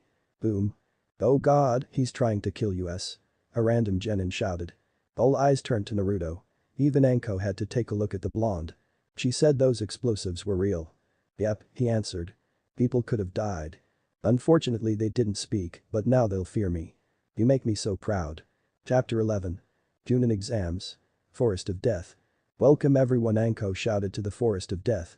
It doesn't seem all that scary, Kiba shouted. As fast as lightning a kunai sailed past his face. The blade just lightly cut into his flesh, drawing a drop of blood. Anko was right behind him with a kunai at his neck. It's the hot-headed ones like you that end up splattered on the ground, Anko spoke. Usually she would lick the blood up but decided against it. Don't want Naruto killing the genin out of jealousy. Yet. She felt a presence behind her. It was giving off subtle killing intent. Hello, I believe this is yours. It was a grass ninja holding Anko's kunai with an elongated tongue. Thanks, but you shouldn't be behind me, Anko started with a hard smile. My boyfriend could get the wrong idea with a killing intent and kill you. Everyone saw the blonde behind the grass ninja. Gone was the mischievous smile. It was replaced with a hard mask. If his eyes were visible, many were sure that they were cold as ice. "Take her warning," Naruto ordered. The grass ninja gave a predatory smile before backing away. "That was unnecessary. Nari-chan," Anko said, "I can take care of myself." Naruto didn't speak. He never took his blindfolded eyes off of the grass ninja. Anko knew to be on the guard. "Hey, I'm still here," Kiba spoke. But Anko said, "You can hand these out," and she handed him a stack of papers. "These are permission slips so that if you die we don't get blamed." "What are we doing this time?" someone asked. "The task is simple, each team will be given a scroll." She held one that read heaven and one that read earth. "Your job is to retrieve the opposite scroll from the other team by any means necessary." She let that one hang in the air. "You have 5 days to do so and make it to the tower in the center." "What about food?" Chaoji asked. "There are plenty of plants and wildlife in the forest," Anko assured, "just don't let them eat you first." "If that becomes too difficult you could eat one of your teammates," Naruto offered. "The one that is the least useful will be helpful by being dinner." What scared many genin was that Chaoji seemed to actually be thinking. His eyes were shifting back and forth between Ino and Shikamaru. He began drooling at the prospect of a new flavor. "Can we begin?" Ino asked. "Chaoji is scaring me." The teams were each given a scroll. They were each designated toward a gate. The word of advice Anko spoke. "Just don't die." The test began. Team 7 were moving through the forest at an even pace before coming to a stop. Once they covered enough distance they came to a stop. "Okay, we need a plan," Naruto stated. "I think we." "Who put you in charge?" Baka Sakura asked. Fine, Naruto sighed. "Do either of you have a plan?" "I thought," Naruto said, "we should." He never got to finish his plan as he felt a large spike in chakra. There was only enough time to turn his head before he was hit. He was blasted away by a powerful wind jutsu. It carried him a great distance away. What hit me?" Naruto asked. "Hiss." Naruto turned to the sound. He was greeted by the largest snake he had ever seen. It stared him down with a predatory look. "Are you one of Anko's summons?" Naruto asked. The snake simply shook his head. "Are you going to eat me?" The snake didn't answer. It simply opened its mouth and swallowed Naruto whole. As the snake laid to digest the blonde, it felt strange. Soon pain erupted from its stomach as Naruto carved away at its innards. It had no choice but to spit Naruto out. The two looked at each other and Naruto shivered. He had just been eaten. He gathered himself as the snake made a second attempt. Naruto jumped to the side and released his henge while taking a stance. He had never fought anything this big, but he has fought countless snakes. After all, he wasn't going to be anyone's supper. Jumping into the air, he brought his sword, still in sheath, down onto the snake's skull. The serpent fell unconscious under the blow. "Be glad one of my Heims is a snake summoner," Naruto stated, "otherwise I would have killed you." Now that the snake was unconscious, he could find his team. Relaxing, he spread his sensor meter a good distance before he found them. They were in the middle of battle with a powerful opponent. And losing. "I need to get to them and fast." Without thinking, he jumped onto the unconscious snake. "Giddy up, snake." The snake laid there. "Giddy up, come on snake, giddy up." The snake continued to lie there. Naruto went behind the snake. Drew pulled his sword back. "When I say giddy up, I mean giddy up." He swung it at the snake. The impact to the snake was great. It was enough to wake the snake up and send it into a panic. This caused the snake to start slithering away at incredible speed. Without Naruto. "Whoa snake, whoa," he ran after the serpent. The fight. Sasuke was at his limit. The grass ninja was just toying with him. Even with his Sharingan he could barely keep up. Sakura was just switching between cheering Sasuke on and screaming in terror. "Whoa snake, whoa," he heard a familiar voice speak, drew everyone's attention. "Come on, whoa." It was a ridiculous sight. When I say whoa, there was a loud impacting sound. I mean whoa. The snake couldn't take much more of this. As Naruto stepped into the area, he was greeted with stares of disbelief. "What?" he asked innocently. "Obe," Sasuke called. "Get out of here," he shouted. "This opponent is way out of our league." "You can take that, freak Sasuke-kun," Sakura cheered, though she went completely ignored. "This is what you want, right?" Sasuke held out the scroll. "Just take it and leave us." "Sasuke, you fool." Naruto shouted. "If the enemy is as strong as you say, then what's to stop him from killing you anyway?" He eyed the grass ninja. "Isn't that right, Orochimaru?" "You are so clever, Naruto-kun," the enemy complimented. "What gave me away?" "There were only 2 snake summoners," Naruto answered, "and I'm currently dating the other." "You're really dating Anko?" Orochimaru asked. "And they call me the cradle robber." "I became legal when I put on this headband," Naruto stated. "Now, what are you doing here?" "Oh, I'm just here for Sasuke-kun." Orochimaru answered. "Now let's begin, shall we?" "Let's. I can make you pay for hurting my Heim." Naruto drew his sword and took a stance. He dropped his weights and removed his blindfold as prepared for battle. Even if he were to use his Shin no, stage 3, there was no guarantee he could win. he didn't have enough fear saved up. He had little to no control over the technique and just ran wild against whoever was in his way. The only reason he regained control was because of Anko, his Haim. The only beats Abusa with it because the former Miss Nin was already tired. Orochimaru was one of the Sannin for a reason and looked full of energy. "So you want a sword match, huh?" Orochimaru mused. "Fine." The Snake Sannin began to regurgitate something, a sword. Now Naruto had a chance. Orochimaru wasn't a Sannin for his sword skills. However, Naruto still needed to be careful. Orochimaru had superior speed, strength and much more experience. Naruto decided to make the first move. He jumped toward a free branch next to Orochimaru. Looking the Snake Sannin in the eye, he used Shin no, Stage 1. The technique caught Orochimaru off guard long enough for Naruto to use another Genjutsu. Demonic illusion. Double false surroundings. He hoped that Orochimaru didn't notice him start using Genjutsu. While he had the opportunity, he dashed toward the Sannin. Raising his sword, he was made to decapitate the rogue. His blade was blocked by the one Orochimaru was holding. So he broke free. He didn't think it would hold all that well anyway. Now they were in a power struggle. Unfortunately for Naruto, Orochimaru was winning. Then it caught his attention. "That sword," Naruto whispered. He jumped back onto another tree. It was the sword of Kusanagi. A blade that was said to be indestructible and capable of cutting through anything with enough force. It also came with a bunch of other tricks. "So you know of this blade?" Orochimaru asked amused. "Do you still want to try yours against it?" Like he had a choice. The Sannin jumped toward the Naruto blade. While the Sannin was in midair, he made his move. "Now invert."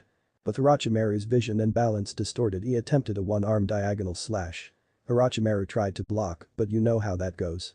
The blade made contact, and Naruto was rewarded with the enemy's blood. As they fell, Naruto landed on a tree. Orochimaru attempted the same but fell through. It was the illusion Naruto had placed in the beginning of the fight. The Sannin tried to right himself, but Naruto would have none of that. Everything the Snake Sannin tried to grab was just an illusion. He landed on the ground painfully. Naruto jumped and landed on the other side of the clearing. Sasuke and Sakura followed behind. "Oh, how were you able to beat one of the Sannin?" Sasuke asked. "You fool," Naruto shouted. "He's not beaten, he's not even hurt." "You are a very perceptive Naruto," Orochimaru complimented, "and your skills are just as good."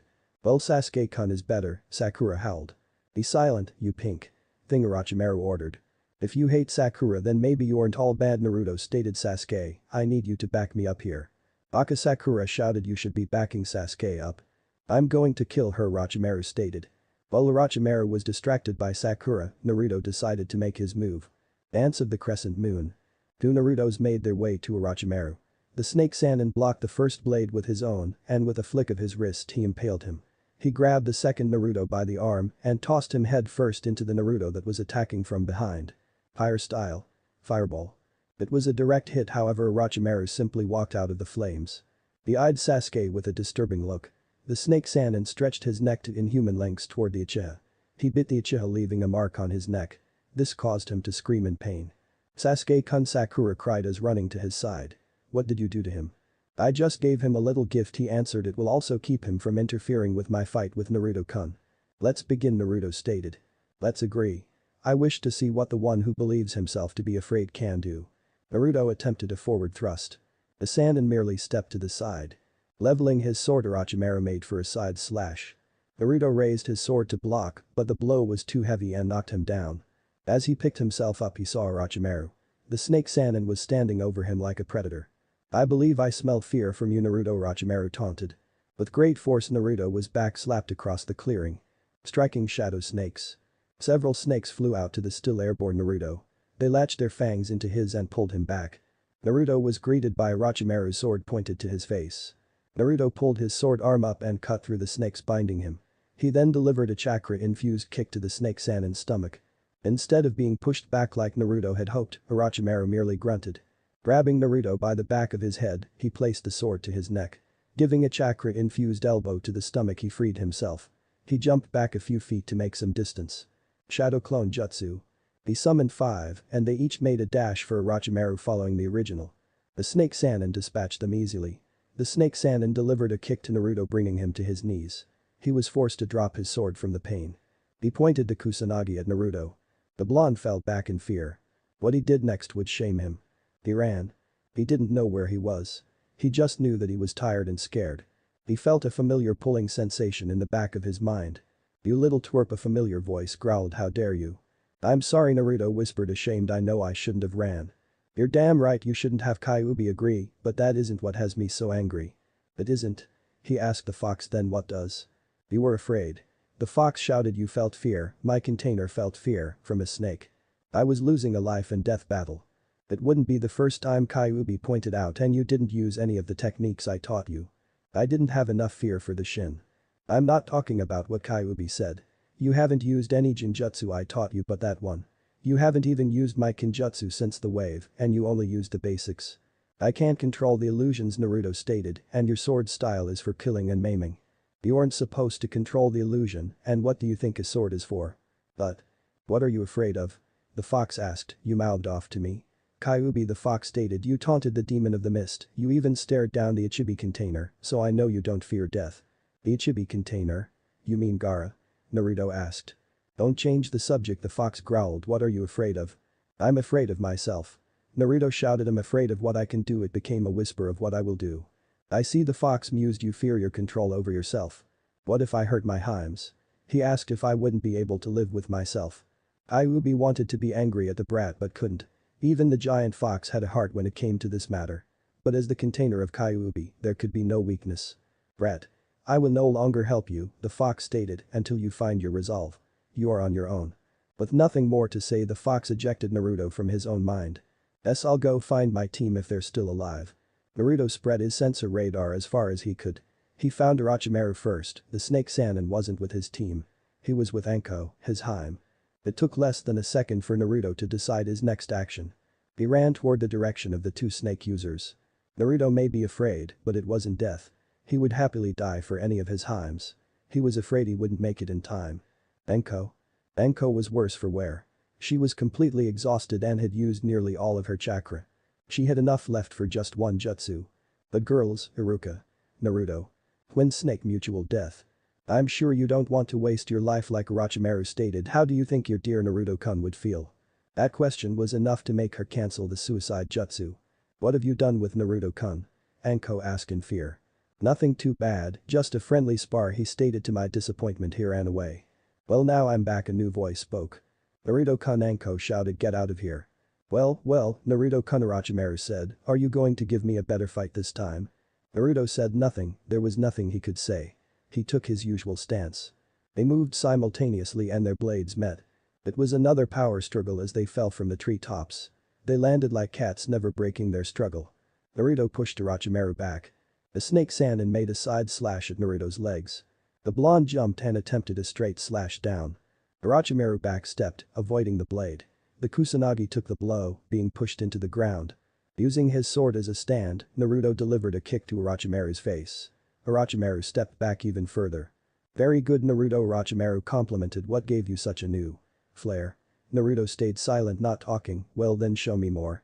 The snake Sannin made for a one-handed thrust. Naruto sidestepped and swung at his exposed body. The blade made contact.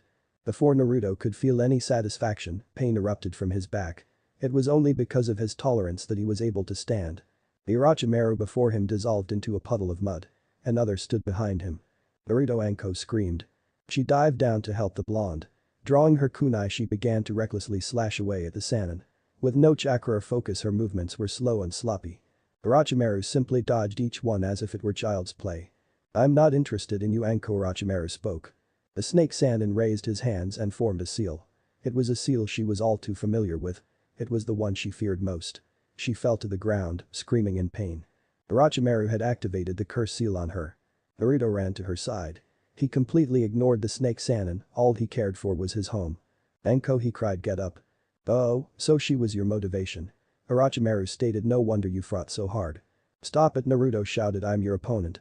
Sorry, Naruto, he falsely apologized, but no one can. Naruto glared at the snake. He activated the fox glare, but nothing happened. He tried over and over again. Not gonna happen. What? Why? You need to give in. Never. Naruto dashed toward the Sannin but was simply backhanded. I will deal with you when I'm done with her, he stated, unless you show me what you used at the bridge. Do you hear that? Kyuubi asked. He is going to kill your mate, then you. I know. Then give in. But. Do you want to be alone again? Kyuubi asked. Do you want one of your Heims to die in front of you? No. Then give in. Alright. Alright. Alright. Orochimaru looked toward the mumbling blonde. He was greeted with a pair of fox-like eyes glaring at him. It shocked him, but he knew enough not to look directly at them.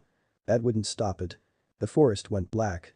Naruto unleashed more killer intent and fear than should have been possible. It filled the forest to the point that it stopped other genins in their task. Everywhere Orochimaru looked he was greeted with giant fox-like eyes staring at him from all directions. In the center Naruto was staring at him. It was unnerving, even to the snake Sannin. What have I gotten myself into? More than you could possibly imagine. With his concentration lost, Anko was freed. Then Naruto weakly mumbled before falling unconscious.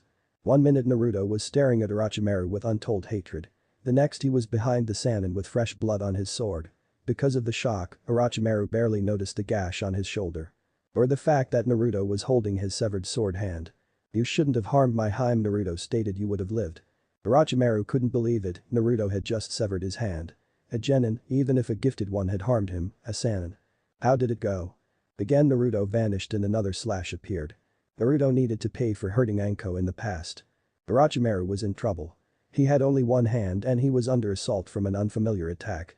He needed to end this. As much fun as this has been, I need to go, Orochimaru stated. You think you can just leave that easily? Naruto asked. Just like that? Of course I can, Orochimaru stated with confidence with just 6 little words. Well, you had better say them fast, Naruto stated, charging Orochimaru. The Sannin simply smirked. You're so like your mother. That stopped Naruto. It also stopped the Genjutsu that had filled the whole area. His mother? What would Orochimaru know about his mother? Even the old man, the Hokage, didn't know anything. Before Naruto could open his mouth, Orochimaru sunk into the ground. Naruto was at a loss. He wanted to go after the Sannin, but he knew he couldn't. He wouldn't leave his home in a vulnerable state. After sealing the Kusanagi, he gently shook her awake. Naruto, Anko weakly called, I'm a little thirsty. He knew what that meant. Walking to Anko, he uncovered his neck. Anko bit down and drank the blood greedily. Naruto wondered if healing blood was a blessing or a curse. Even as Anko moaned in ecstasy, he couldn't decide. Naruto, what happened? She asked after drinking his thirst. Orochimaru got away and Naruto stated, I'm sorry, I had to use it. He couldn't finish. He had broken his promise to Anko. It seemed she understood. You used the fox, huh? Anko asked. So what? This sent Naruto through a loop. I promised that I wouldn't. I made a promise not to use it unless it was unnecessary. She said, I say an S-rank ninja definitely counts as necessary, don't you think? Naruto couldn't be happier. Anko wasn't upset that he broke a promise to her. In fact, she seems to have approved of his actions. It was ruined by a vile spike in chakra. It just happened to be in the area of his teammates. Darn it. She said, I can take care of myself from here. She assured you, on the other hand, you have an exam to finish. Naruto felt the area. There were Anbu on their way to this spot. Since he felt Yugao's chakra with them, he didn't mind leaving. Okay, with a kiss he was off. Snake. The summons needed a break. It had been summoned by its master for a simple task. Eat a child. What does it get? Knocked unconscious. Knocked awake to be a ride. And knocked unconscious when it wouldn't. Suddenly something fell on its head. Hey, a familiar voice called, I know we got off on the wrong foot, belly, but… The snake wasn't listening. Nope, it was getting away from that insane blonde human. Unfortunately, Naruto was still on its head.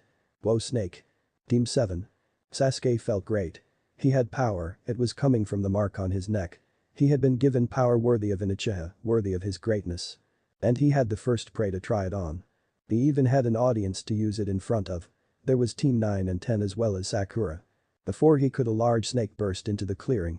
It was thrashing around as if trying to shake something off. That something was a person. Naruto Uzumaki. Whoa, snake, whoa, a familiar voice drew everyone's attention. Come on, whoa, it was a ridiculous sight. When I say whoa, there was a loud impacting sound, I mean whoa. Everyone's sweat dropped as they saw Naruto ride in on a snake before smashing it over the head with a sword sheath. The snake had enough, it dispelled. As the blonde stood back up and dusted himself off, he noticed his surroundings. What? He asked innocently. Yosh. Lee shouted that it was a wonderful display of youth. Thanks to Lee. Naruto, what happened to you? I was defending Sakura-san. He answered that it seems I must increase my flames of youth. Well, Lee, you did good. Naruto spoke, reaching into his jacket. Here's a turtle. It was a real turtle, so he handed it to Lee. Thank you, Naruto. Lee spoke through tears. I will forever. We were in the middle of something. One of the sounds Nin spoke, cutting Lee off. If you don't mind leaving. Sorry, Naruto spoke. As much as I don't like them. He looked at them and I really don't like them. He added that I need them to pass. Sakura shouted, don't get in Sasuke-kun's way. It finally clicked to Team 10 who this stranger was. Naruto had only shown this form to Team 7 and 9. Troublesome. That's Naruto? Ino asked why isn't he? I'm usually under a henge when you see me, Naruto answered. Enough of this, Sasuke shouted, I have a fight going on. He looked toward Naruto. In fact, Naruto, I'll test my new power on you first. Charging forward, the Uchiha attempted to end the fight quickly. He was met with the end of Naruto's sheath to his stomach. The pain brought Sasuke to his knees. He gave the blonde his most hatred-filled glare. Sasuke-kun, Sakura and Ino shouted. You're in for it now, Baka. Ino said, you attacked an ally, that's against the law. If you would have paid attention to Ino Pig Naruto, you would have seen him attack me first. Well, it's still one down, the enemy spoke now you. They attack Naruto as one. He calmly took his stance. Dance of the poisoned snake. Naruto struck them with great speed and precision. They fell to the ground holding various parts of their body in pain. It was an attack he had invented himself. It was a quick attack that struck the enemy or enemies deep. The wound wasn't lethal, but if left unattended the wound would bleed out. It was born from the idea of a poisoned snake strike being feeble but deadly. If you don't get attention for that you will die. Naruto warned, it won't be fast so you have time, but you will just bleed to death if left unattended. All of the Konoha teams were shocked at Naruto, especially Team 10. This wasn't the blonde idiot they knew, this was a shinobi. The killer. Find the assumed leader and we'll leave. Leave your scroll, Naruto ordered. They did. Luckily for Naruto it was the one they needed. Hey you, Baka. Ino shouted, I want answers, so start. Ino, Naruto said, I have had enough of you and I could kill you now without any repercussions. Ino was frozen with fear. It was true, Naruto could kill her. During these exams death wasn't uncommon, it was actually expected. She looked around, it was obvious she would get no help. Uchiha, Haruno, Naruto called, let's go. Wait, you hurt. Sakura didn't get to finish. Naruto grabbed by the neck and raised her off the ground. He gave her a hate-filled glare. Sakura, I am tired of your fangirl ways, he growled, since this team formed you have been useless. It was true, if I have to keep dealing with you then I'll kill you myself, understand? Why yes, she choked out, terrified. Let's go. Chapter 12. Junin exams. Preliminary. Team 7 had arrived at the tower a few days earlier. They were greeted by Iruka who gave a lecture. Afterwards Naruto had informed him and the Hokage of their encounter with Orochimaru. It was supposed to be kept secret so naturally half of the village would know of it by the end of the day. Naruto had already reapplied his henge and left his team for better company. Now they are getting ready for the next phase. I'm sorry to tell you all this but. The Hokage spoke but was cut off. Maybe I should do if Hate said I am the proctor for this exam, Fine. Alright, there are two, many of you Hate spoke so we are, going to have a preliminary match, does anyone want to quit now? Kabuto was the only one who did alright, everyone but the one fighting went to the balcony. Sasuke vs Yoroi. You should give up, Sasuke said, you can't win against an Uchiha. We'll see about that. Yoroi stated. Yoroi made the first move. His hands began to glow with chakra. He charged the Uchiha and grabbed him. It took a while, but Sasuke found out what he was doing. My chakra, he groaned. That's right. The Uchiha kicked Yoroi off as hard as he could. He drew a kunai and took a stance. A stance that angered Naruto. Dance of the poisoned snake. The blow to Yoroi was fast and ruthless. That attack wasn't meant to be lethal unless you let it bleed out, Sasuke spoke, but this is. Fire style. Fireball jutsu. The genin was burnt to ashes. Winner, Sasuke. Uchiha Hate spoke. As Sasuke made his way to the balcony he was stopped. Naruto stood in front of him with barely contained rage. Team Naruto growled, you had no right. What are you going on about, dope? Sasuke asked with a smirk. Naruto was only angered further. He grabbed the Uchiha by the neck and lifted him off the ground. Naruto, unhand, Sasuke Kakashi ordered. Baka, you have. A glare from Naruto shut her up. Naruto the Hokage, please explain yourself. That technique Sasuke just half-assed was mine, Naruto spoke, I created it myself. Naruto, you shouldn't make up lies, Kakashi spoke. I can vouch for him. Anko said he based it off the style of the poisonous snakes. It's fast and seems easy to ignore, but given time you die from blood loss like poison. You should feel honored, Sasuke spoke with arrogance, I found the attack to be worthy, so I made it my own. Naruto increased the pressure on his hold. Naruto stopped the Hokage. I'm sure you don't need to kill him. Fine, Naruto mumbled, releasing Sasuke, but I'll get even my way. That's fine, Hiruzen assured, but not now. Come on, Sasuke, Kakashi said, we need to deal with it a little. Problem you have. Shino vs Aku. Panin. Shino wins. Penkuro vs. Stretchy guy. Panin. Penkuro wins. Sakura vs Ino. Panin. It was an awful fight. Temari vs Tenten. Hanan. Temari wins. How was that, Naruto-kun? Temari asked, am I one of your Heims yet? That was brutal, Naruto spoke, and no. Temari simply pouted before walking away. She stopped and looked directly at Naruto. Mark my words, she stated, I will rub those whiskers. Nari-chan, Anko called in a sickeningly sweet voice. Is there something you want to tell me? Maybe about that sand girl. And no, THBehemoth said, there is nothing between us. Good, she cheered. I was worried 4 women weren't enough for you. Poor Kankuro and Kiba shouted. The Hokage and Kankuro experienced a terrible case of nose bleeding. Kakashi, who just returned, was having a perverted giggle attack. Hayate and Asuma sent unnoticed glares to the blonde. Kiba was shaking in untold rage. You're dating the proctor, my sister and 2 others, Kiba shouted, if I fight you then you're dead. Shikamaru vs Kin. Hanan. Shikamaru wins. Naruto vs Kiba. Yes, Kiba shouted, now we can teach this dope a lesson. But I don't want to learn now, Naruto stated. Wah, shut up and listen, Kiba shouted. I'm all ears. Henge. Naruto created several large ears in various places of his body. That's gross. You just don't understand the power of Henge, Naruto, which is surprising since your sensei is a Genjutsu specialist. Forget Genjutsu, Kiba shouted. Naruto Anko called, why not show him how well your Henge is? Gladly. Akimaru ran toward Naruto and bit him. Although Akimaru was a small dog, he had a powerful bite. It didn't help that there was chakra mixed in his teeth. Good thing Naruto had a high pain tolerance. Ah, heal, Naruto shouted as he jumped around on one leg. How would you like a case of 7-year itch bone breath? Naruto hinged into a man-sized orange flea. You'll free the flea. He began chasing Akimaru across the arena. It was actually pretty funny and disgusting at the same time. It lasted until Kiba threw a powder substance into his face. Whatever it was, it caused a burning sensation to Naruto's face. What was that? Naruto asked in his human form. Flea powder, Kiba answered, that when you live with dogs you learn to keep prepared. It was true. Now come on, I'll show you why I'm top dog around here. You know, Naruto spoke, tightening his blindfold, I've always been a cool cat into a man-sized orange tomcat, but baby, look at me, ow. The cat ran toward Kiba. The feline delivered scratch after scratch at Kiba, who was barely able to dodge. Kiba knew he was in trouble. He needed some space. Akimaru, he called. The dogs ran behind that cat Naruto and did something insane. He bit Naruto's tail with a chakra-infused bite. This caused Naruto to jump straight to the ceiling in pain. It didn't help his image that Akimaru was barking at him while running in circles. Like a cat and dog. Now everyone was laughing at him. He began to shake in rage.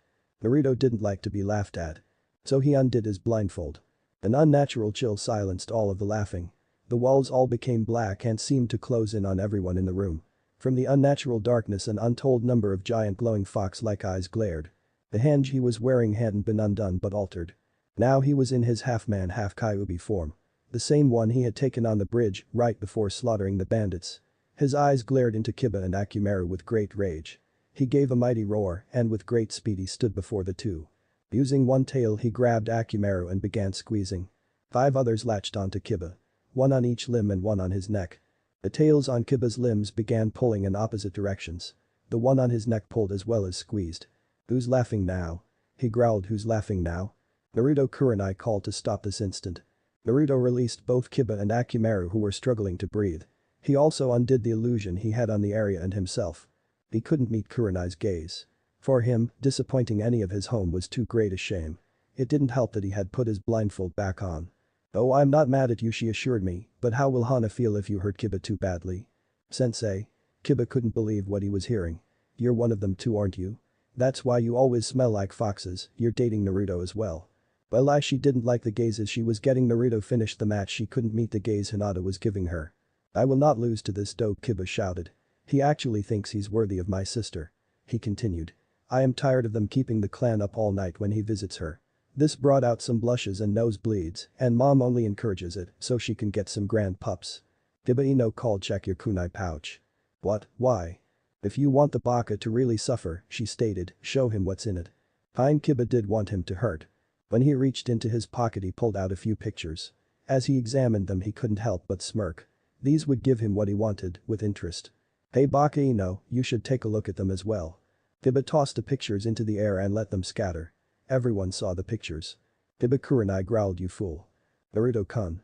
As Naruto examined them he felt a cold hand grab his heart. On each picture was a different one of his Heims. They each were with different men. Anko with Iruka. Asuma and Kurenai. Yugao and Hade. Well done, did Kiba say anything? Everyone watched as the blonde calmly walked towards Kiba. Naruto delivered a devastating punch to Kiba's face. The blow most obviously broke his nose, but that wasn't all. The force behind it sent Kiba sailing into the wall across the arena. On impact, Kiba became lodged into the wall and created a crater. Naruto wasn't done. The blonde began to deliver punch after punch to Kiba's face. Each one digging Kiba further into the wall. Each one drawing more and more blood from the dog user. Kiba was beginning to fall unconscious. Naruto wasn't going to have that. He punched Kiba in the gut. The blow forced him awake for the continued punishment. It also caused him to double over and spit out both blood and vomit. He weakly looked at Naruto and regretted it. What he saw wasn't the blonde he ridiculed. What he saw was a pair of crimson-red eyes that made him afraid. Naruto glared into Kiba's eyes with such intensity that he nearly fainted again. As Kiba started, he caught a glimpse of Naruto's fox glare technique. Kiba gave a horrible scream. What Naruto showed him was so full of his anger that it was maddening. Naruto delivered one final punch to Kiba, silencing him. This time he could fall unconscious. No one could believe what they saw, especially coming from Naruto. That was one of the most savage beating they had seen. It wasn't even a real fight or even just a beating. It was a punishment. Then Naruto and Anko called. Is it true? He asked them. They wanted to say no. But they couldn't lie, not to Naruto. Yes, Anko and Kurenai answered. He looked at the cat, who was masked as Anbu. She nodded her head. Why didn't you tell me? He asked. Why did you lead me on? Don't feel bad, Asuma said. You can at least say you went all the way with the Ice Queens. He continued. On the first date on the same night. You chose him over me? He asked Kurenai. She wouldn't meet his blindfolded gaze. Well, you're just, a kid. Hade spoke. And you're half dead. Naruto started getting a glare from Hade. What's your point? Listen to you a little. Hade just barely stopped himself. Say it, Naruto ordered. I want you to say it. Hade didn't know what came over him. But he said it. Demon, he shouted. You demon. You broke the third law, Naruto stated, undoing the cloth punishable by death. Hade Anbu dressed Yugao called. Don't look into his eyes. Too late. Shin no Ippu. Stage 2. This stage was the one Naruto thought was the cruelest. In an average battle he wouldn't use it. Now he just didn't care, he wanted this fool to suffer. It literally froze a person's lungs with fear. Hade couldn't breathe. He was literally suffocating from fear. He fell to the ground gasping for air, his sick lungs denied.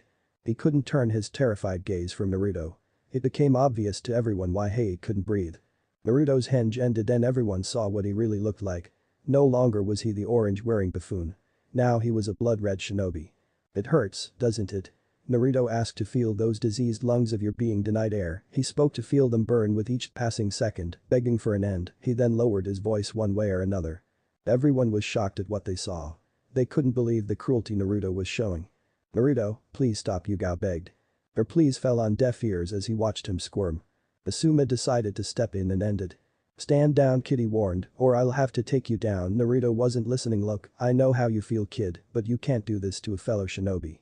You know how I feel? Naruto asked. You know nothing on how I feel, Naruto stated. I despise you both so intensely that I can't tell if my vision is blurry from my broken heart or my unforgiving rage. Everyone could feel both in his voice. Once I'm done with Hade, I will gut you with an honest to Kami smile on my face. Let's just end this, Asuma stated. Naruto raised his sword so that it reflected his eyes. Shin no Ippu. Stage 3. He felt the power begin to surge through him. No, Anko and Kurenai shouted. They needed to act if they were to save their men. String bean binding illusion. Kurenai used this to restrict his movements. Striking shadow snakes. Anko used this to separate Naruto from his sword. Dance of the Crescent Moon. Yugao split into 3 clones and performed the dance. There were 3 blades pointed to his vital areas by Yugao. They stopped short of piercing the skin. Himes. He couldn't believe what was happening. Don't call us that. Yugao snapped. How could you do that? Anko asked. After you promised me. I'm so ashamed of you, Naruto, Kurenai stated. This was really happening. His Himes were turning on him for another man each. Naruto Hiruzen called in an empty tone. He is my son. They watched as the Naruto before them faded away. He reappeared on the balcony with a blank look on his face. Look at you two, Jounin wasted and gasping for air. He spoke to Asuma and Hade, but you don't go yet, when your very lives are broken around you. He lowered his voice, then you have my permission to die, so for now stand. Hade and Asuma were finally regaining their breaths. I was a fool to think you 3 were any different in the end, he stated to his Himes. Once again Naruto faded out of existence. This time he didn't reappear in the room. You just had to teach him of all people a camouflage jutsu. Kakashi asked. We'll be lucky to ever find him. When Naruto didn't want to be found, he wouldn't be. All of his years living in the village made sure he learned to be stealthy. If possible, this would only make it harder. Hey, what's that? Ino asked, pointing to the arena. It was a scroll. It was obvious who left it. That was why no one wanted to open it, especially his former Himes. Fine, Hiruzen stated. I'll open it. Shadow clone jutsu. What, don't any of you look at me like that. He ordered. This is Naruto. He wasn't really going near that thing. The clone opened it and revealed a letter. Dear Haim. I want you all to know how much I love you. I know that I don't deserve any of you, but I will do my best to make you happy. Without any of you I would be nothing. It is you four that keep me whole. You four keep me from giving in to my furry tenant. Without any of you, I would have no purpose. If I were to lose you, I would just give up. If any of you were to die, then I would die right alongside you. I would happily follow any of you to hell if it made you happy. There was a seal on the one designated to Anko. When she saw what was in it, her heart nearly stopped. It was the severed hand of the one she hated the most. It was the severed hand of Orochimaru. I know I couldn't beat him, but I will. I will free you from that curse he left you. Even if it costs me my life. The snake mistress was in tears. All of them were in tears. They had broken the hearts of someone who had loved them. Naruto, who had never known love, just stated that would happily die for any of them. Naruto never lied. P.S. If you aren't one of my Himes and are reading this, then, as a tribute to Anko. Dodge. The Hokage's clone was greeted by a face full of kunai. At the end of each kunai was a high-powered explosive note that detonated on contact. That was a little extreme, many thought. Good thing I used my clone the Hokage though. What have we done? They asked themselves. You've just done something not even the villagers could say. Hiruzen just broke Naruto's spirit, something many thought impossible. What happens now? That's the main question, isn't it? Hiruzen asked. And what will he do now? That was the real question. Naruto was a Genkinjutsu genius. He had near limitless chakra and stamina to match. There was also the giant demon sealed in his stomach. Chapter 13. Confrontations. Naruto was hurt. Nothing had ever hurt him this badly before. Not in his 13 years as a resident of Konoha. Not as a civilian and not as a shinobi. He had been beaten. Stabbed. Hunted. Starved. Burned. Suffocated. Crushed. Poisoned. He has been physically broken in a year more times than he could count. These things he could handle easily. He could just laugh them off. They all healed after a good night's sleep. But none of those things could compare to the pain he was feeling. The pain in his heart. The ones he had cared for among all others had betrayed him. They had led him on. Give him the hope that he could have happiness. Yeah, right. He wanted to get to his land. He couldn't focus enough to just shunshin there. So he was walking through the village hoping that he could get there before he lost control. Unfortunately, he didn't have his henge on. He wasn't going to wear it any longer. He was tired of hiding. This didn't go unnoticed by the civilian populace. Hey, is that the demon brat? I think it is. It looks like he decided to show his true colors. Maybe we should teach him a lesson. Naruto had enough of this. He wouldn't be pushed around by the likes of these weaklings. He turned to the one speaking. Well, go ahead, Naruto stated. Try and punish the demon. Drew his sword, but he'll fight you back. The civilians eyed him worriedly. Normally Naruto would just ignore them or give them a little scare. Not this time. We aren't afraid of you, demon, one of the braver civilians shouted. Naruto began to chuckle. It was an empty and hollow sound. The way he felt on the inside. Yes, you are, I can smell it on you, Naruto spoke, taking a big whiff because you're nothing but weak civilians. He smiled darkly. I already had enough skill to kill you all before I even graduated. He raised his voice. Now come on, who wants to be the first? None of the civilians made a move. They couldn't even look at him. They were all terrified of what was standing before them. It wasn't the boy they've tried to break and kill countless times. It was someone who would break them. Naruto turned to leave. He wasn't going to let them see him when he lost control. While his back was turned, one of the braver and more foolish civilians decided to act. He grabbed a large rock that sat by his leg. With great aim he tossed it to the back of Naruto's head. The rock made contact and fell off. Thanks to all of the abuse he could barely feel it. Not that he would have, it was a welcome change to the pain in his heart. Naruto turned and glared at his attacker. So one of you cowards has a bit of courage, huh? He asked. I'll have to fix that. But you're worse, the civilian spoke. I am a proud citizen of the village hidden in the leaves. It seems that you have leaf envy. Naruto stated cruelly. Do you know what leaves?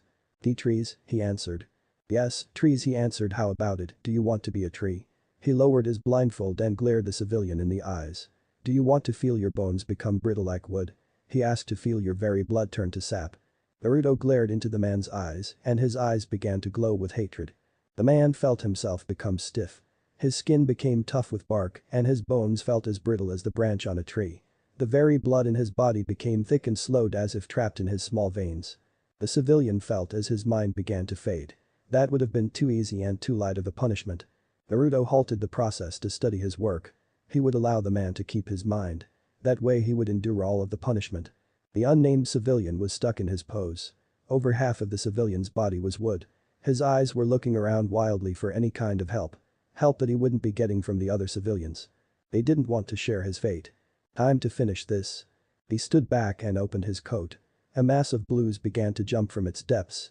The sky began to fill with dozens upon dozens of birds. Woodpeckers. They made their way to the man tree.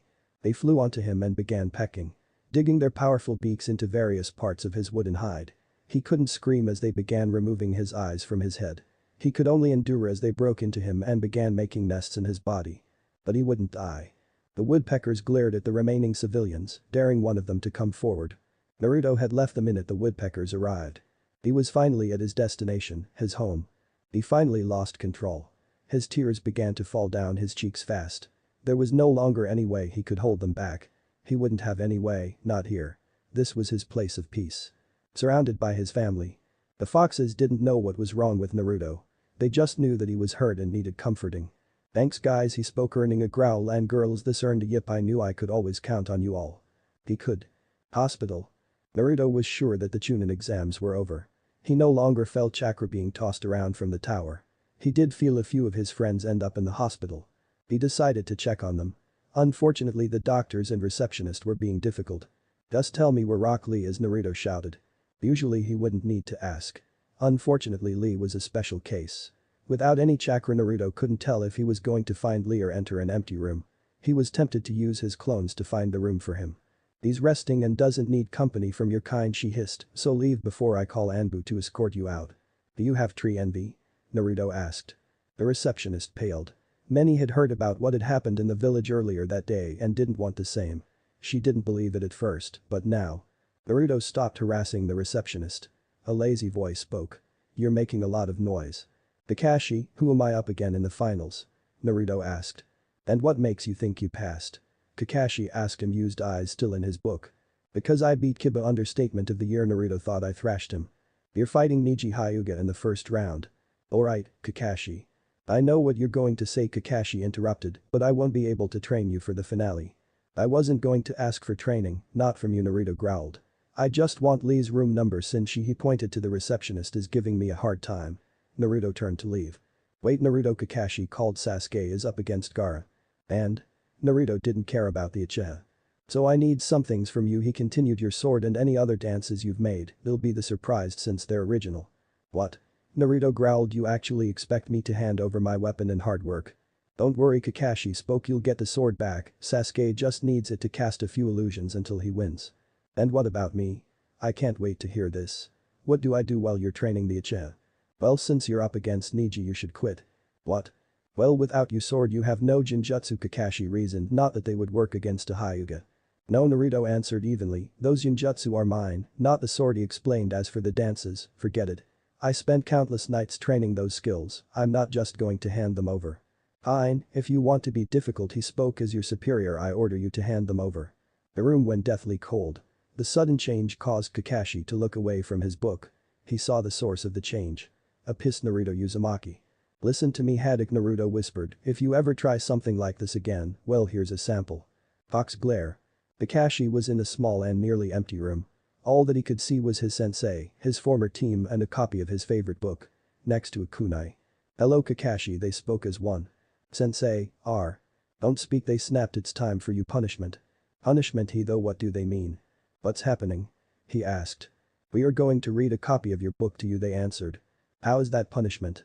It's the yaoi version, they answered, and the only way out is to kill yourself. That's. He didn't know what that was. If you do it, then you gain our respect and our forgiveness, but you'll be shamed like your father as a coward. And if I don't? We kill Sasuke and leave Sakura to you. They pick up the book, you have until we reach the end to decide. Real world. Everyone who saw what had happened couldn't believe it. 1 minute Naruto was talking to Kakashi, the next, Kakashi passed out. Many senseis, who were here to check up on their students, saw the whole thing. Even his former Heims had seen the ordeal but were too afraid to step in. The shock only increased as he gave a cruel but hollow laugh. I will come back to check on my friends. He spoke coldly and told the others what they saw.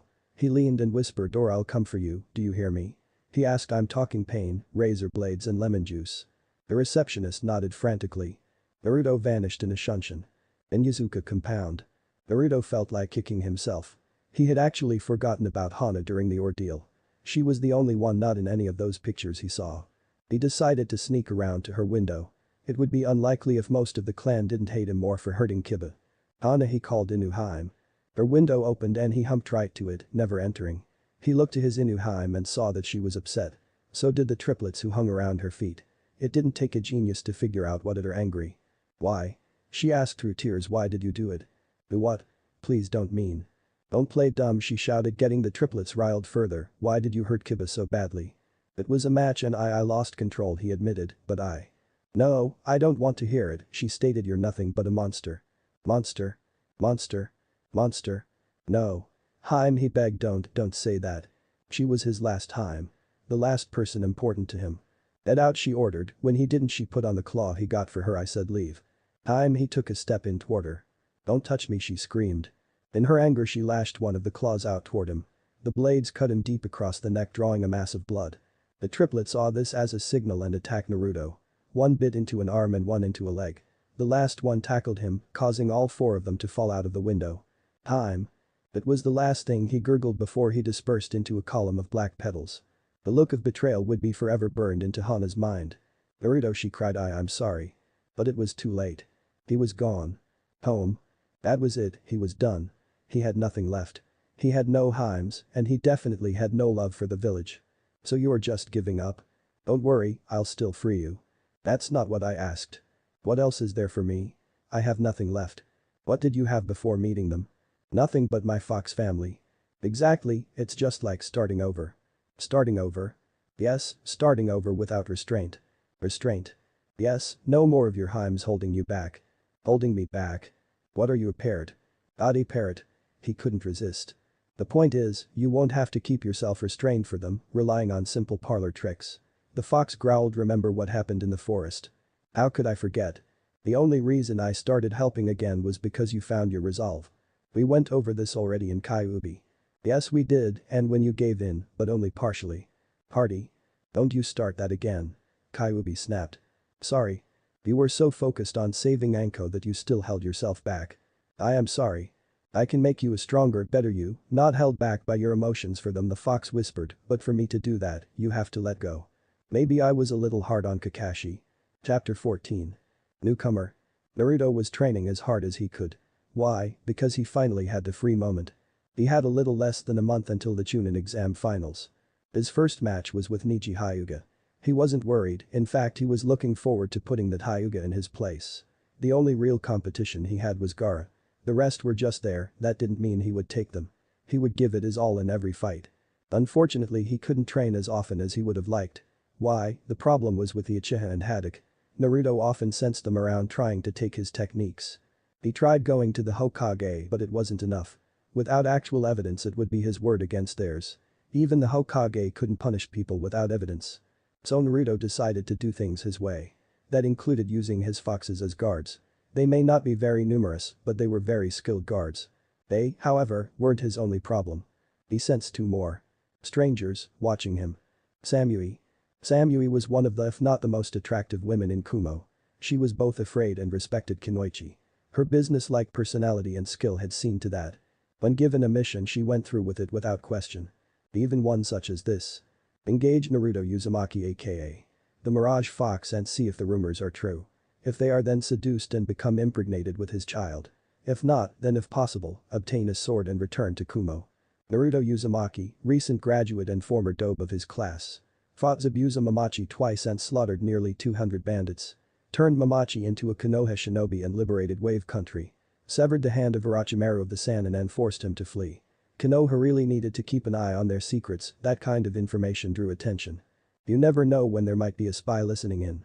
Now if only she could find him. Naruto. Naruto was tired of hiding from strangers. He would meet one of them head-on and he would do it at his land. It's better to have the advantage of home turf in case things get messy. Now all he had to do was sit back and wait for the arrival. Home? I'm looking for Naruto Uzumaki. She said, are you him? I am, he answered evenly, and this is private property. Samui was impressed. Most of the time men would be staring at her chest or turning into stuttering. Not Naruto, he was relaxed but also guarded. Must be the blindfolds. I am Samui, Jounin of Kumo, I hear that you are pretty good with a sword. She spoke. I wish to test that. Fine, he spoke, it would be good training. As he drew his sword she stopped him. I would like for you to use this sword. She handed him a well-forged katana if that's okay. So that's your game, he thought. Find out if it is the sword or me. Fine. I have to end this as quickly as possible. Naruto wasn't foolish enough to think he could beat a Jounin in a head-on fight. Even with his trickery he was highly outmatched. Begin. She charged him with speed worthy of her rank. As she entered striking distance she did so without hesitation. Invert. Samui was shocked and Naruto floated behind her, upside down. He had his sword pointed to her back ready to strike. She knew he had a clear shot to at least one lethal area. As you can see, the skill is mine own, he stated, shocking her even further. Not the sword. I see, she whispered. What gave me away? The minute you stated who you were and where you were from, he answered. Why else would a foreign Jounin be interested in me? I was careless. Now what do you really want? He asked. To be honest, I'm a censor. He explained that if I find that you're lying, then this sword goes in. Samui mentally cursed. Censors were a pain to deal with in the shinobi world. You couldn't lie to one of them and you definitely couldn't hide from one. I was ordered to seduce and bear your child, she answered. I see. Let's begin. She began undressing. Oh wait, stop, he shouted, dropping the genjutsu. Samui paused and looked around. Is this area not satisfactory? No, it's not that. She cut him off. Am I not satisfied? No, you very beautiful. He paused, thinking of what to say next. Samui couldn't contain her blush. Back in Kumo she has been called both hot and sexy but never beautiful. She had to admit it was a nice change. I don't get it. Why was he turning her down? Most men would have jumped at the chance for her. Maybe. I have a brother. She stopped when she saw him shudder. Never mind. You're very attractive, he stated. I just don't like being used. I see. She was surprised by the amount of hate in his voice. What should I do now? What could she do? If she left now then she would be a laughingstock in Kumo. A kunoichi that couldn't even seduce a teenage boy. Losing to him was no problem, he's proven to have real skill, but not being able to seduce him. Samui felt like laughing at herself. It would be easier to think if her back wasn't killing her. She couldn't keep the groans of ache out of her voice. Why was I cursed with such a large chest? It was a question she asked herself often. Are you okay? He asked. My back is killing me, she admitted. I'm not surprised, he admitted. With a chest like that who wouldn't be? Yeah. Well, so he's like the rest, eyeing my chest. Want a massage? He asked, earning a glare. I've been told that I'm good at them. Fine, she answered after some thought.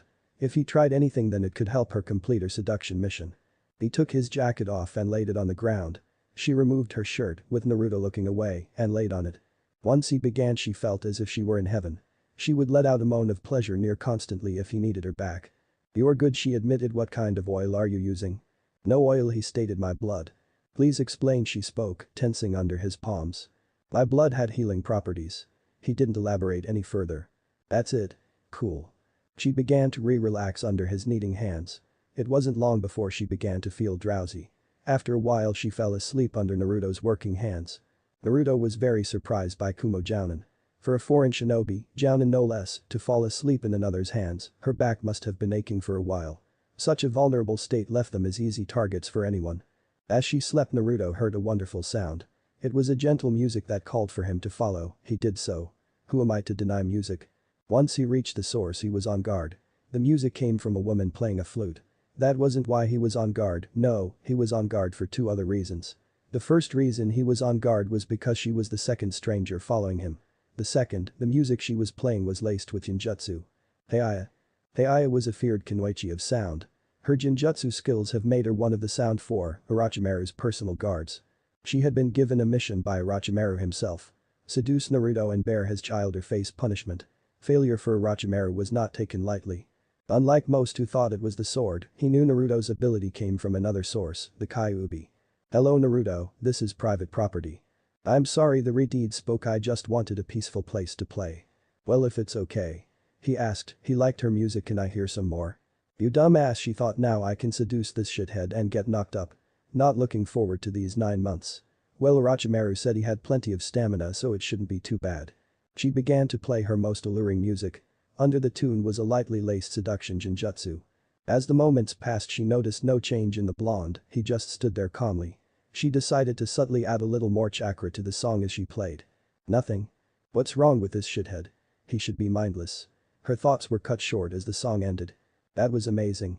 He complimented me. Now tell me who you are and what you ordered. I want the truth or your head comes off. She felt 2 sharp blades press against her neck. Looking around, she saw 2 solid clones with their weapons drawn on her. When the fuck did he make those? Isn't it obvious, Uzumaki? A familiar asks. She's here for the same reason as me. Hello Samui Naruto, I hope you enjoyed your nap. Who the hell is Melon Tits over there? Taiya asked herself. Yes, I slept very well. Samui stated. I was surprised to find that I was. She paused. Untouched, unchained. Naruto offered. All of the above, she admitted. I told you that I was only going to. Hey shithead, I still hear Taiya shout, and who the hell is Melon Tits over there? Why did she say I was here for the same reason? Just as I stated, Samui answered, ignoring the name. You're here to seduce Naruto Uzumaki, right? What if I am? She challenged. The clones pressed their blades closer to her neck. Then you should give up. Naruto answered. As I stated to Samui-chan here, that earned a blush from said Chan, I don't like to be used. Well listen shithead, she ordered, I don't want to fail my leader, so drop your pants. No. Hey, Melon Tits, what do you say to a team up? Taiya said. He can't stop both of us and we get what we want. Well. She seemed to be thinking it over. Maybe you two would like to hear my proposition, Naruto stated. I'm sure both sides would be happy. Samui and Taiya shared a look before nodding. We're listening. Naruto reached into his coat and pulled out 2 scrolls. Ones he had prepared in advance for this very occasion. They tried to open it, but he stopped them and didn't want people to know. I want you to hand this to your leader, Naruto stated to Samui. If they agree, then I want you to personally return to me. He looked at Taiya. This one is for you. You have these already, shithead? Taiya asked in disbelief. How? I knew you two have been watching me for a while. He answered that you shouldn't try to sneak up on a censor. They mentally, Samui did at least, cursed. Of course you don't sneak up when a censor is involved. They were trackers, it's what they're made for. Fine, Samui agreed. I'll have the answer as soon as possible. Same here shithead, Taiya answered. They both left. If this kid was as good as they say, then he was offering something good. Hot springs. Naruto had sent Kunoichi off a few days ago. He was expecting their leader's response pretty soon. With what they're being offered, I expect an answer soon. After a hard day's training, he decided to relax. There was no reason he should overwork himself, plus he earned this time off. Now if only someone would stop that perverted giggling. Wait a sec, that's coming from the female side. With great skill and grace, Naruto jumped out of the water. He made his way to the female side and followed the unfamiliar chakra. What he found was an old man staring through a hole. Hey pervert, stop peeking at those women. As the words left his mouth, it entered the man's ears.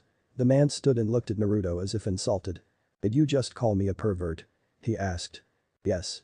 I am no mere pervert, he stated. I am Jiraiya. Naruto's mind began to fade as some crazy intro went on, and I am a super pervert.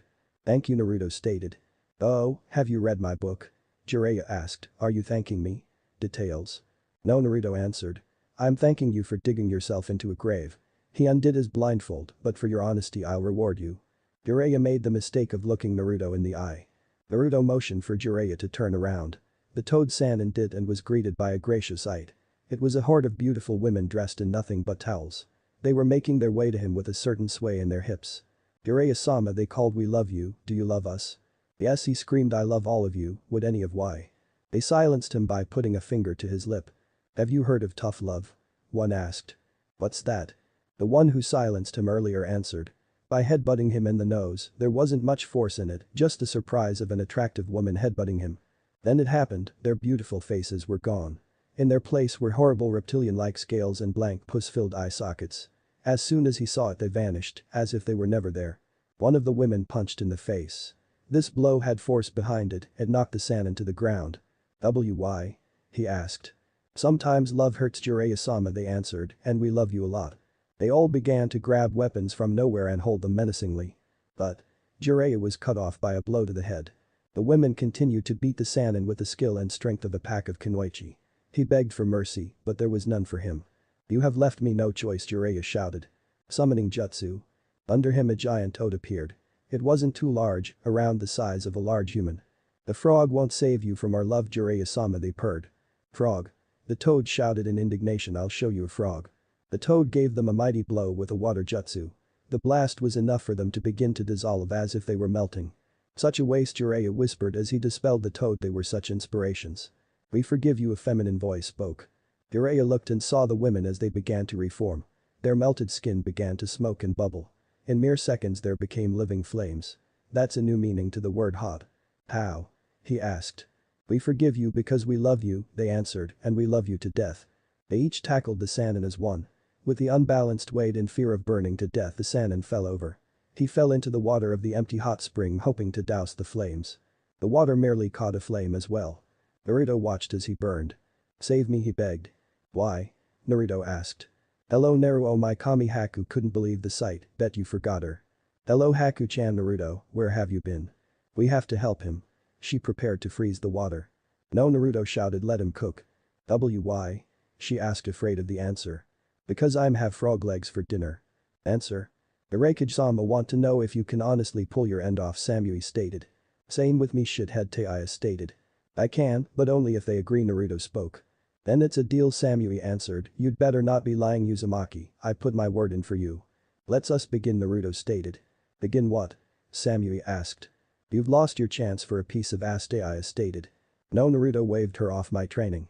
"Training? Why the hell would we train you?" Taiya asked. "Well, I need to win to hold up my end of the bargain, don't I?"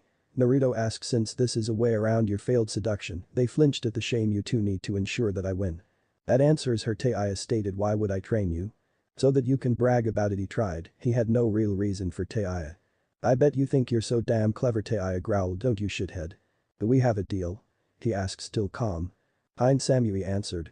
"Oh, what the hell?" Taiya spoke. "I can torture you for a while." "Don't you mean train?" "I know what I fucking said." "Oh boy." Ifs. Naruto was enjoying a nice little break from training. At least until his sensei finds him. "I think those women are trying to kill me." "Hello Uzumaki-san," a new voice greeted me. "How are you?" Naruto jumped away and drew his sword, on high alert. He looked to see a bandaged old man. Whoever he wasn't to be taken lightly. He was able to not only sneak up on Naruto, but get so close. As Naruto pulsed his sensor ability, he realized something. "I still can't sense him, but I sense a dozen others." How had he missed that?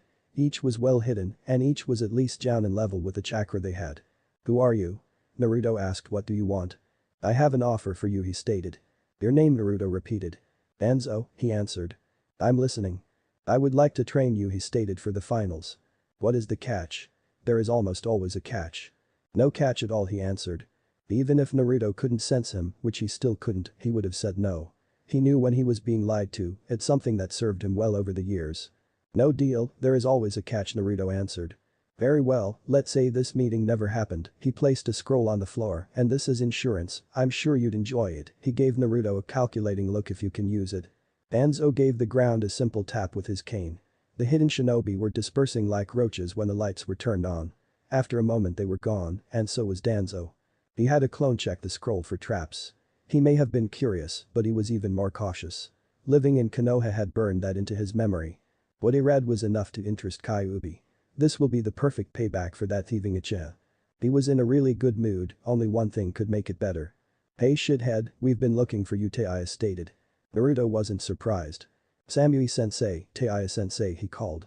"How would you two like to get some dinner with me, as a date?" Chapter 15. The Chunin exams finale. It was finally the day of the finals. Many people of influence such as daimyos and other leaders were attending. Even the Raikage showed, but he was here for a different purpose. "Greetings Raikage-sama, Kazukiya-sama," the Hokage greeted me. "I hope your trip was eventful." "It was no problem Hokage-sama," the Kazukiya spoke. "I'm sure you would have made the trip in your younger days." "It wasn't too bad," the Raikage answered. "That I had to listen to my foolish brother's rap." "Hey bro, I need to be me here rapped awfully, after all I'm the rapping killer bee." "That was awful," were the thoughts of the cages. The Raikage sighed. "To go practice rapping in an abandoned training field. I hear that the Uchiha will be fighting my son, the Kazukiya. I'm sure that it will be an interesting match." This put both the other cages on edge. The Kazukiya never called his children sons or daughters. "I'm more interested in the match between Uzumaki and the Hyuga," Raikage spoke, "and whether he holds up to his end of the bargain or not." All great candidates, the Hokage agreed, but we can't forget the other contestants. The proctor began speaking. He used a jutsu that amplified his voice over the crowd. We will begin the first match. Wait, where is Hade? Naruto asked. Hospital. Sweet. Naruto vs Neji. The two combatants stood ready. Naruto is no longer in his disguise and Neji with an arrogant smirk. The real difference was that Naruto now wielded 3 swords. The first was his original sword, the second the Kusanagi and the third, a mystery sword. You should surrender. Neji said you are fated to lose. Naruto said nothing, he merely stood there with a smile on his face. Neji didn't know this, but it was the same smile he had when he was told to go all out. Small and calm, holding back the true madness. Naruto drew his sword, the blade caused a glint to cross Neji's eyes. His Byakugan activated and glaring into the blonde. He then resheathed the sword and never even took a stance. Naruto walked forward causing Neji to take a cautious step back. Never dropping his smile, Naruto opened his jacket and stood still. The meaning was obvious, he was giving Neji a free shot. "I'm on Hyuga," Naruto taunted. "If you're destined to win, then end it here and now." "I always thought you were a fool," Neji spoke, "but it seems you at least understand your fate." 8 trigram 64 palms. 2 palm. 4 palm. 8 palm. 16 palm. 32 palm. 64 palm. Each blow was to the intended target, not one missed their mark. However, Neji added a little change, each palm was aimed for a lethal spot such as the heart. Naruto fell to the ground unmoving. "I told you fate could not be changed." Neji gloated, turning to leave. "It's over, Proctor, he won't be getting up." "Impressive, Hyuga," Naruto complimented. "Even with my pain tolerance that hurt." "How did you survive that?" Neji asked. "If I knew each blow hit its mark." "I did," he answered. "As to how I survived, well, I don't die easily." "Many could vouch for that." "Well, come, I shall show you why your efforts are in vain," Neji taunted, activating his bloodline. "My Byakugan shall see through any of your Jinjutsu." "Well then," Naruto stood still with his smile still in place. He would allow Neji the next move. "Don't mock me, Uzumaki," Neji snapped. Neji charged toward Naruto, letting his anger get the better of him. As he got within range, he threw a hand out, intent on hitting a lethal chakra point. Naruto simply sidestepped, allowing the arm to sail past his face. Naruto placed his arm inside Neji's guard and reached for his prize. With a quick motion, he completed his move. They jumped apart. Naruto stood back with a smile in place. This one was different, it allowed a bit of the madness to show. Neji stood back in confusion, unsure of Naruto's move. Naruto held up his prize. He placed it over his face so that Neji could get a good look at it. It was his Byakugan. It was his eye. "I see you, Neji," Naruto spoke. "Do you see me?" The pain finally made itself noticed. Neji fell to the ground in pain, it was unbearable. He only thrashed around screaming, unable to even activate his Byakugan. "Winner of TH. No," Neji shouted. "I am fated to win."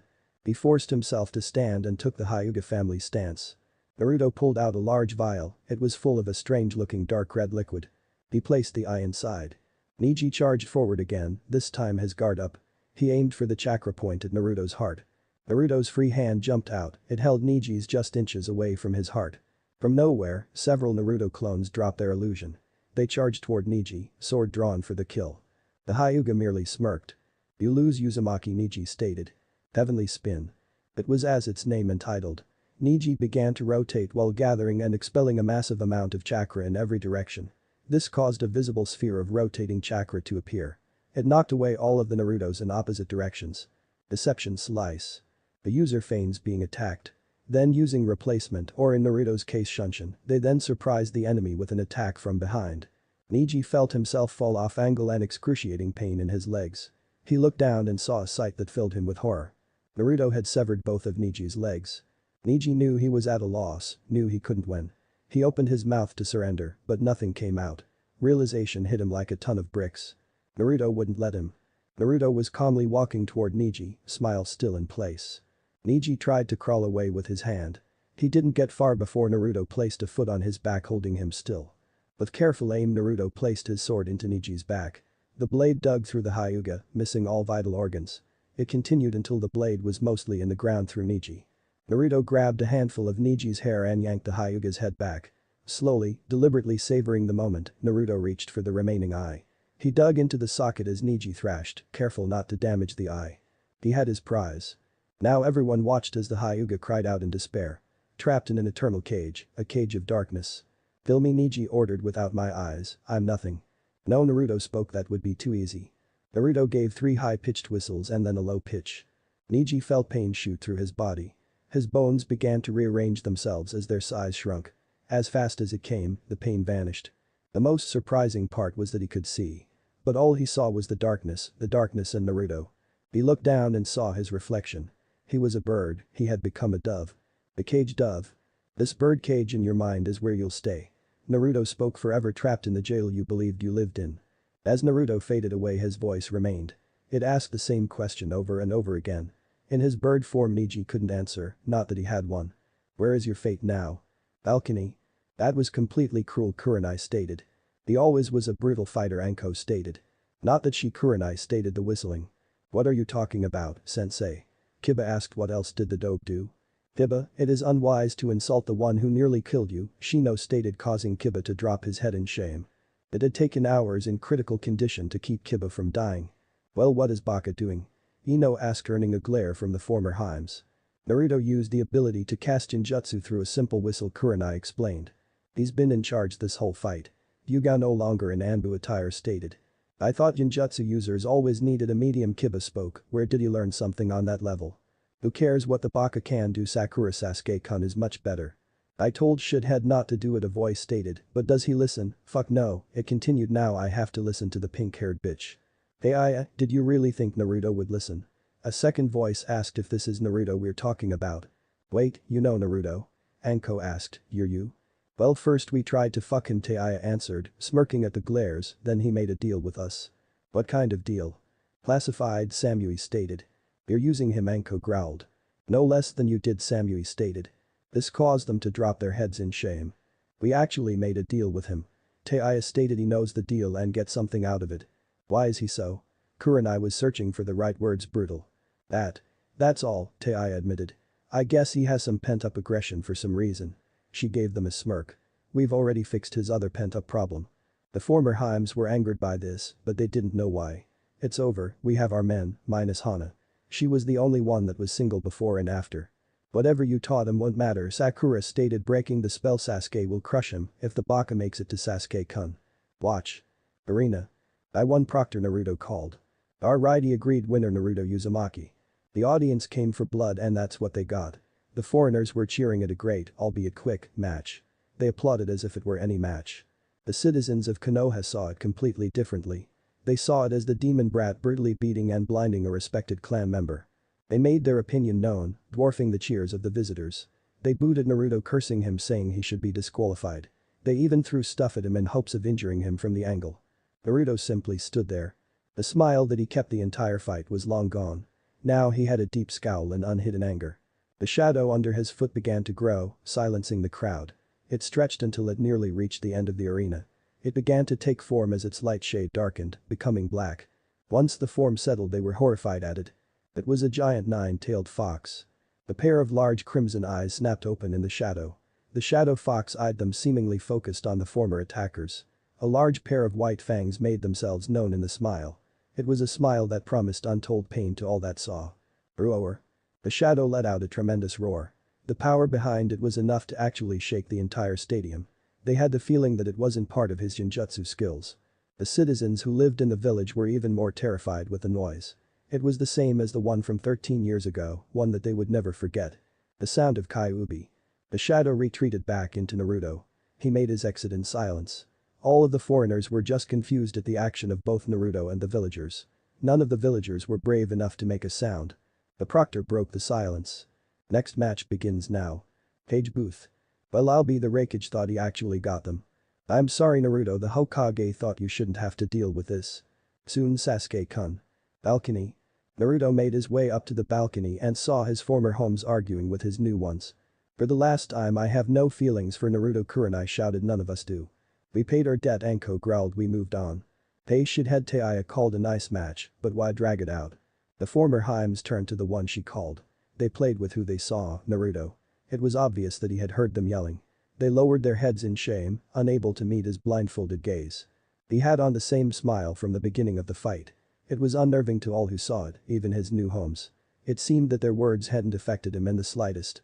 Well, there was some bad blood between me and the Hyuga, Naruto answered, not missing a beat. We've settled it. He walked forward, not even acknowledging his former Heims.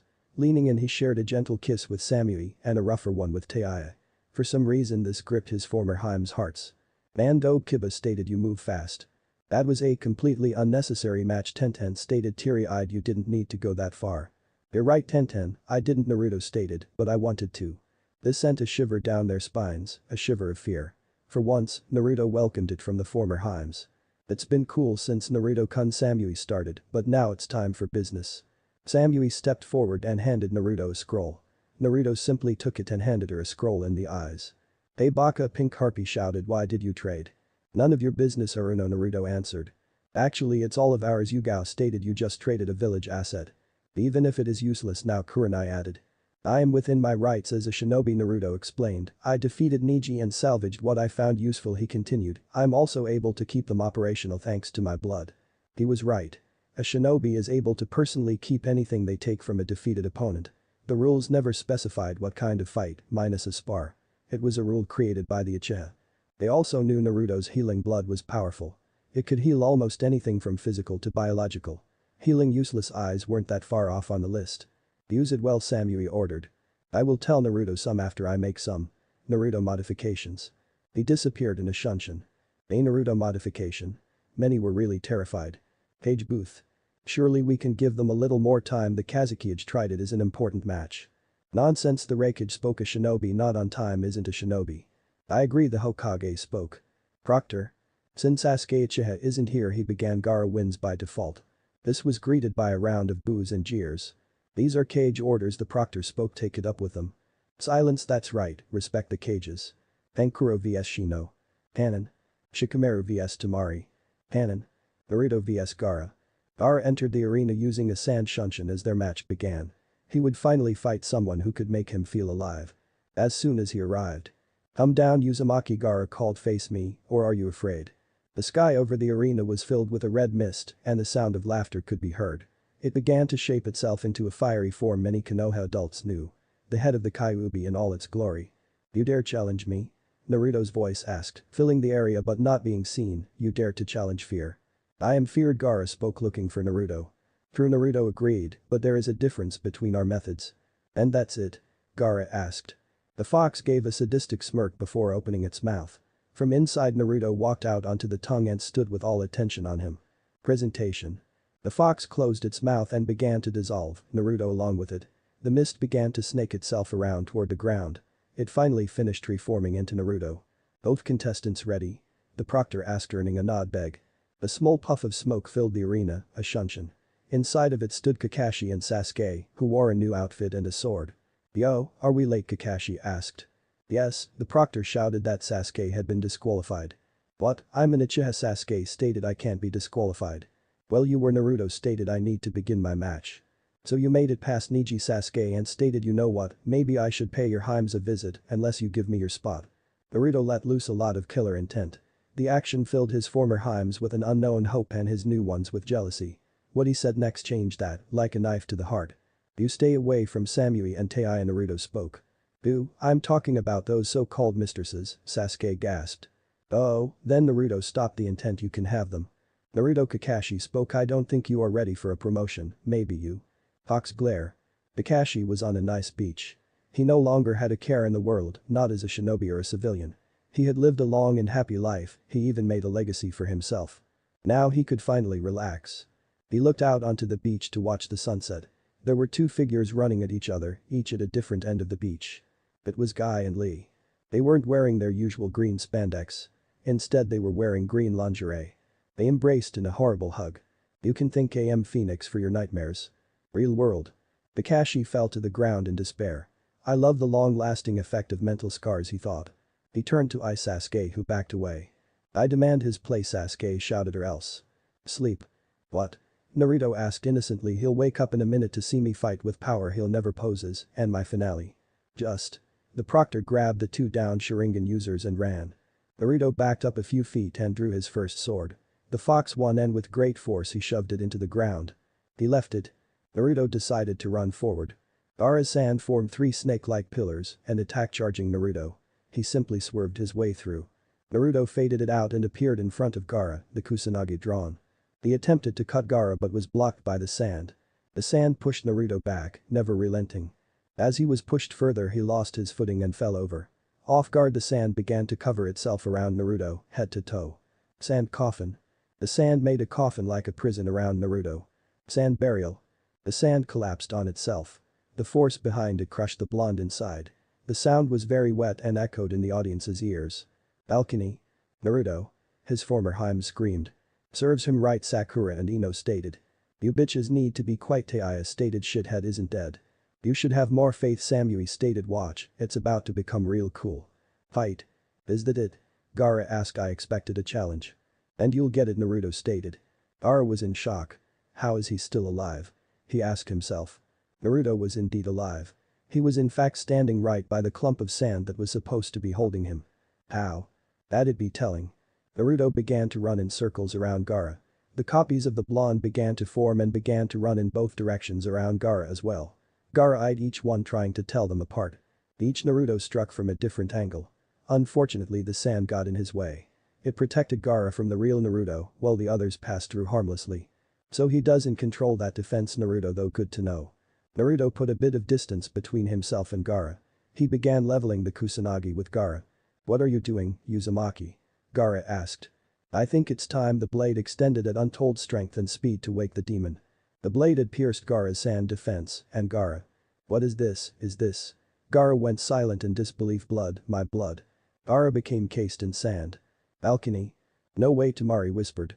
That blade, Yuga whispered. Fight. Naruto leveled the sword into a new stance. He had been waiting for this match, his opponent. He was going to fight the demon. The sand cocoon shattered. He had a new form, it looked similar to Naruto's form. It seemed that the sand had melded itself into Gaara's flesh. His face was half demonic raccoon-like and his right arm was a giant claw. Not impressed, Naruto spoke. I can do that too. Naruto ran forward and attempted to impale Gaara. His arm was caught in several ropes of sand. They began to squeeze the blonde's arm before crushing and tearing it off. Naruto fell back in shock and pain. Even with his pain tolerance, he had a limit. Having an arm torn off makes one hit the limit fast. The sand then snaked itself around Naruto's leg. With a powerful yank, Naruto was slammed into the ground. The process repeated itself over and over before tossing Naruto. Gaara ended it by swarming the blonde in sand. Sand burial. Naruto appeared by the sand unharmed but exhausted.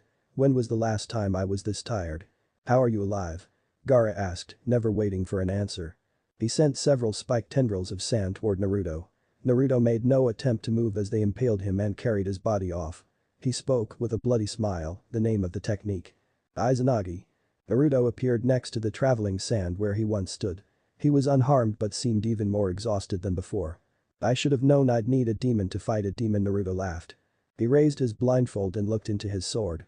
He eyed his reflection. Shin no Ippu. Stage 3. He was afraid and feared nothing. A massive fox-like head formed over him. It gave the citizens attending the battle a large smile. The fear in the area grew as the fox head entered Naruto. Naruto felt the power enter him. The power he had gathered fought the fear he'd gathered. He was encased in a slight red coat of chakra. It was like a second skin to him, more free. Gaara felt the oppressive power, it was truly overwhelming. This was what he wanted, he would finally have his challenge. 1 minute the blonde was across the field, the next he was beside Gaara.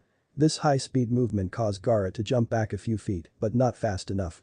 The blonde raised his sword and impaled Gaara in the head. The one-tailed container felt his heart stop. Then it was over. They were back in the arena as if it never happened. Naruto drew his mystery sword. He gave it a mighty swing and unleashed a massive wave of wind. Even with his sand defense he knew he had to dodge. Luckily he did, or it would have torn Gaara to pieces. Naruto came running from the side and took another swing at him. This time he unleashed a wave of water. It hit Gaara dead on, knocking him off balance, but did little to no damage. Naruto appeared above Gaara and raised his sword. Instead of aiming for Gaara, he impaled the sword into the wet ground. A stream of lightning was unleashed. It shocked both of them, but with Naruto's endurance, the wet Gaara, he ended up taking most of the damage. As they stumbled apart, Gaara's sand began acting on its own. It crawled up Naruto's left leg, encasing it while doing the same with his right arm. The sand around his arm began to squeeze until his arm was completely shattered. With a mighty heave, the useless limb was ripped from his very body. The blood and roar of pain was enhanced by the silence in the audience. It seemed most of Konoha was pleased that the demon brat was getting what he deserved. The select few that didn't felt like saving Naruto. The sand around his leg began to tug at Naruto. Instead of trying to dismember him, it began to drag him. He was pulled through the ground and tossed into the arena wall. He was then lifted into the air, high above the arena. With the barest of gestures from Gaara, the sand brought Naruto down, fast and hard. The scene was blocked by the sand and dust. From the dust various elements shout out, they range from fire, lighting and air. Gaara raised his sand claw and let it take the blunt of the attacks. They pushed Gaara back but weren't powerful enough to break his sand guard. The smoke finally cleared and there stood Naruto in full health, as if he hadn't just been dismembered. The sand raised itself and began to take form. It was like a snake in body, but with the one-tail's upper body. It dived toward Naruto like a snake taking down easy prey. Naruto raised the kusanagi, and the blade extended a great length. With a mighty swing he cut the sand snake raccoon down the middle. Using his second sword he gave a swing scattering the sand with air. This was a bad idea. The scattered sand began to spin around Naruto as if it were a tornado. It came to a sudden halt as the sand began to come together around Naruto. There was a visible shake of the now large sand dune as the blonde was crushed inside. "What's next, Uzumaki? What will you throw at me next?" Gaara called in mad excitement. "Throw it all at me, give me your best." Naruto stood on top of the sand made of mud. His smile was full of equal no even greater madness than Gaara. They stared at each other for a moment in anticipation. Alright. Gaara wanted everything, he would get it. Naruto's second sword began to vibrate because of the lighting chakra. The lighting wasn't being released in a wave like expected, this time Naruto was going to let it build. He would let it build to its limit, then he would allow it to be released. He laughed, this was going to be a completely suicidal move. Just the way he liked it. Balcony? That shithead wouldn't really do it. Tei was visibly shaking. Would he? What? Sasuke asked what he was going to do.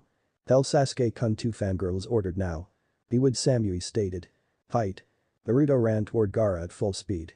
He was going to end this fight with his next move. His blade was vibrating so fast it was barely visible. His entire body began to glow from the built-up lighting. If it wasn't for his extra coating of chakra he was sure he'd be dead. Even the insane Gaara knew that this technique was dangerous. He raised his sand and welded it into an uncontrolled ground beneath Naruto. Because of this Naruto began to lose his balance. Only one thing to do. He threw the blade. Is he insane? Were the thoughts that filled the air he was. The blade didn't even need to hit the ground. Nearly a second after he released the blade all of the energy freed itself. Gaara did the only thing he could. Using the sand spread beneath their feet, he formed a wall of spike-like rods.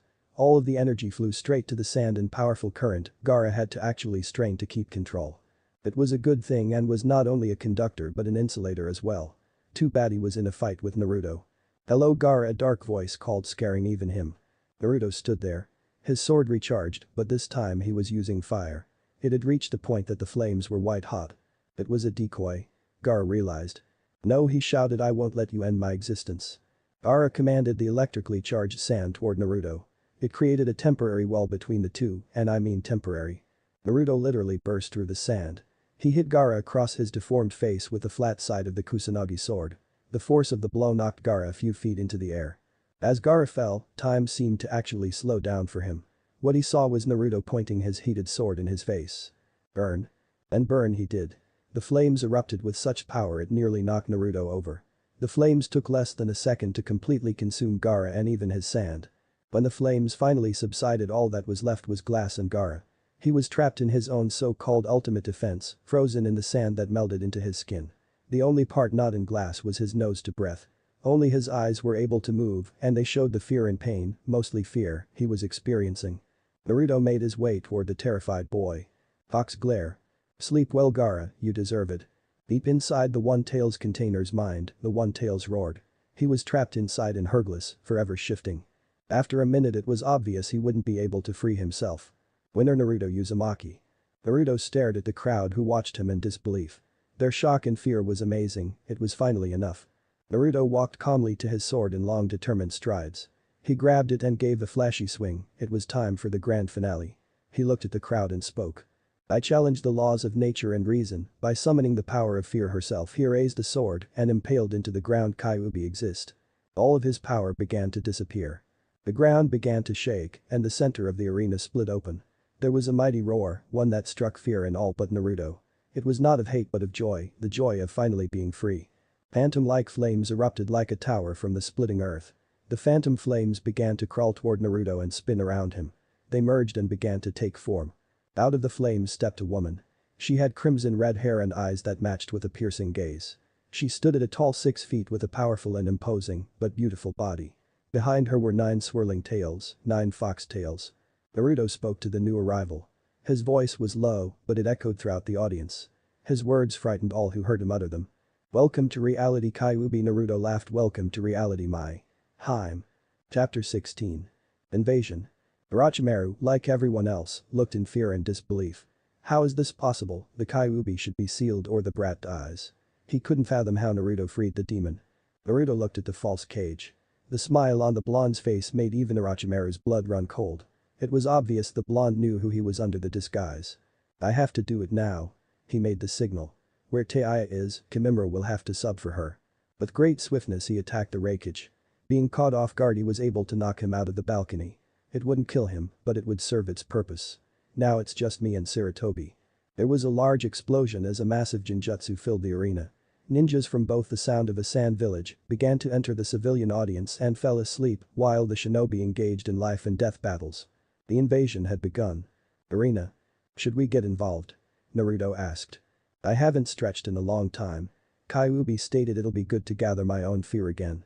As she spoke these words Naruto's Heims, former that is, entered the arena beside him. With various weapons his former Heims attacked the fox demon. With a simple flick of her tails, Kyuubi knocked the mistresses down. She glared at them with contempt, they felt themselves freeze up under her hate-filled gaze. They turned to Naruto, their eyes pleading with him for help. He gazed back with a smile. Naruto, what were you thinking? Hana asked. This is Kyuubi, why did you free her? Why would I leave one of my Heims imprisoned? He asked if I could never do such a thing. Why your Heim Kurenai stuttered. How, why? She has always been there Naruto stated. Since the beginning, I've always had her. And you always will. Kyuubi spoke before leaning into a kiss. Now, time for some fun. Shadow Fox Hunt. From beneath her feet her shadow began to act. Her shadow began to shape itself into a human-like fox and crawl around under their feet. It began to spread out in 100 different directions in a web-like fashion. Once they reached a target they rose from the ground in front of them as silently as a thief. Raising a shadowy claw, the fox figures took a swipe at the shinobi in front of them. Their claws passed harmlessly through. That did not mean there was no damage done. Each figure that felt the cold touch of the shadow froze in mid-battle. Many were cut down, but others were left alone out of worry of a trap. They began to convulse before falling to the ground. Dead. Okay, that was truly amazing Naruto complimented. I hope you'll teach me that. Oh, I'll teach it to you Kyuubi promised and so much more. There was a large explosion from inside the barrier on the cage booth. The force of it drew the attention of everyone present. I guess we should help Naruto. I'll help the old man, you can have the enemy armies. Kyuubi seemed delighted at that. Let the fear rise she spoke. Let the blood shed and paint the ground red. She vanished into thin air and screams began to grow. Naruto Yugao called. You can't. She stopped when he glared. He walked past them, never bothering to give them a second glance. This isn't the Naruto we know and… No, focus. They watched him go toward the cage-level battle. They followed after to see the upcoming confrontation. Cage booth. Naruto arrived to see the Anbu squad stand outside and watch the continued clash. Useless Naruto though, and he was right. They seemed to be making no effort to help their village leader in his battle. Why aren't you helping? Naruto asked. We can't get through the barrier to Brat 1 Anbu answered. Excuses Naruto stated. Walking to the barrier Naruto raised a Kusanagi blade and swung at the barrier. He used every ounce of force he could muster to cut through the barrier, it seemed like he was sawing through it. After forming an entrance big enough he jumped through. The Anbu squad still made no effort to enter after him to help the Hokage. Once inside the barrier resealed itself trapping everyone either in or out. The mistresses arrived in time to see this. Hey old man Naruto called. Hey Orochimaru. Naruto Sarutobi called to get out of here, it's too. Sorry old man, but now Naruto stated you're on your last leg against Orochimaru, the first and second Hokage. He looked at his leader. It's time for you to sit down, I'll handle it from here. Naru he stopped from a look from Naruto. Old man Naruto said either let me do this or I'll make it rain paperwork for 500 moon cycles. Good luck and be careful Sarutobi called before whispering you're going to need it. He pulled out his pipe and his special smoking brand. Hello old friend, I've missed you. Your brat will need more than luck Orochimaru spoke. I was talking to you Orochimaru. Brat Orochimaru growled before calming. You know, I actually planned for you. He began smirking. You were a fool to come in here, now you're trapped. Oh really? This ought to be good. I see the other way around. Naruto smirked. I'm not trapped with you, you're all trapped in here with me. Orochimaru snapped his fingers and his plan was put into motion. The Sound Four left their places at the barrier, each leaving a clone in their former place. They took a spot next to their leader. The revived cages took a position on either side of the blonde, each waiting for an order. It was given. The members of the Sound Four began to activate their curse marks, entering the first stage. Naruto took a step back as Kimimaro charged forward, two bone blades in hand. Naruto swiftly dodged each attack to the face by inches, to the enemy it felt like miles. This continued until Jirobo stepped behind Naruto and punched the blonde from behind. Or at least he tried to, the blonde disappeared on contact with the fist. He reappeared beside them. "We won't give you a chance to use that technique," Seiken spoke, "and you're doomed without it." The second Hokage ran toward Naruto, already weaving hand signs. From the spike in chakra, Naruto knew it would be a powerful technique. Water style. Water shock wave. A spiraling vortex of water formed from thin air. It exploded into a type of water wave. Naruto jumped back, but to his surprise the water followed him. So this is the power of the second. He drew his elemental sword to defend. That was when he felt the spike in chakra from his side. From both sides a pillar of wood rose from the ground and attacked him. He tried to move only to be constricted, the wood was wrapped around his feet. They collided with the water jutsu, the blonde was in the center of the collision. Izanagi. Naruto stood unharmed. The smile from before plastered on his face. Spider sticking spit. Kidomaru spit out a long web-like substance toward Naruto. The blonde raised Kusanagi to defend himself as the web came in contact with the blade. Kidomaru pulled the web with all 6 of his arms, hoping to remove the weapon. Unfortunately, he didn't know Naruto trained with Guy in strength. Naruto was able to keep the sword even as Kidomaru struggled against him. "Do not release him," Kimimaro ordered. Dance of the Clematis. Flower. The bones from Kimimaro's arm began to extend and enclose, forming a type of lance. He charged Naruto in hopes of impaling him. Naruto raised a still restricted Kusanagi and blocked the lance at its very point. It's good to have an indestructible sword. They held in a power struggle, neither giving or gaining. Jirobo jumped into the air and focused his chakra into a punch. He was coming down with the force of a boulder. From both sides, Seiken and Yukin, now separate, charged him as well. Naruto drew his elemental sword and took a swing toward the ground. He unleashed pure lighting with no focus or any kind of control. It ran free in all directions, forcing all of the attacking shinobi back. He even freed the Kusanagi from the web. He looked at his reflection in his sword. No, Orochimaru shouted, "Stop him." Shin no Ippu. Stage 3. Too late, the technique was started. Infinite Darkness technique. Naruto felt his vision go completely black. It seemed he was the only one because he could still hear the footsteps of the others. From the chakra he felt, it was the second Hokage attacking. He raised both his swords. "Thank you, Zabuza." Shadow Clone Jutsu. 8 clones appeared. 8 points they spoke for all to hear. Larynx, spine, lungs, liver, jugular, subclavian artery, kidney, heart. He asked, "Which will I go for?" Once the second Hokage was in range, the Naruto clones struck. Their blades each hit one of the lethal points they named with great accuracy. They wouldn't kill the dead, but it was enough to stop him and break the Jinjutsu. They each drew a high-powered explosive tag. They placed them on various parts of the second Hokage and ignited them. With great strength he kicked the time bomb toward the enemies. Dodge. Unfortunately, they decided to listen to him. The second Hokage went off in a glorious explosion. Outside. How did he do that? Kurenai asked. The second Hokage's skill in Jinjutsu is second only to his water techniques. We never taught him to fight on that level, even though we can't fight on that level. That was the silent killing technique Hyugao stated Mamachi must have taught him. What else can he do? Hana asked how powerful he had become. Without our help. You're going to see, a voice behind them spoke. They turned to see Samui, Teiya, Zabuza and the Kyuubi. Inside. Spider sticking spit. Instead of his sword, Kidomaru aimed for Naruto. The blonde sheathed his elemental sword, freeing his hand, and sidestepped and grabbed the strands of web. With a powerful tug he pulled Kidomaru toward him. Raising his blade he made 2 cuts, the first separating the web from Kidomaru. The second cut the spider-like man across the chest before kicking him away. With the web in hand he swung it like a lasso, catching the second Hokage, and pulled him forward. He cut the restrained water user, stunning him before tossing him into a web-covered bundle. He felt the chakra spike behind him. Slightly leaning to the side he avoided the bone lance from Kimimaro. Because of the momentum he continued to charge. This exposed his back to Naruto, who cut him deeply. Orochimaru watched in disbelief. How could this child have such power? He no longer even has his demon. The Sannin could take it no more, he entered the fight as well. 10,000 snakes wave. From Orochimaru's mouth a massive amount of snakes crawled. He no longer had the Kusanagi to add, but his snakes were still venomous. Naruto raised his elemental sword and swung.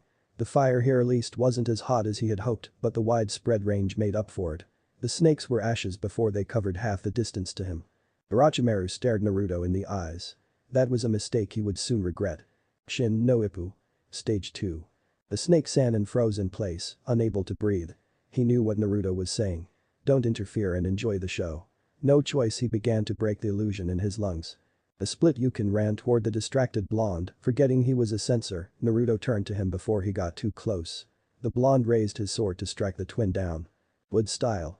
Silent strangle. Naruto was caught off guard as the wood surrounded him. Nearly every part of his body but one arm was restricted. Unfortunately that hand held Kusanagi, if he let go he would be unarmed, he was trapped. Demon Parasite Jutsu.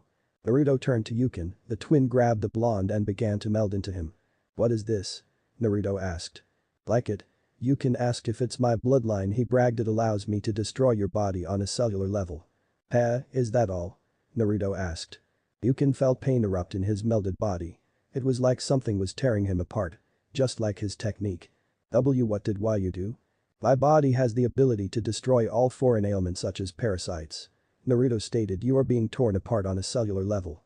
He smirked. You are literally being given a taste of your own medicine. Yukin did the smart thing, it was also the only thing he could do. He cancelled his jutsu and separated himself from Naruto. Seiken, seeing his brother in pain, ran to his side. Naruto, using Kusanagi, cut through the wood. It was pretty easy with an unbreakable sword. Seiken charged the now free Naruto with Yukin trailing him. Naruto took a stance to attack them once they were in range. They were finally in range when Naruto spoke. Invert. Seiken heard the blonde speak, he knew the technique. Turning on a dime, he impaled the kunai into his victim. However, it wasn't Naruto. The blonde was actually standing to his side, not that Seiken cared. It was Yukin. His brother. The brother. Yukin gasped in betrayal. Seiken screamed. It was a scream of pain, not pain of flesh, he would have relished in that. What he felt was a pain in the heart. In his blind anger he charged Naruto only to be cut down as well. Well, Orochimaru, Naruto spoke, what else do you have? Orochimaru was at a complete loss against Naruto. His best shinobi were being tossed around like rag dolls while the cages were indisposed and he couldn't interfere. Kyuubi was free, decimating his army. Sarutobi was resting, soon to be back on his toes. Time for my escape plan, he thought. Enough, Orochimaru called, we are leaving. But Orochimaru-sama, Kidomaru said, we can beat him, all we have to do is enter our. You fool, Orochimaru shouted, look and see, he pointed to Naruto, the brat hasn't even left that very spot since this battle began. Do you think I'll just let you go? Naruto asked. Those 6 words won't work this time. No, Orochimaru spoke, you let us all go for this. He pulled out a scroll with a spiral crest on it. When the third Hokage saw the scroll he began to choke on his pipe. Now Naruto was curious about the scroll. What is that? Naruto asked. If the old man acts like that from a scroll. This, Naruto, he motioned, is the sword style used by your very own mother. Naruto felt everything stop. The sword style of his mother? Give it to me. Naruto demanded. Only on one condition, Orochimaru said, you do not pursue us. He could escape the other ninja, but even I can't escape a censor without difficulty. What do you say? Why shouldn't I kill you all and take it? Naruto asked. Revenge, he answered simply, against Anko for her betrayal to you, he smirked. Imagine my death is the one thing she wants most in this world. They turned to see her watching them outside the barrier. Take that from her and you'll have your payback tenfold. Don't listen to him, Naruto. Sarutobi screamed, he'll say anything to save his own skin. Or are you trying to save your own sensei? Orochimaru asked. Where do you think I got this scroll, Naruto? Naruto didn't answer. It was here, guarded by the Hokage, he spat. He kept it from you this whole time. Don't listen. Did you have it? Naruto asked coldly. He knew he couldn't lie, not to a censor. He admitted, I was going to give it to you, but it was missing. When were you going to give it? Orochimaru asked. You could have given it to him at any time, I only stole it earlier this week. He stated. I know you can tell when someone is lying to you, I am not. Even Sarutobi Hiruzen, the professor, couldn't come up with an excuse. Everything Orochimaru had said was completely true. Naru. Set the scroll down and leave, Naruto ordered. You have my word, I will not pursue. No. Anko shouted from outside the barrier. Don't do this, Naruto, kill him. She begged. You promised me you would kill him, are you going back on your word? She froze on the level of killing intent directed toward her. It was coming from Naruto, who never dropped his smile. I promised my that I would kill him, Naruto stated. You are no longer my home, so I have no need to kill him for you. He spat. I will however kill him. Eventually he turned to the snake-san and it will be at a later date. He turned to Anko. It won't be for you, it'll just be so it can be said I don't go back on my word. Anko couldn't believe the words she was hearing. Naruto was going to let Orochimaru, the one who made her life miserable, go. Naruto, she growled, I hate you. She knew that would have killed the old Naruto. Okay, he stated, confused, is that supposed to hurt me? The feeling's mutual. But it wouldn't phase this one. Orochimaru sat the scroll on the ground and moved back a great distance. He had the clones to disperse and the barriers to drop. Just like that, the snake-san and his team were off. The Anbu chased after them, but they were stopped by Kidomaru's web. They finally do something and they fail. He actually wasn't all that surprised. We have one of the sound shinobi, Hana stated, pointing to Tei right here. She's not the enemy, Naruto stated, she's on my side.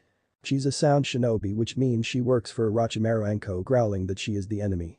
Anko and the Anbu moved in to surround Tei in an attempt to capture her. They were blocked by Samui, Zabuza and Kyuubi. Stand down, Mamachi, an Anbu dressed Yugao ordered, and this isn't your problem, Nin. Actually it will be in 4, 3, 2, 1. Naruto spoke. Hello Raikage-sama. Hello kid, the Raikage spoke, that was amazing. Thank you. Raikage-sama and Anbu called, please order your shinobi to stand down. Samui. What are you doing? He asked. This is something I'd expect from Kurai. I'm sorry Raikage-sama, Samui bowed. I was just protecting my fiance's fiancé. Okay, I wait, what? He exclaimed, more than asked, when did you get a fiancé, who is he? Naruto. Samui said, I'd like my fiancé by my side. Naruto walked over and stood between her and Tei. Both Samui and Tei leaned down and kissed him on the cheek. Kyuubi walked over and got a kiss as well. Every shinobi was thrown through a loop. You're getting married? Hana asked sadly. The mistresses of Konoha felt as if their heart had been torn out and stabbed. They had never thought Naruto would move on so fast. Not after all they had been through. Has he moved on already? Has he forgotten us? Samui the Raikage shouted, how could you marry him? That wasn't the order. Order? The Hokage asked. I'll explain how, old man. Naruto said, these two were ordered to seduce me and bear my children. That earned some glares. I gave them an alternative which both were happy with. How does that involve marriage? That was for us, Naruto. After some dating we got drunk and… I thought you couldn't get drunk. Anko spoke, all the drinking they did. I'm sure I was drugged strangely. Samui was the one who avoided eye contact and woke up engaged. He smiled fondly. I kind of want to see where it goes. Well, I'm canceling it. The Raikage shouted, I will not lose one of my best jounin that easily. I'm sorry, Naruto. Sarutobi spoke, but I can't allow your marriage to either of these women. How about another deal? Naruto offered to the both of you. We're listening, the Raikage answered. The secret to defeating your worst enemy, Naruto spoke. You don't mean? The Kages saw hope. Yes, the secret to defeating. Defeating what? Anko asked. An enemy to 2 Kages. Paperwork, Naruto finished. The Kages fell to their knees. This was the moment they had hoped actually existed, now they would be free. The Jounin and Anbu couldn't believe what they were seeing. Here were 2 Kage leaders bowing to a genin. Tell us, Naruto-sama, they begged, we'll do anything. I have many more. Kunoichi and Kumo, the Raikage spoke. No, Naruto spoke, all amusement gone. I'm happy with Samui. He looked at the Kages. All I want is for them to be free to come and go as they please, as my wives. Deal? Many couldn't believe that Naruto had just turned down a harem the men wouldn't have. That was one of the few traits that made him desirable to the Ice Queen. They missed it, they wished their boyfriends were like that. Naruto Hiruzen spoke, as well as this has been, there is matters we need to attend. He sighed with the council. Can I? No, the Hokage stopped him. Whatever it is, no, he shouted, they need what little of their mind working intact. Fine, Naruto grumbled before smirking. Let's meet the council. We have much to discuss. We do have much to discuss about Hokage-sama. He turned to the Hokage, who flinched, especially concerning my mother. Chapter 17. Council. I have gathered you all to discuss some important matters. The third spoke about himself, the village, and he hated this part of Naruto. Kill the demon. He should be banished. Silent, Sarutobi growled in a low voice. He will not be executed or banished. He turned to the door and came in. Naruto walked in with confidence. The council hated, a fox on his head. He made his way toward the Hokage and bowed. He turned to the council. Alright, let's get this over with. Naruto spoke. You brat, a fat civilian shouted, you will show us respect. Respect is earned, Naruto snapped, not from simple names or titles. We are the council, we stand ab. Yeah, Naruto out loud, here is the new pecking order. He pointed to them. It goes you, the dirt, the worms inside of the dirt, that guy in the bandages, Danzo Tsume-san, the Hokage, then himself, then me. Any questions? You demon, I. The kunai was lodged into his skull. What? He broke the third's law. Now that we have gotten that out of the way, the Hokage sighed, it's time we got to business. Yes, one of the elders said it has come to our attention that you have abilities not taught by your sensei and gave village secrets to Kumo. I didn't give Kumo anything, Naruto stated. I traded with him. And what did you trade? Hiashi asked, having a good idea. And what did you receive? I traded the eyes of Niji Hyuga, Naruto, earning a volley of shouts for one of the 4 treasures of the Rikudo himself. That silenced them. Why you lie, one Sakura Haruno shouted. The sage's weapons wouldn't be traded for eyes that won't work. Are you related to Sakura Haruno? Naruto asked. She is my daughter. I see where she gets her voice from. He started earning a laugh from many. You're right, they wouldn't trade them for that, so I fixed them. Impossible, Hiashi stated. Once the cage bird seal is on a placed branch member, it destroys the eyes if removed. He was so sure no amount of medical chakra could heal them. Who said anything about medical chakra? Naruto asked if I'm talking about medical blood. Medical blood? Danzo asked what else he was capable of. My blood has near healing properties, Naruto stated. How do you think I survived those beatings as a child with no mark? No one answered, but they thought the same about the demon. Because of that, Kumo can experiment with a healthy pair of eyes. The civilian side of the council began ranting that the demon should be killed for giving village secrets. The shinobi side that hated him began yelling on harvesting his blood. Shut up or I'll turn you all into trees. Naruto stated. They heard what happened. So they can restore blindness. Danzo asked what else can they do? What are the limits? He needed to know how far the boy could take Konoha. I can heal nearly anything if I put enough blood to it. Naruto stated. I would offer to heal you as thanks, but I think you want to keep them. Danzo nodded. Brat Sakura asked, what treasure did you get and where is it? It was the banana palm fan, he answered. I have it sealed into my new sword. He held the weapon for them to see. Now all of its power is here. Then the council demanded that you hand the fan over, Sakura shouted, and the Kusanagi blade you stole from Orochimaru. The civilians agreed. Sasuke could use it more than you. No. We the council. I will eat you. Naruto started filling the room with fear. I will use Akimichi seasoning, roast you and then eat you. Silence works every time. These swords are mine, understand? He glared at the civilians. The only way to get these are through my cold, dead and unmoving corpse. He increased the glare. You're all welcome to try, but know this. He increased the fear. I will come at you with razor blades and lemon juice, rotten lemon juice. Bra Naruto-san, Hiashi said, could your blood heal Niji? It could, he answered, but I won't allow it, not with my blood. Why are you leaving him like that? Hiashi asked. He is a great Hyuga and could help the clan, and he means nothing to you. For Hinata, he answered. I have no romantic feelings for her, but what he did was below even trash. He looked the civilians in the eyes, turning on a family member who has never done him wrong. All she wanted was his love. He looked at Hiruzen. How could I do anything less? I have received a few complaints, Sakura's mother shouted. It seems that this brat has been tormenting my daughter and Sasuke-sama with death threats since their first C-rank mission. I have, Naruto admitted. See, another civilian shouted to kill them. Silenced. Tsume shouted, please explain, Naruto-kun. The Uchiha demanded my secrets and then Sakura attacked me when I refused. Naruto answered. I was within my rights to defend myself as I see fit. It was true. Where did you learn these techniques from, Inoichi? I was under the impression that Kakashi was focused on the Uchiha. I was trained by the Ice Queens of Konoha, Naruto answered blankly. There have been accusations that your relationship with them has the Nara clan head looking for the right words. They were my heims. Naruto admitted they were everything to me. You say that in past tense, Nara stated. What happened? Your son looked at Tsume and your daughter to Inoichi. Naruto-san, Inoichi called to apologize to my daughter. Naruto-kun, Tsume said, I must apologize for my son and daughter as well. I already got even with him. Naruto stated to Tsume before turning to Inoichi. She helped show me who I was dealing with. He smiled happily. Now I have my new heims. Yes, your home, Sakura stated. We believe that they should be given to the Uchiha. The civilians agreed. We can interrogate them for all they know and you will do nothing, Naruto stated in a tone that could melt ice. If you do, I will leave you as nothing more than a broken husk. Listen here, demon. I am no demon, Naruto stated. One of my heims may be one, but I was not lucky enough, he sighed. I was born a simple human. What do you mean by that? The Nara clan head asked on edge, as was everyone else.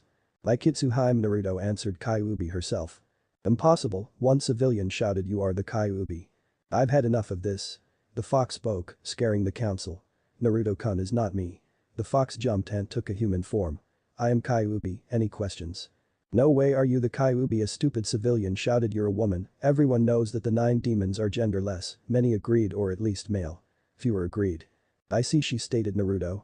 Go right ahead, my heim, Naruto encouraged. Ayubi walked toward the man and grabbed him by the neck. In a flashy display, her body was engulfed in a bright flame. Once the fire dispersed, the council and Hokage held their breath. Behind her flowed 9 glorious tails, and on her head, 2 fox-like ears. She raised a claw like a nail. Like Naruto, she stated, my chakra is toxic. The claw began glowing red, but mine is more potent. She waved it in his face. If I scratch you with this, then that part will erode away. She smirked. Should I do it? What part should it be? Ayubi-san, the Hokage called, we need some of the civilian council alive. Can I still kill this guy? She asked.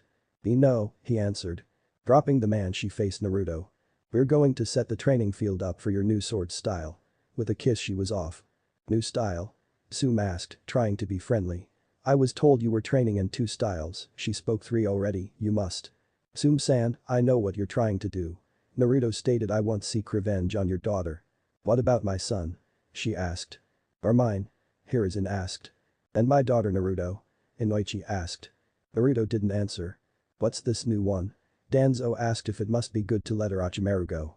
Danzo, the Hokage growled. How did he know what happened? Before he could ask, Sakura spoke. You let an S-rank enemy of the Leaf escape. Sakura shouted, more than asked over a simple scroll. Many were just as angered. What sword style could be worth that? My mother's, he answered calmly, a little too calmly. Naruto, Hiruzen called, stay calm. I am calm, Naruto answered. Your mother? Sakura asked. What 2-bit horse bred her legs to give birth to you? Instead of getting angry like many expected, he put on a smile. The same smile he wore while fighting Miji. Only the shinobi were able to notice it. Naruto, Sarutobi called. I'm calm, Naruto repeated. I'm like the honey badger, he stated, I don't give a shit. Well, that's it. But Naruto continued. If I hear anyone badmouth my mother, the room becomes cold. I'll hunt you assholes down and feed you your own genitals. They backed up in fright. I don't care if your mother's there, your grandmother, innocent bystanders, little kids, babysitters, bill collectors. I leave the whole area with cold fear and hot with piss if I have to. Do you know why? Silence. Because I just don't give a fuck. You've been taking lessons from Taiya, haven't you? Hiruzen asked. He wouldn't meet the Hokage's gaze. Naruto, Tsume said, who is your mother? She had an idea. Kushina Uzumaki answered, I'm sure you've heard of her. The entire council went silent. They all knew who Kushina was. She was one of the most skilled and powerful kunoichi in history. Her skill with the sword was said to have matched the 7 swordsmen of the mist. If she was alive, then many would have believed her equal to the Sannin themselves. Naruto with that skill. Many shuddered at the very thought alone. As her son Hiruzen said, he will inherit everything of hers. He glared at the council. That means, even the Uzumaki bank account. Naruto, Tsume said, I was very close friends with Kushina, I could tell you about her. I would like that. He gave her a sincere smile. We shouldn't allow him that style. Someone shouted, what if he seeks revenge? If you hadn't wronged me, then you have nothing to fear. Naruto stated, are you saying that you've wronged me? Silence. Hokage-sama, Naruto spoke in a mocking tone. You still haven't told me why you tried to deny me my mother's style. I was trying to protect you. The Hokage spoke. I call bullshit, Naruto stated. I was beaten and tortured so many times that only a ninja can cause me pain. He growled, you call that protection? It was for your own good. He tried to reason, your mother made a lot of enemies. If I had her style, I could have protected myself. Naruto stated, I would have done everything to master her style. Exactly, the Hokage snapped, you would have, that's the problem. He reasoned that would have gained too much attention from her enemies in and out of the village. He calmed himself. You probably would have been used as a political tool or ended up like Sasuke Uchiha. It's only because of the Uchiha part I'm not going off the deep end. Naruto, the Aburam clan head, said, how were you able to use the Izanagi? He asked. It's an Uchiha bloodline technique. My bloodline gives me the ability to use any genjutsu, Naruto answers. I can actually collect fear and become more powerful without limit. Lies, Kushina never had a bloodline. Mothers aren't the only ones that can pass on a bloodline, Naruto stated. I've never heard of that bloodline, the Nara spoke. You wouldn't have, Naruto stated. I am the second human to possess it. He smiled at the council. It was given to me by Kaiu-chan. That demon can give bloodlines. Sakura shouted, we should make her. Make her what, Haruno? Naruto asked. The make her what? She was silenced under his blindfolded gaze. Everyone went silent at the intense hatred in his voice. Have you forgotten who my home is? She is Kyuubi. They all paled. If she were to attack, then Konoha would be screwed and I'd be behind her all the way. But she's the reason why you're hated, one of the elders spoke. This earned her a glare. No, she isn't, Naruto. I am hated because people blamed me for her actions. They looked away. They couldn't see the difference between the kunai and the scroll. Why are you defending her? A civilian asked if she's unholy. Unholy you say? Naruto asked. He opened his jacket and ripped his shirt, it didn't show skin. Instead it showed an endless abyss of horrors even dreams couldn't make. The screams of terror that filled the room would forever be remembered. Even the ever-stoic Hyuga and Aburam clan heads couldn't keep silent, Danzo and Hiruzen were no different either. Their screams mixed well with the others as they cried out for their moms to make the bad things go away. Not soon enough, Naruto closed his clothes.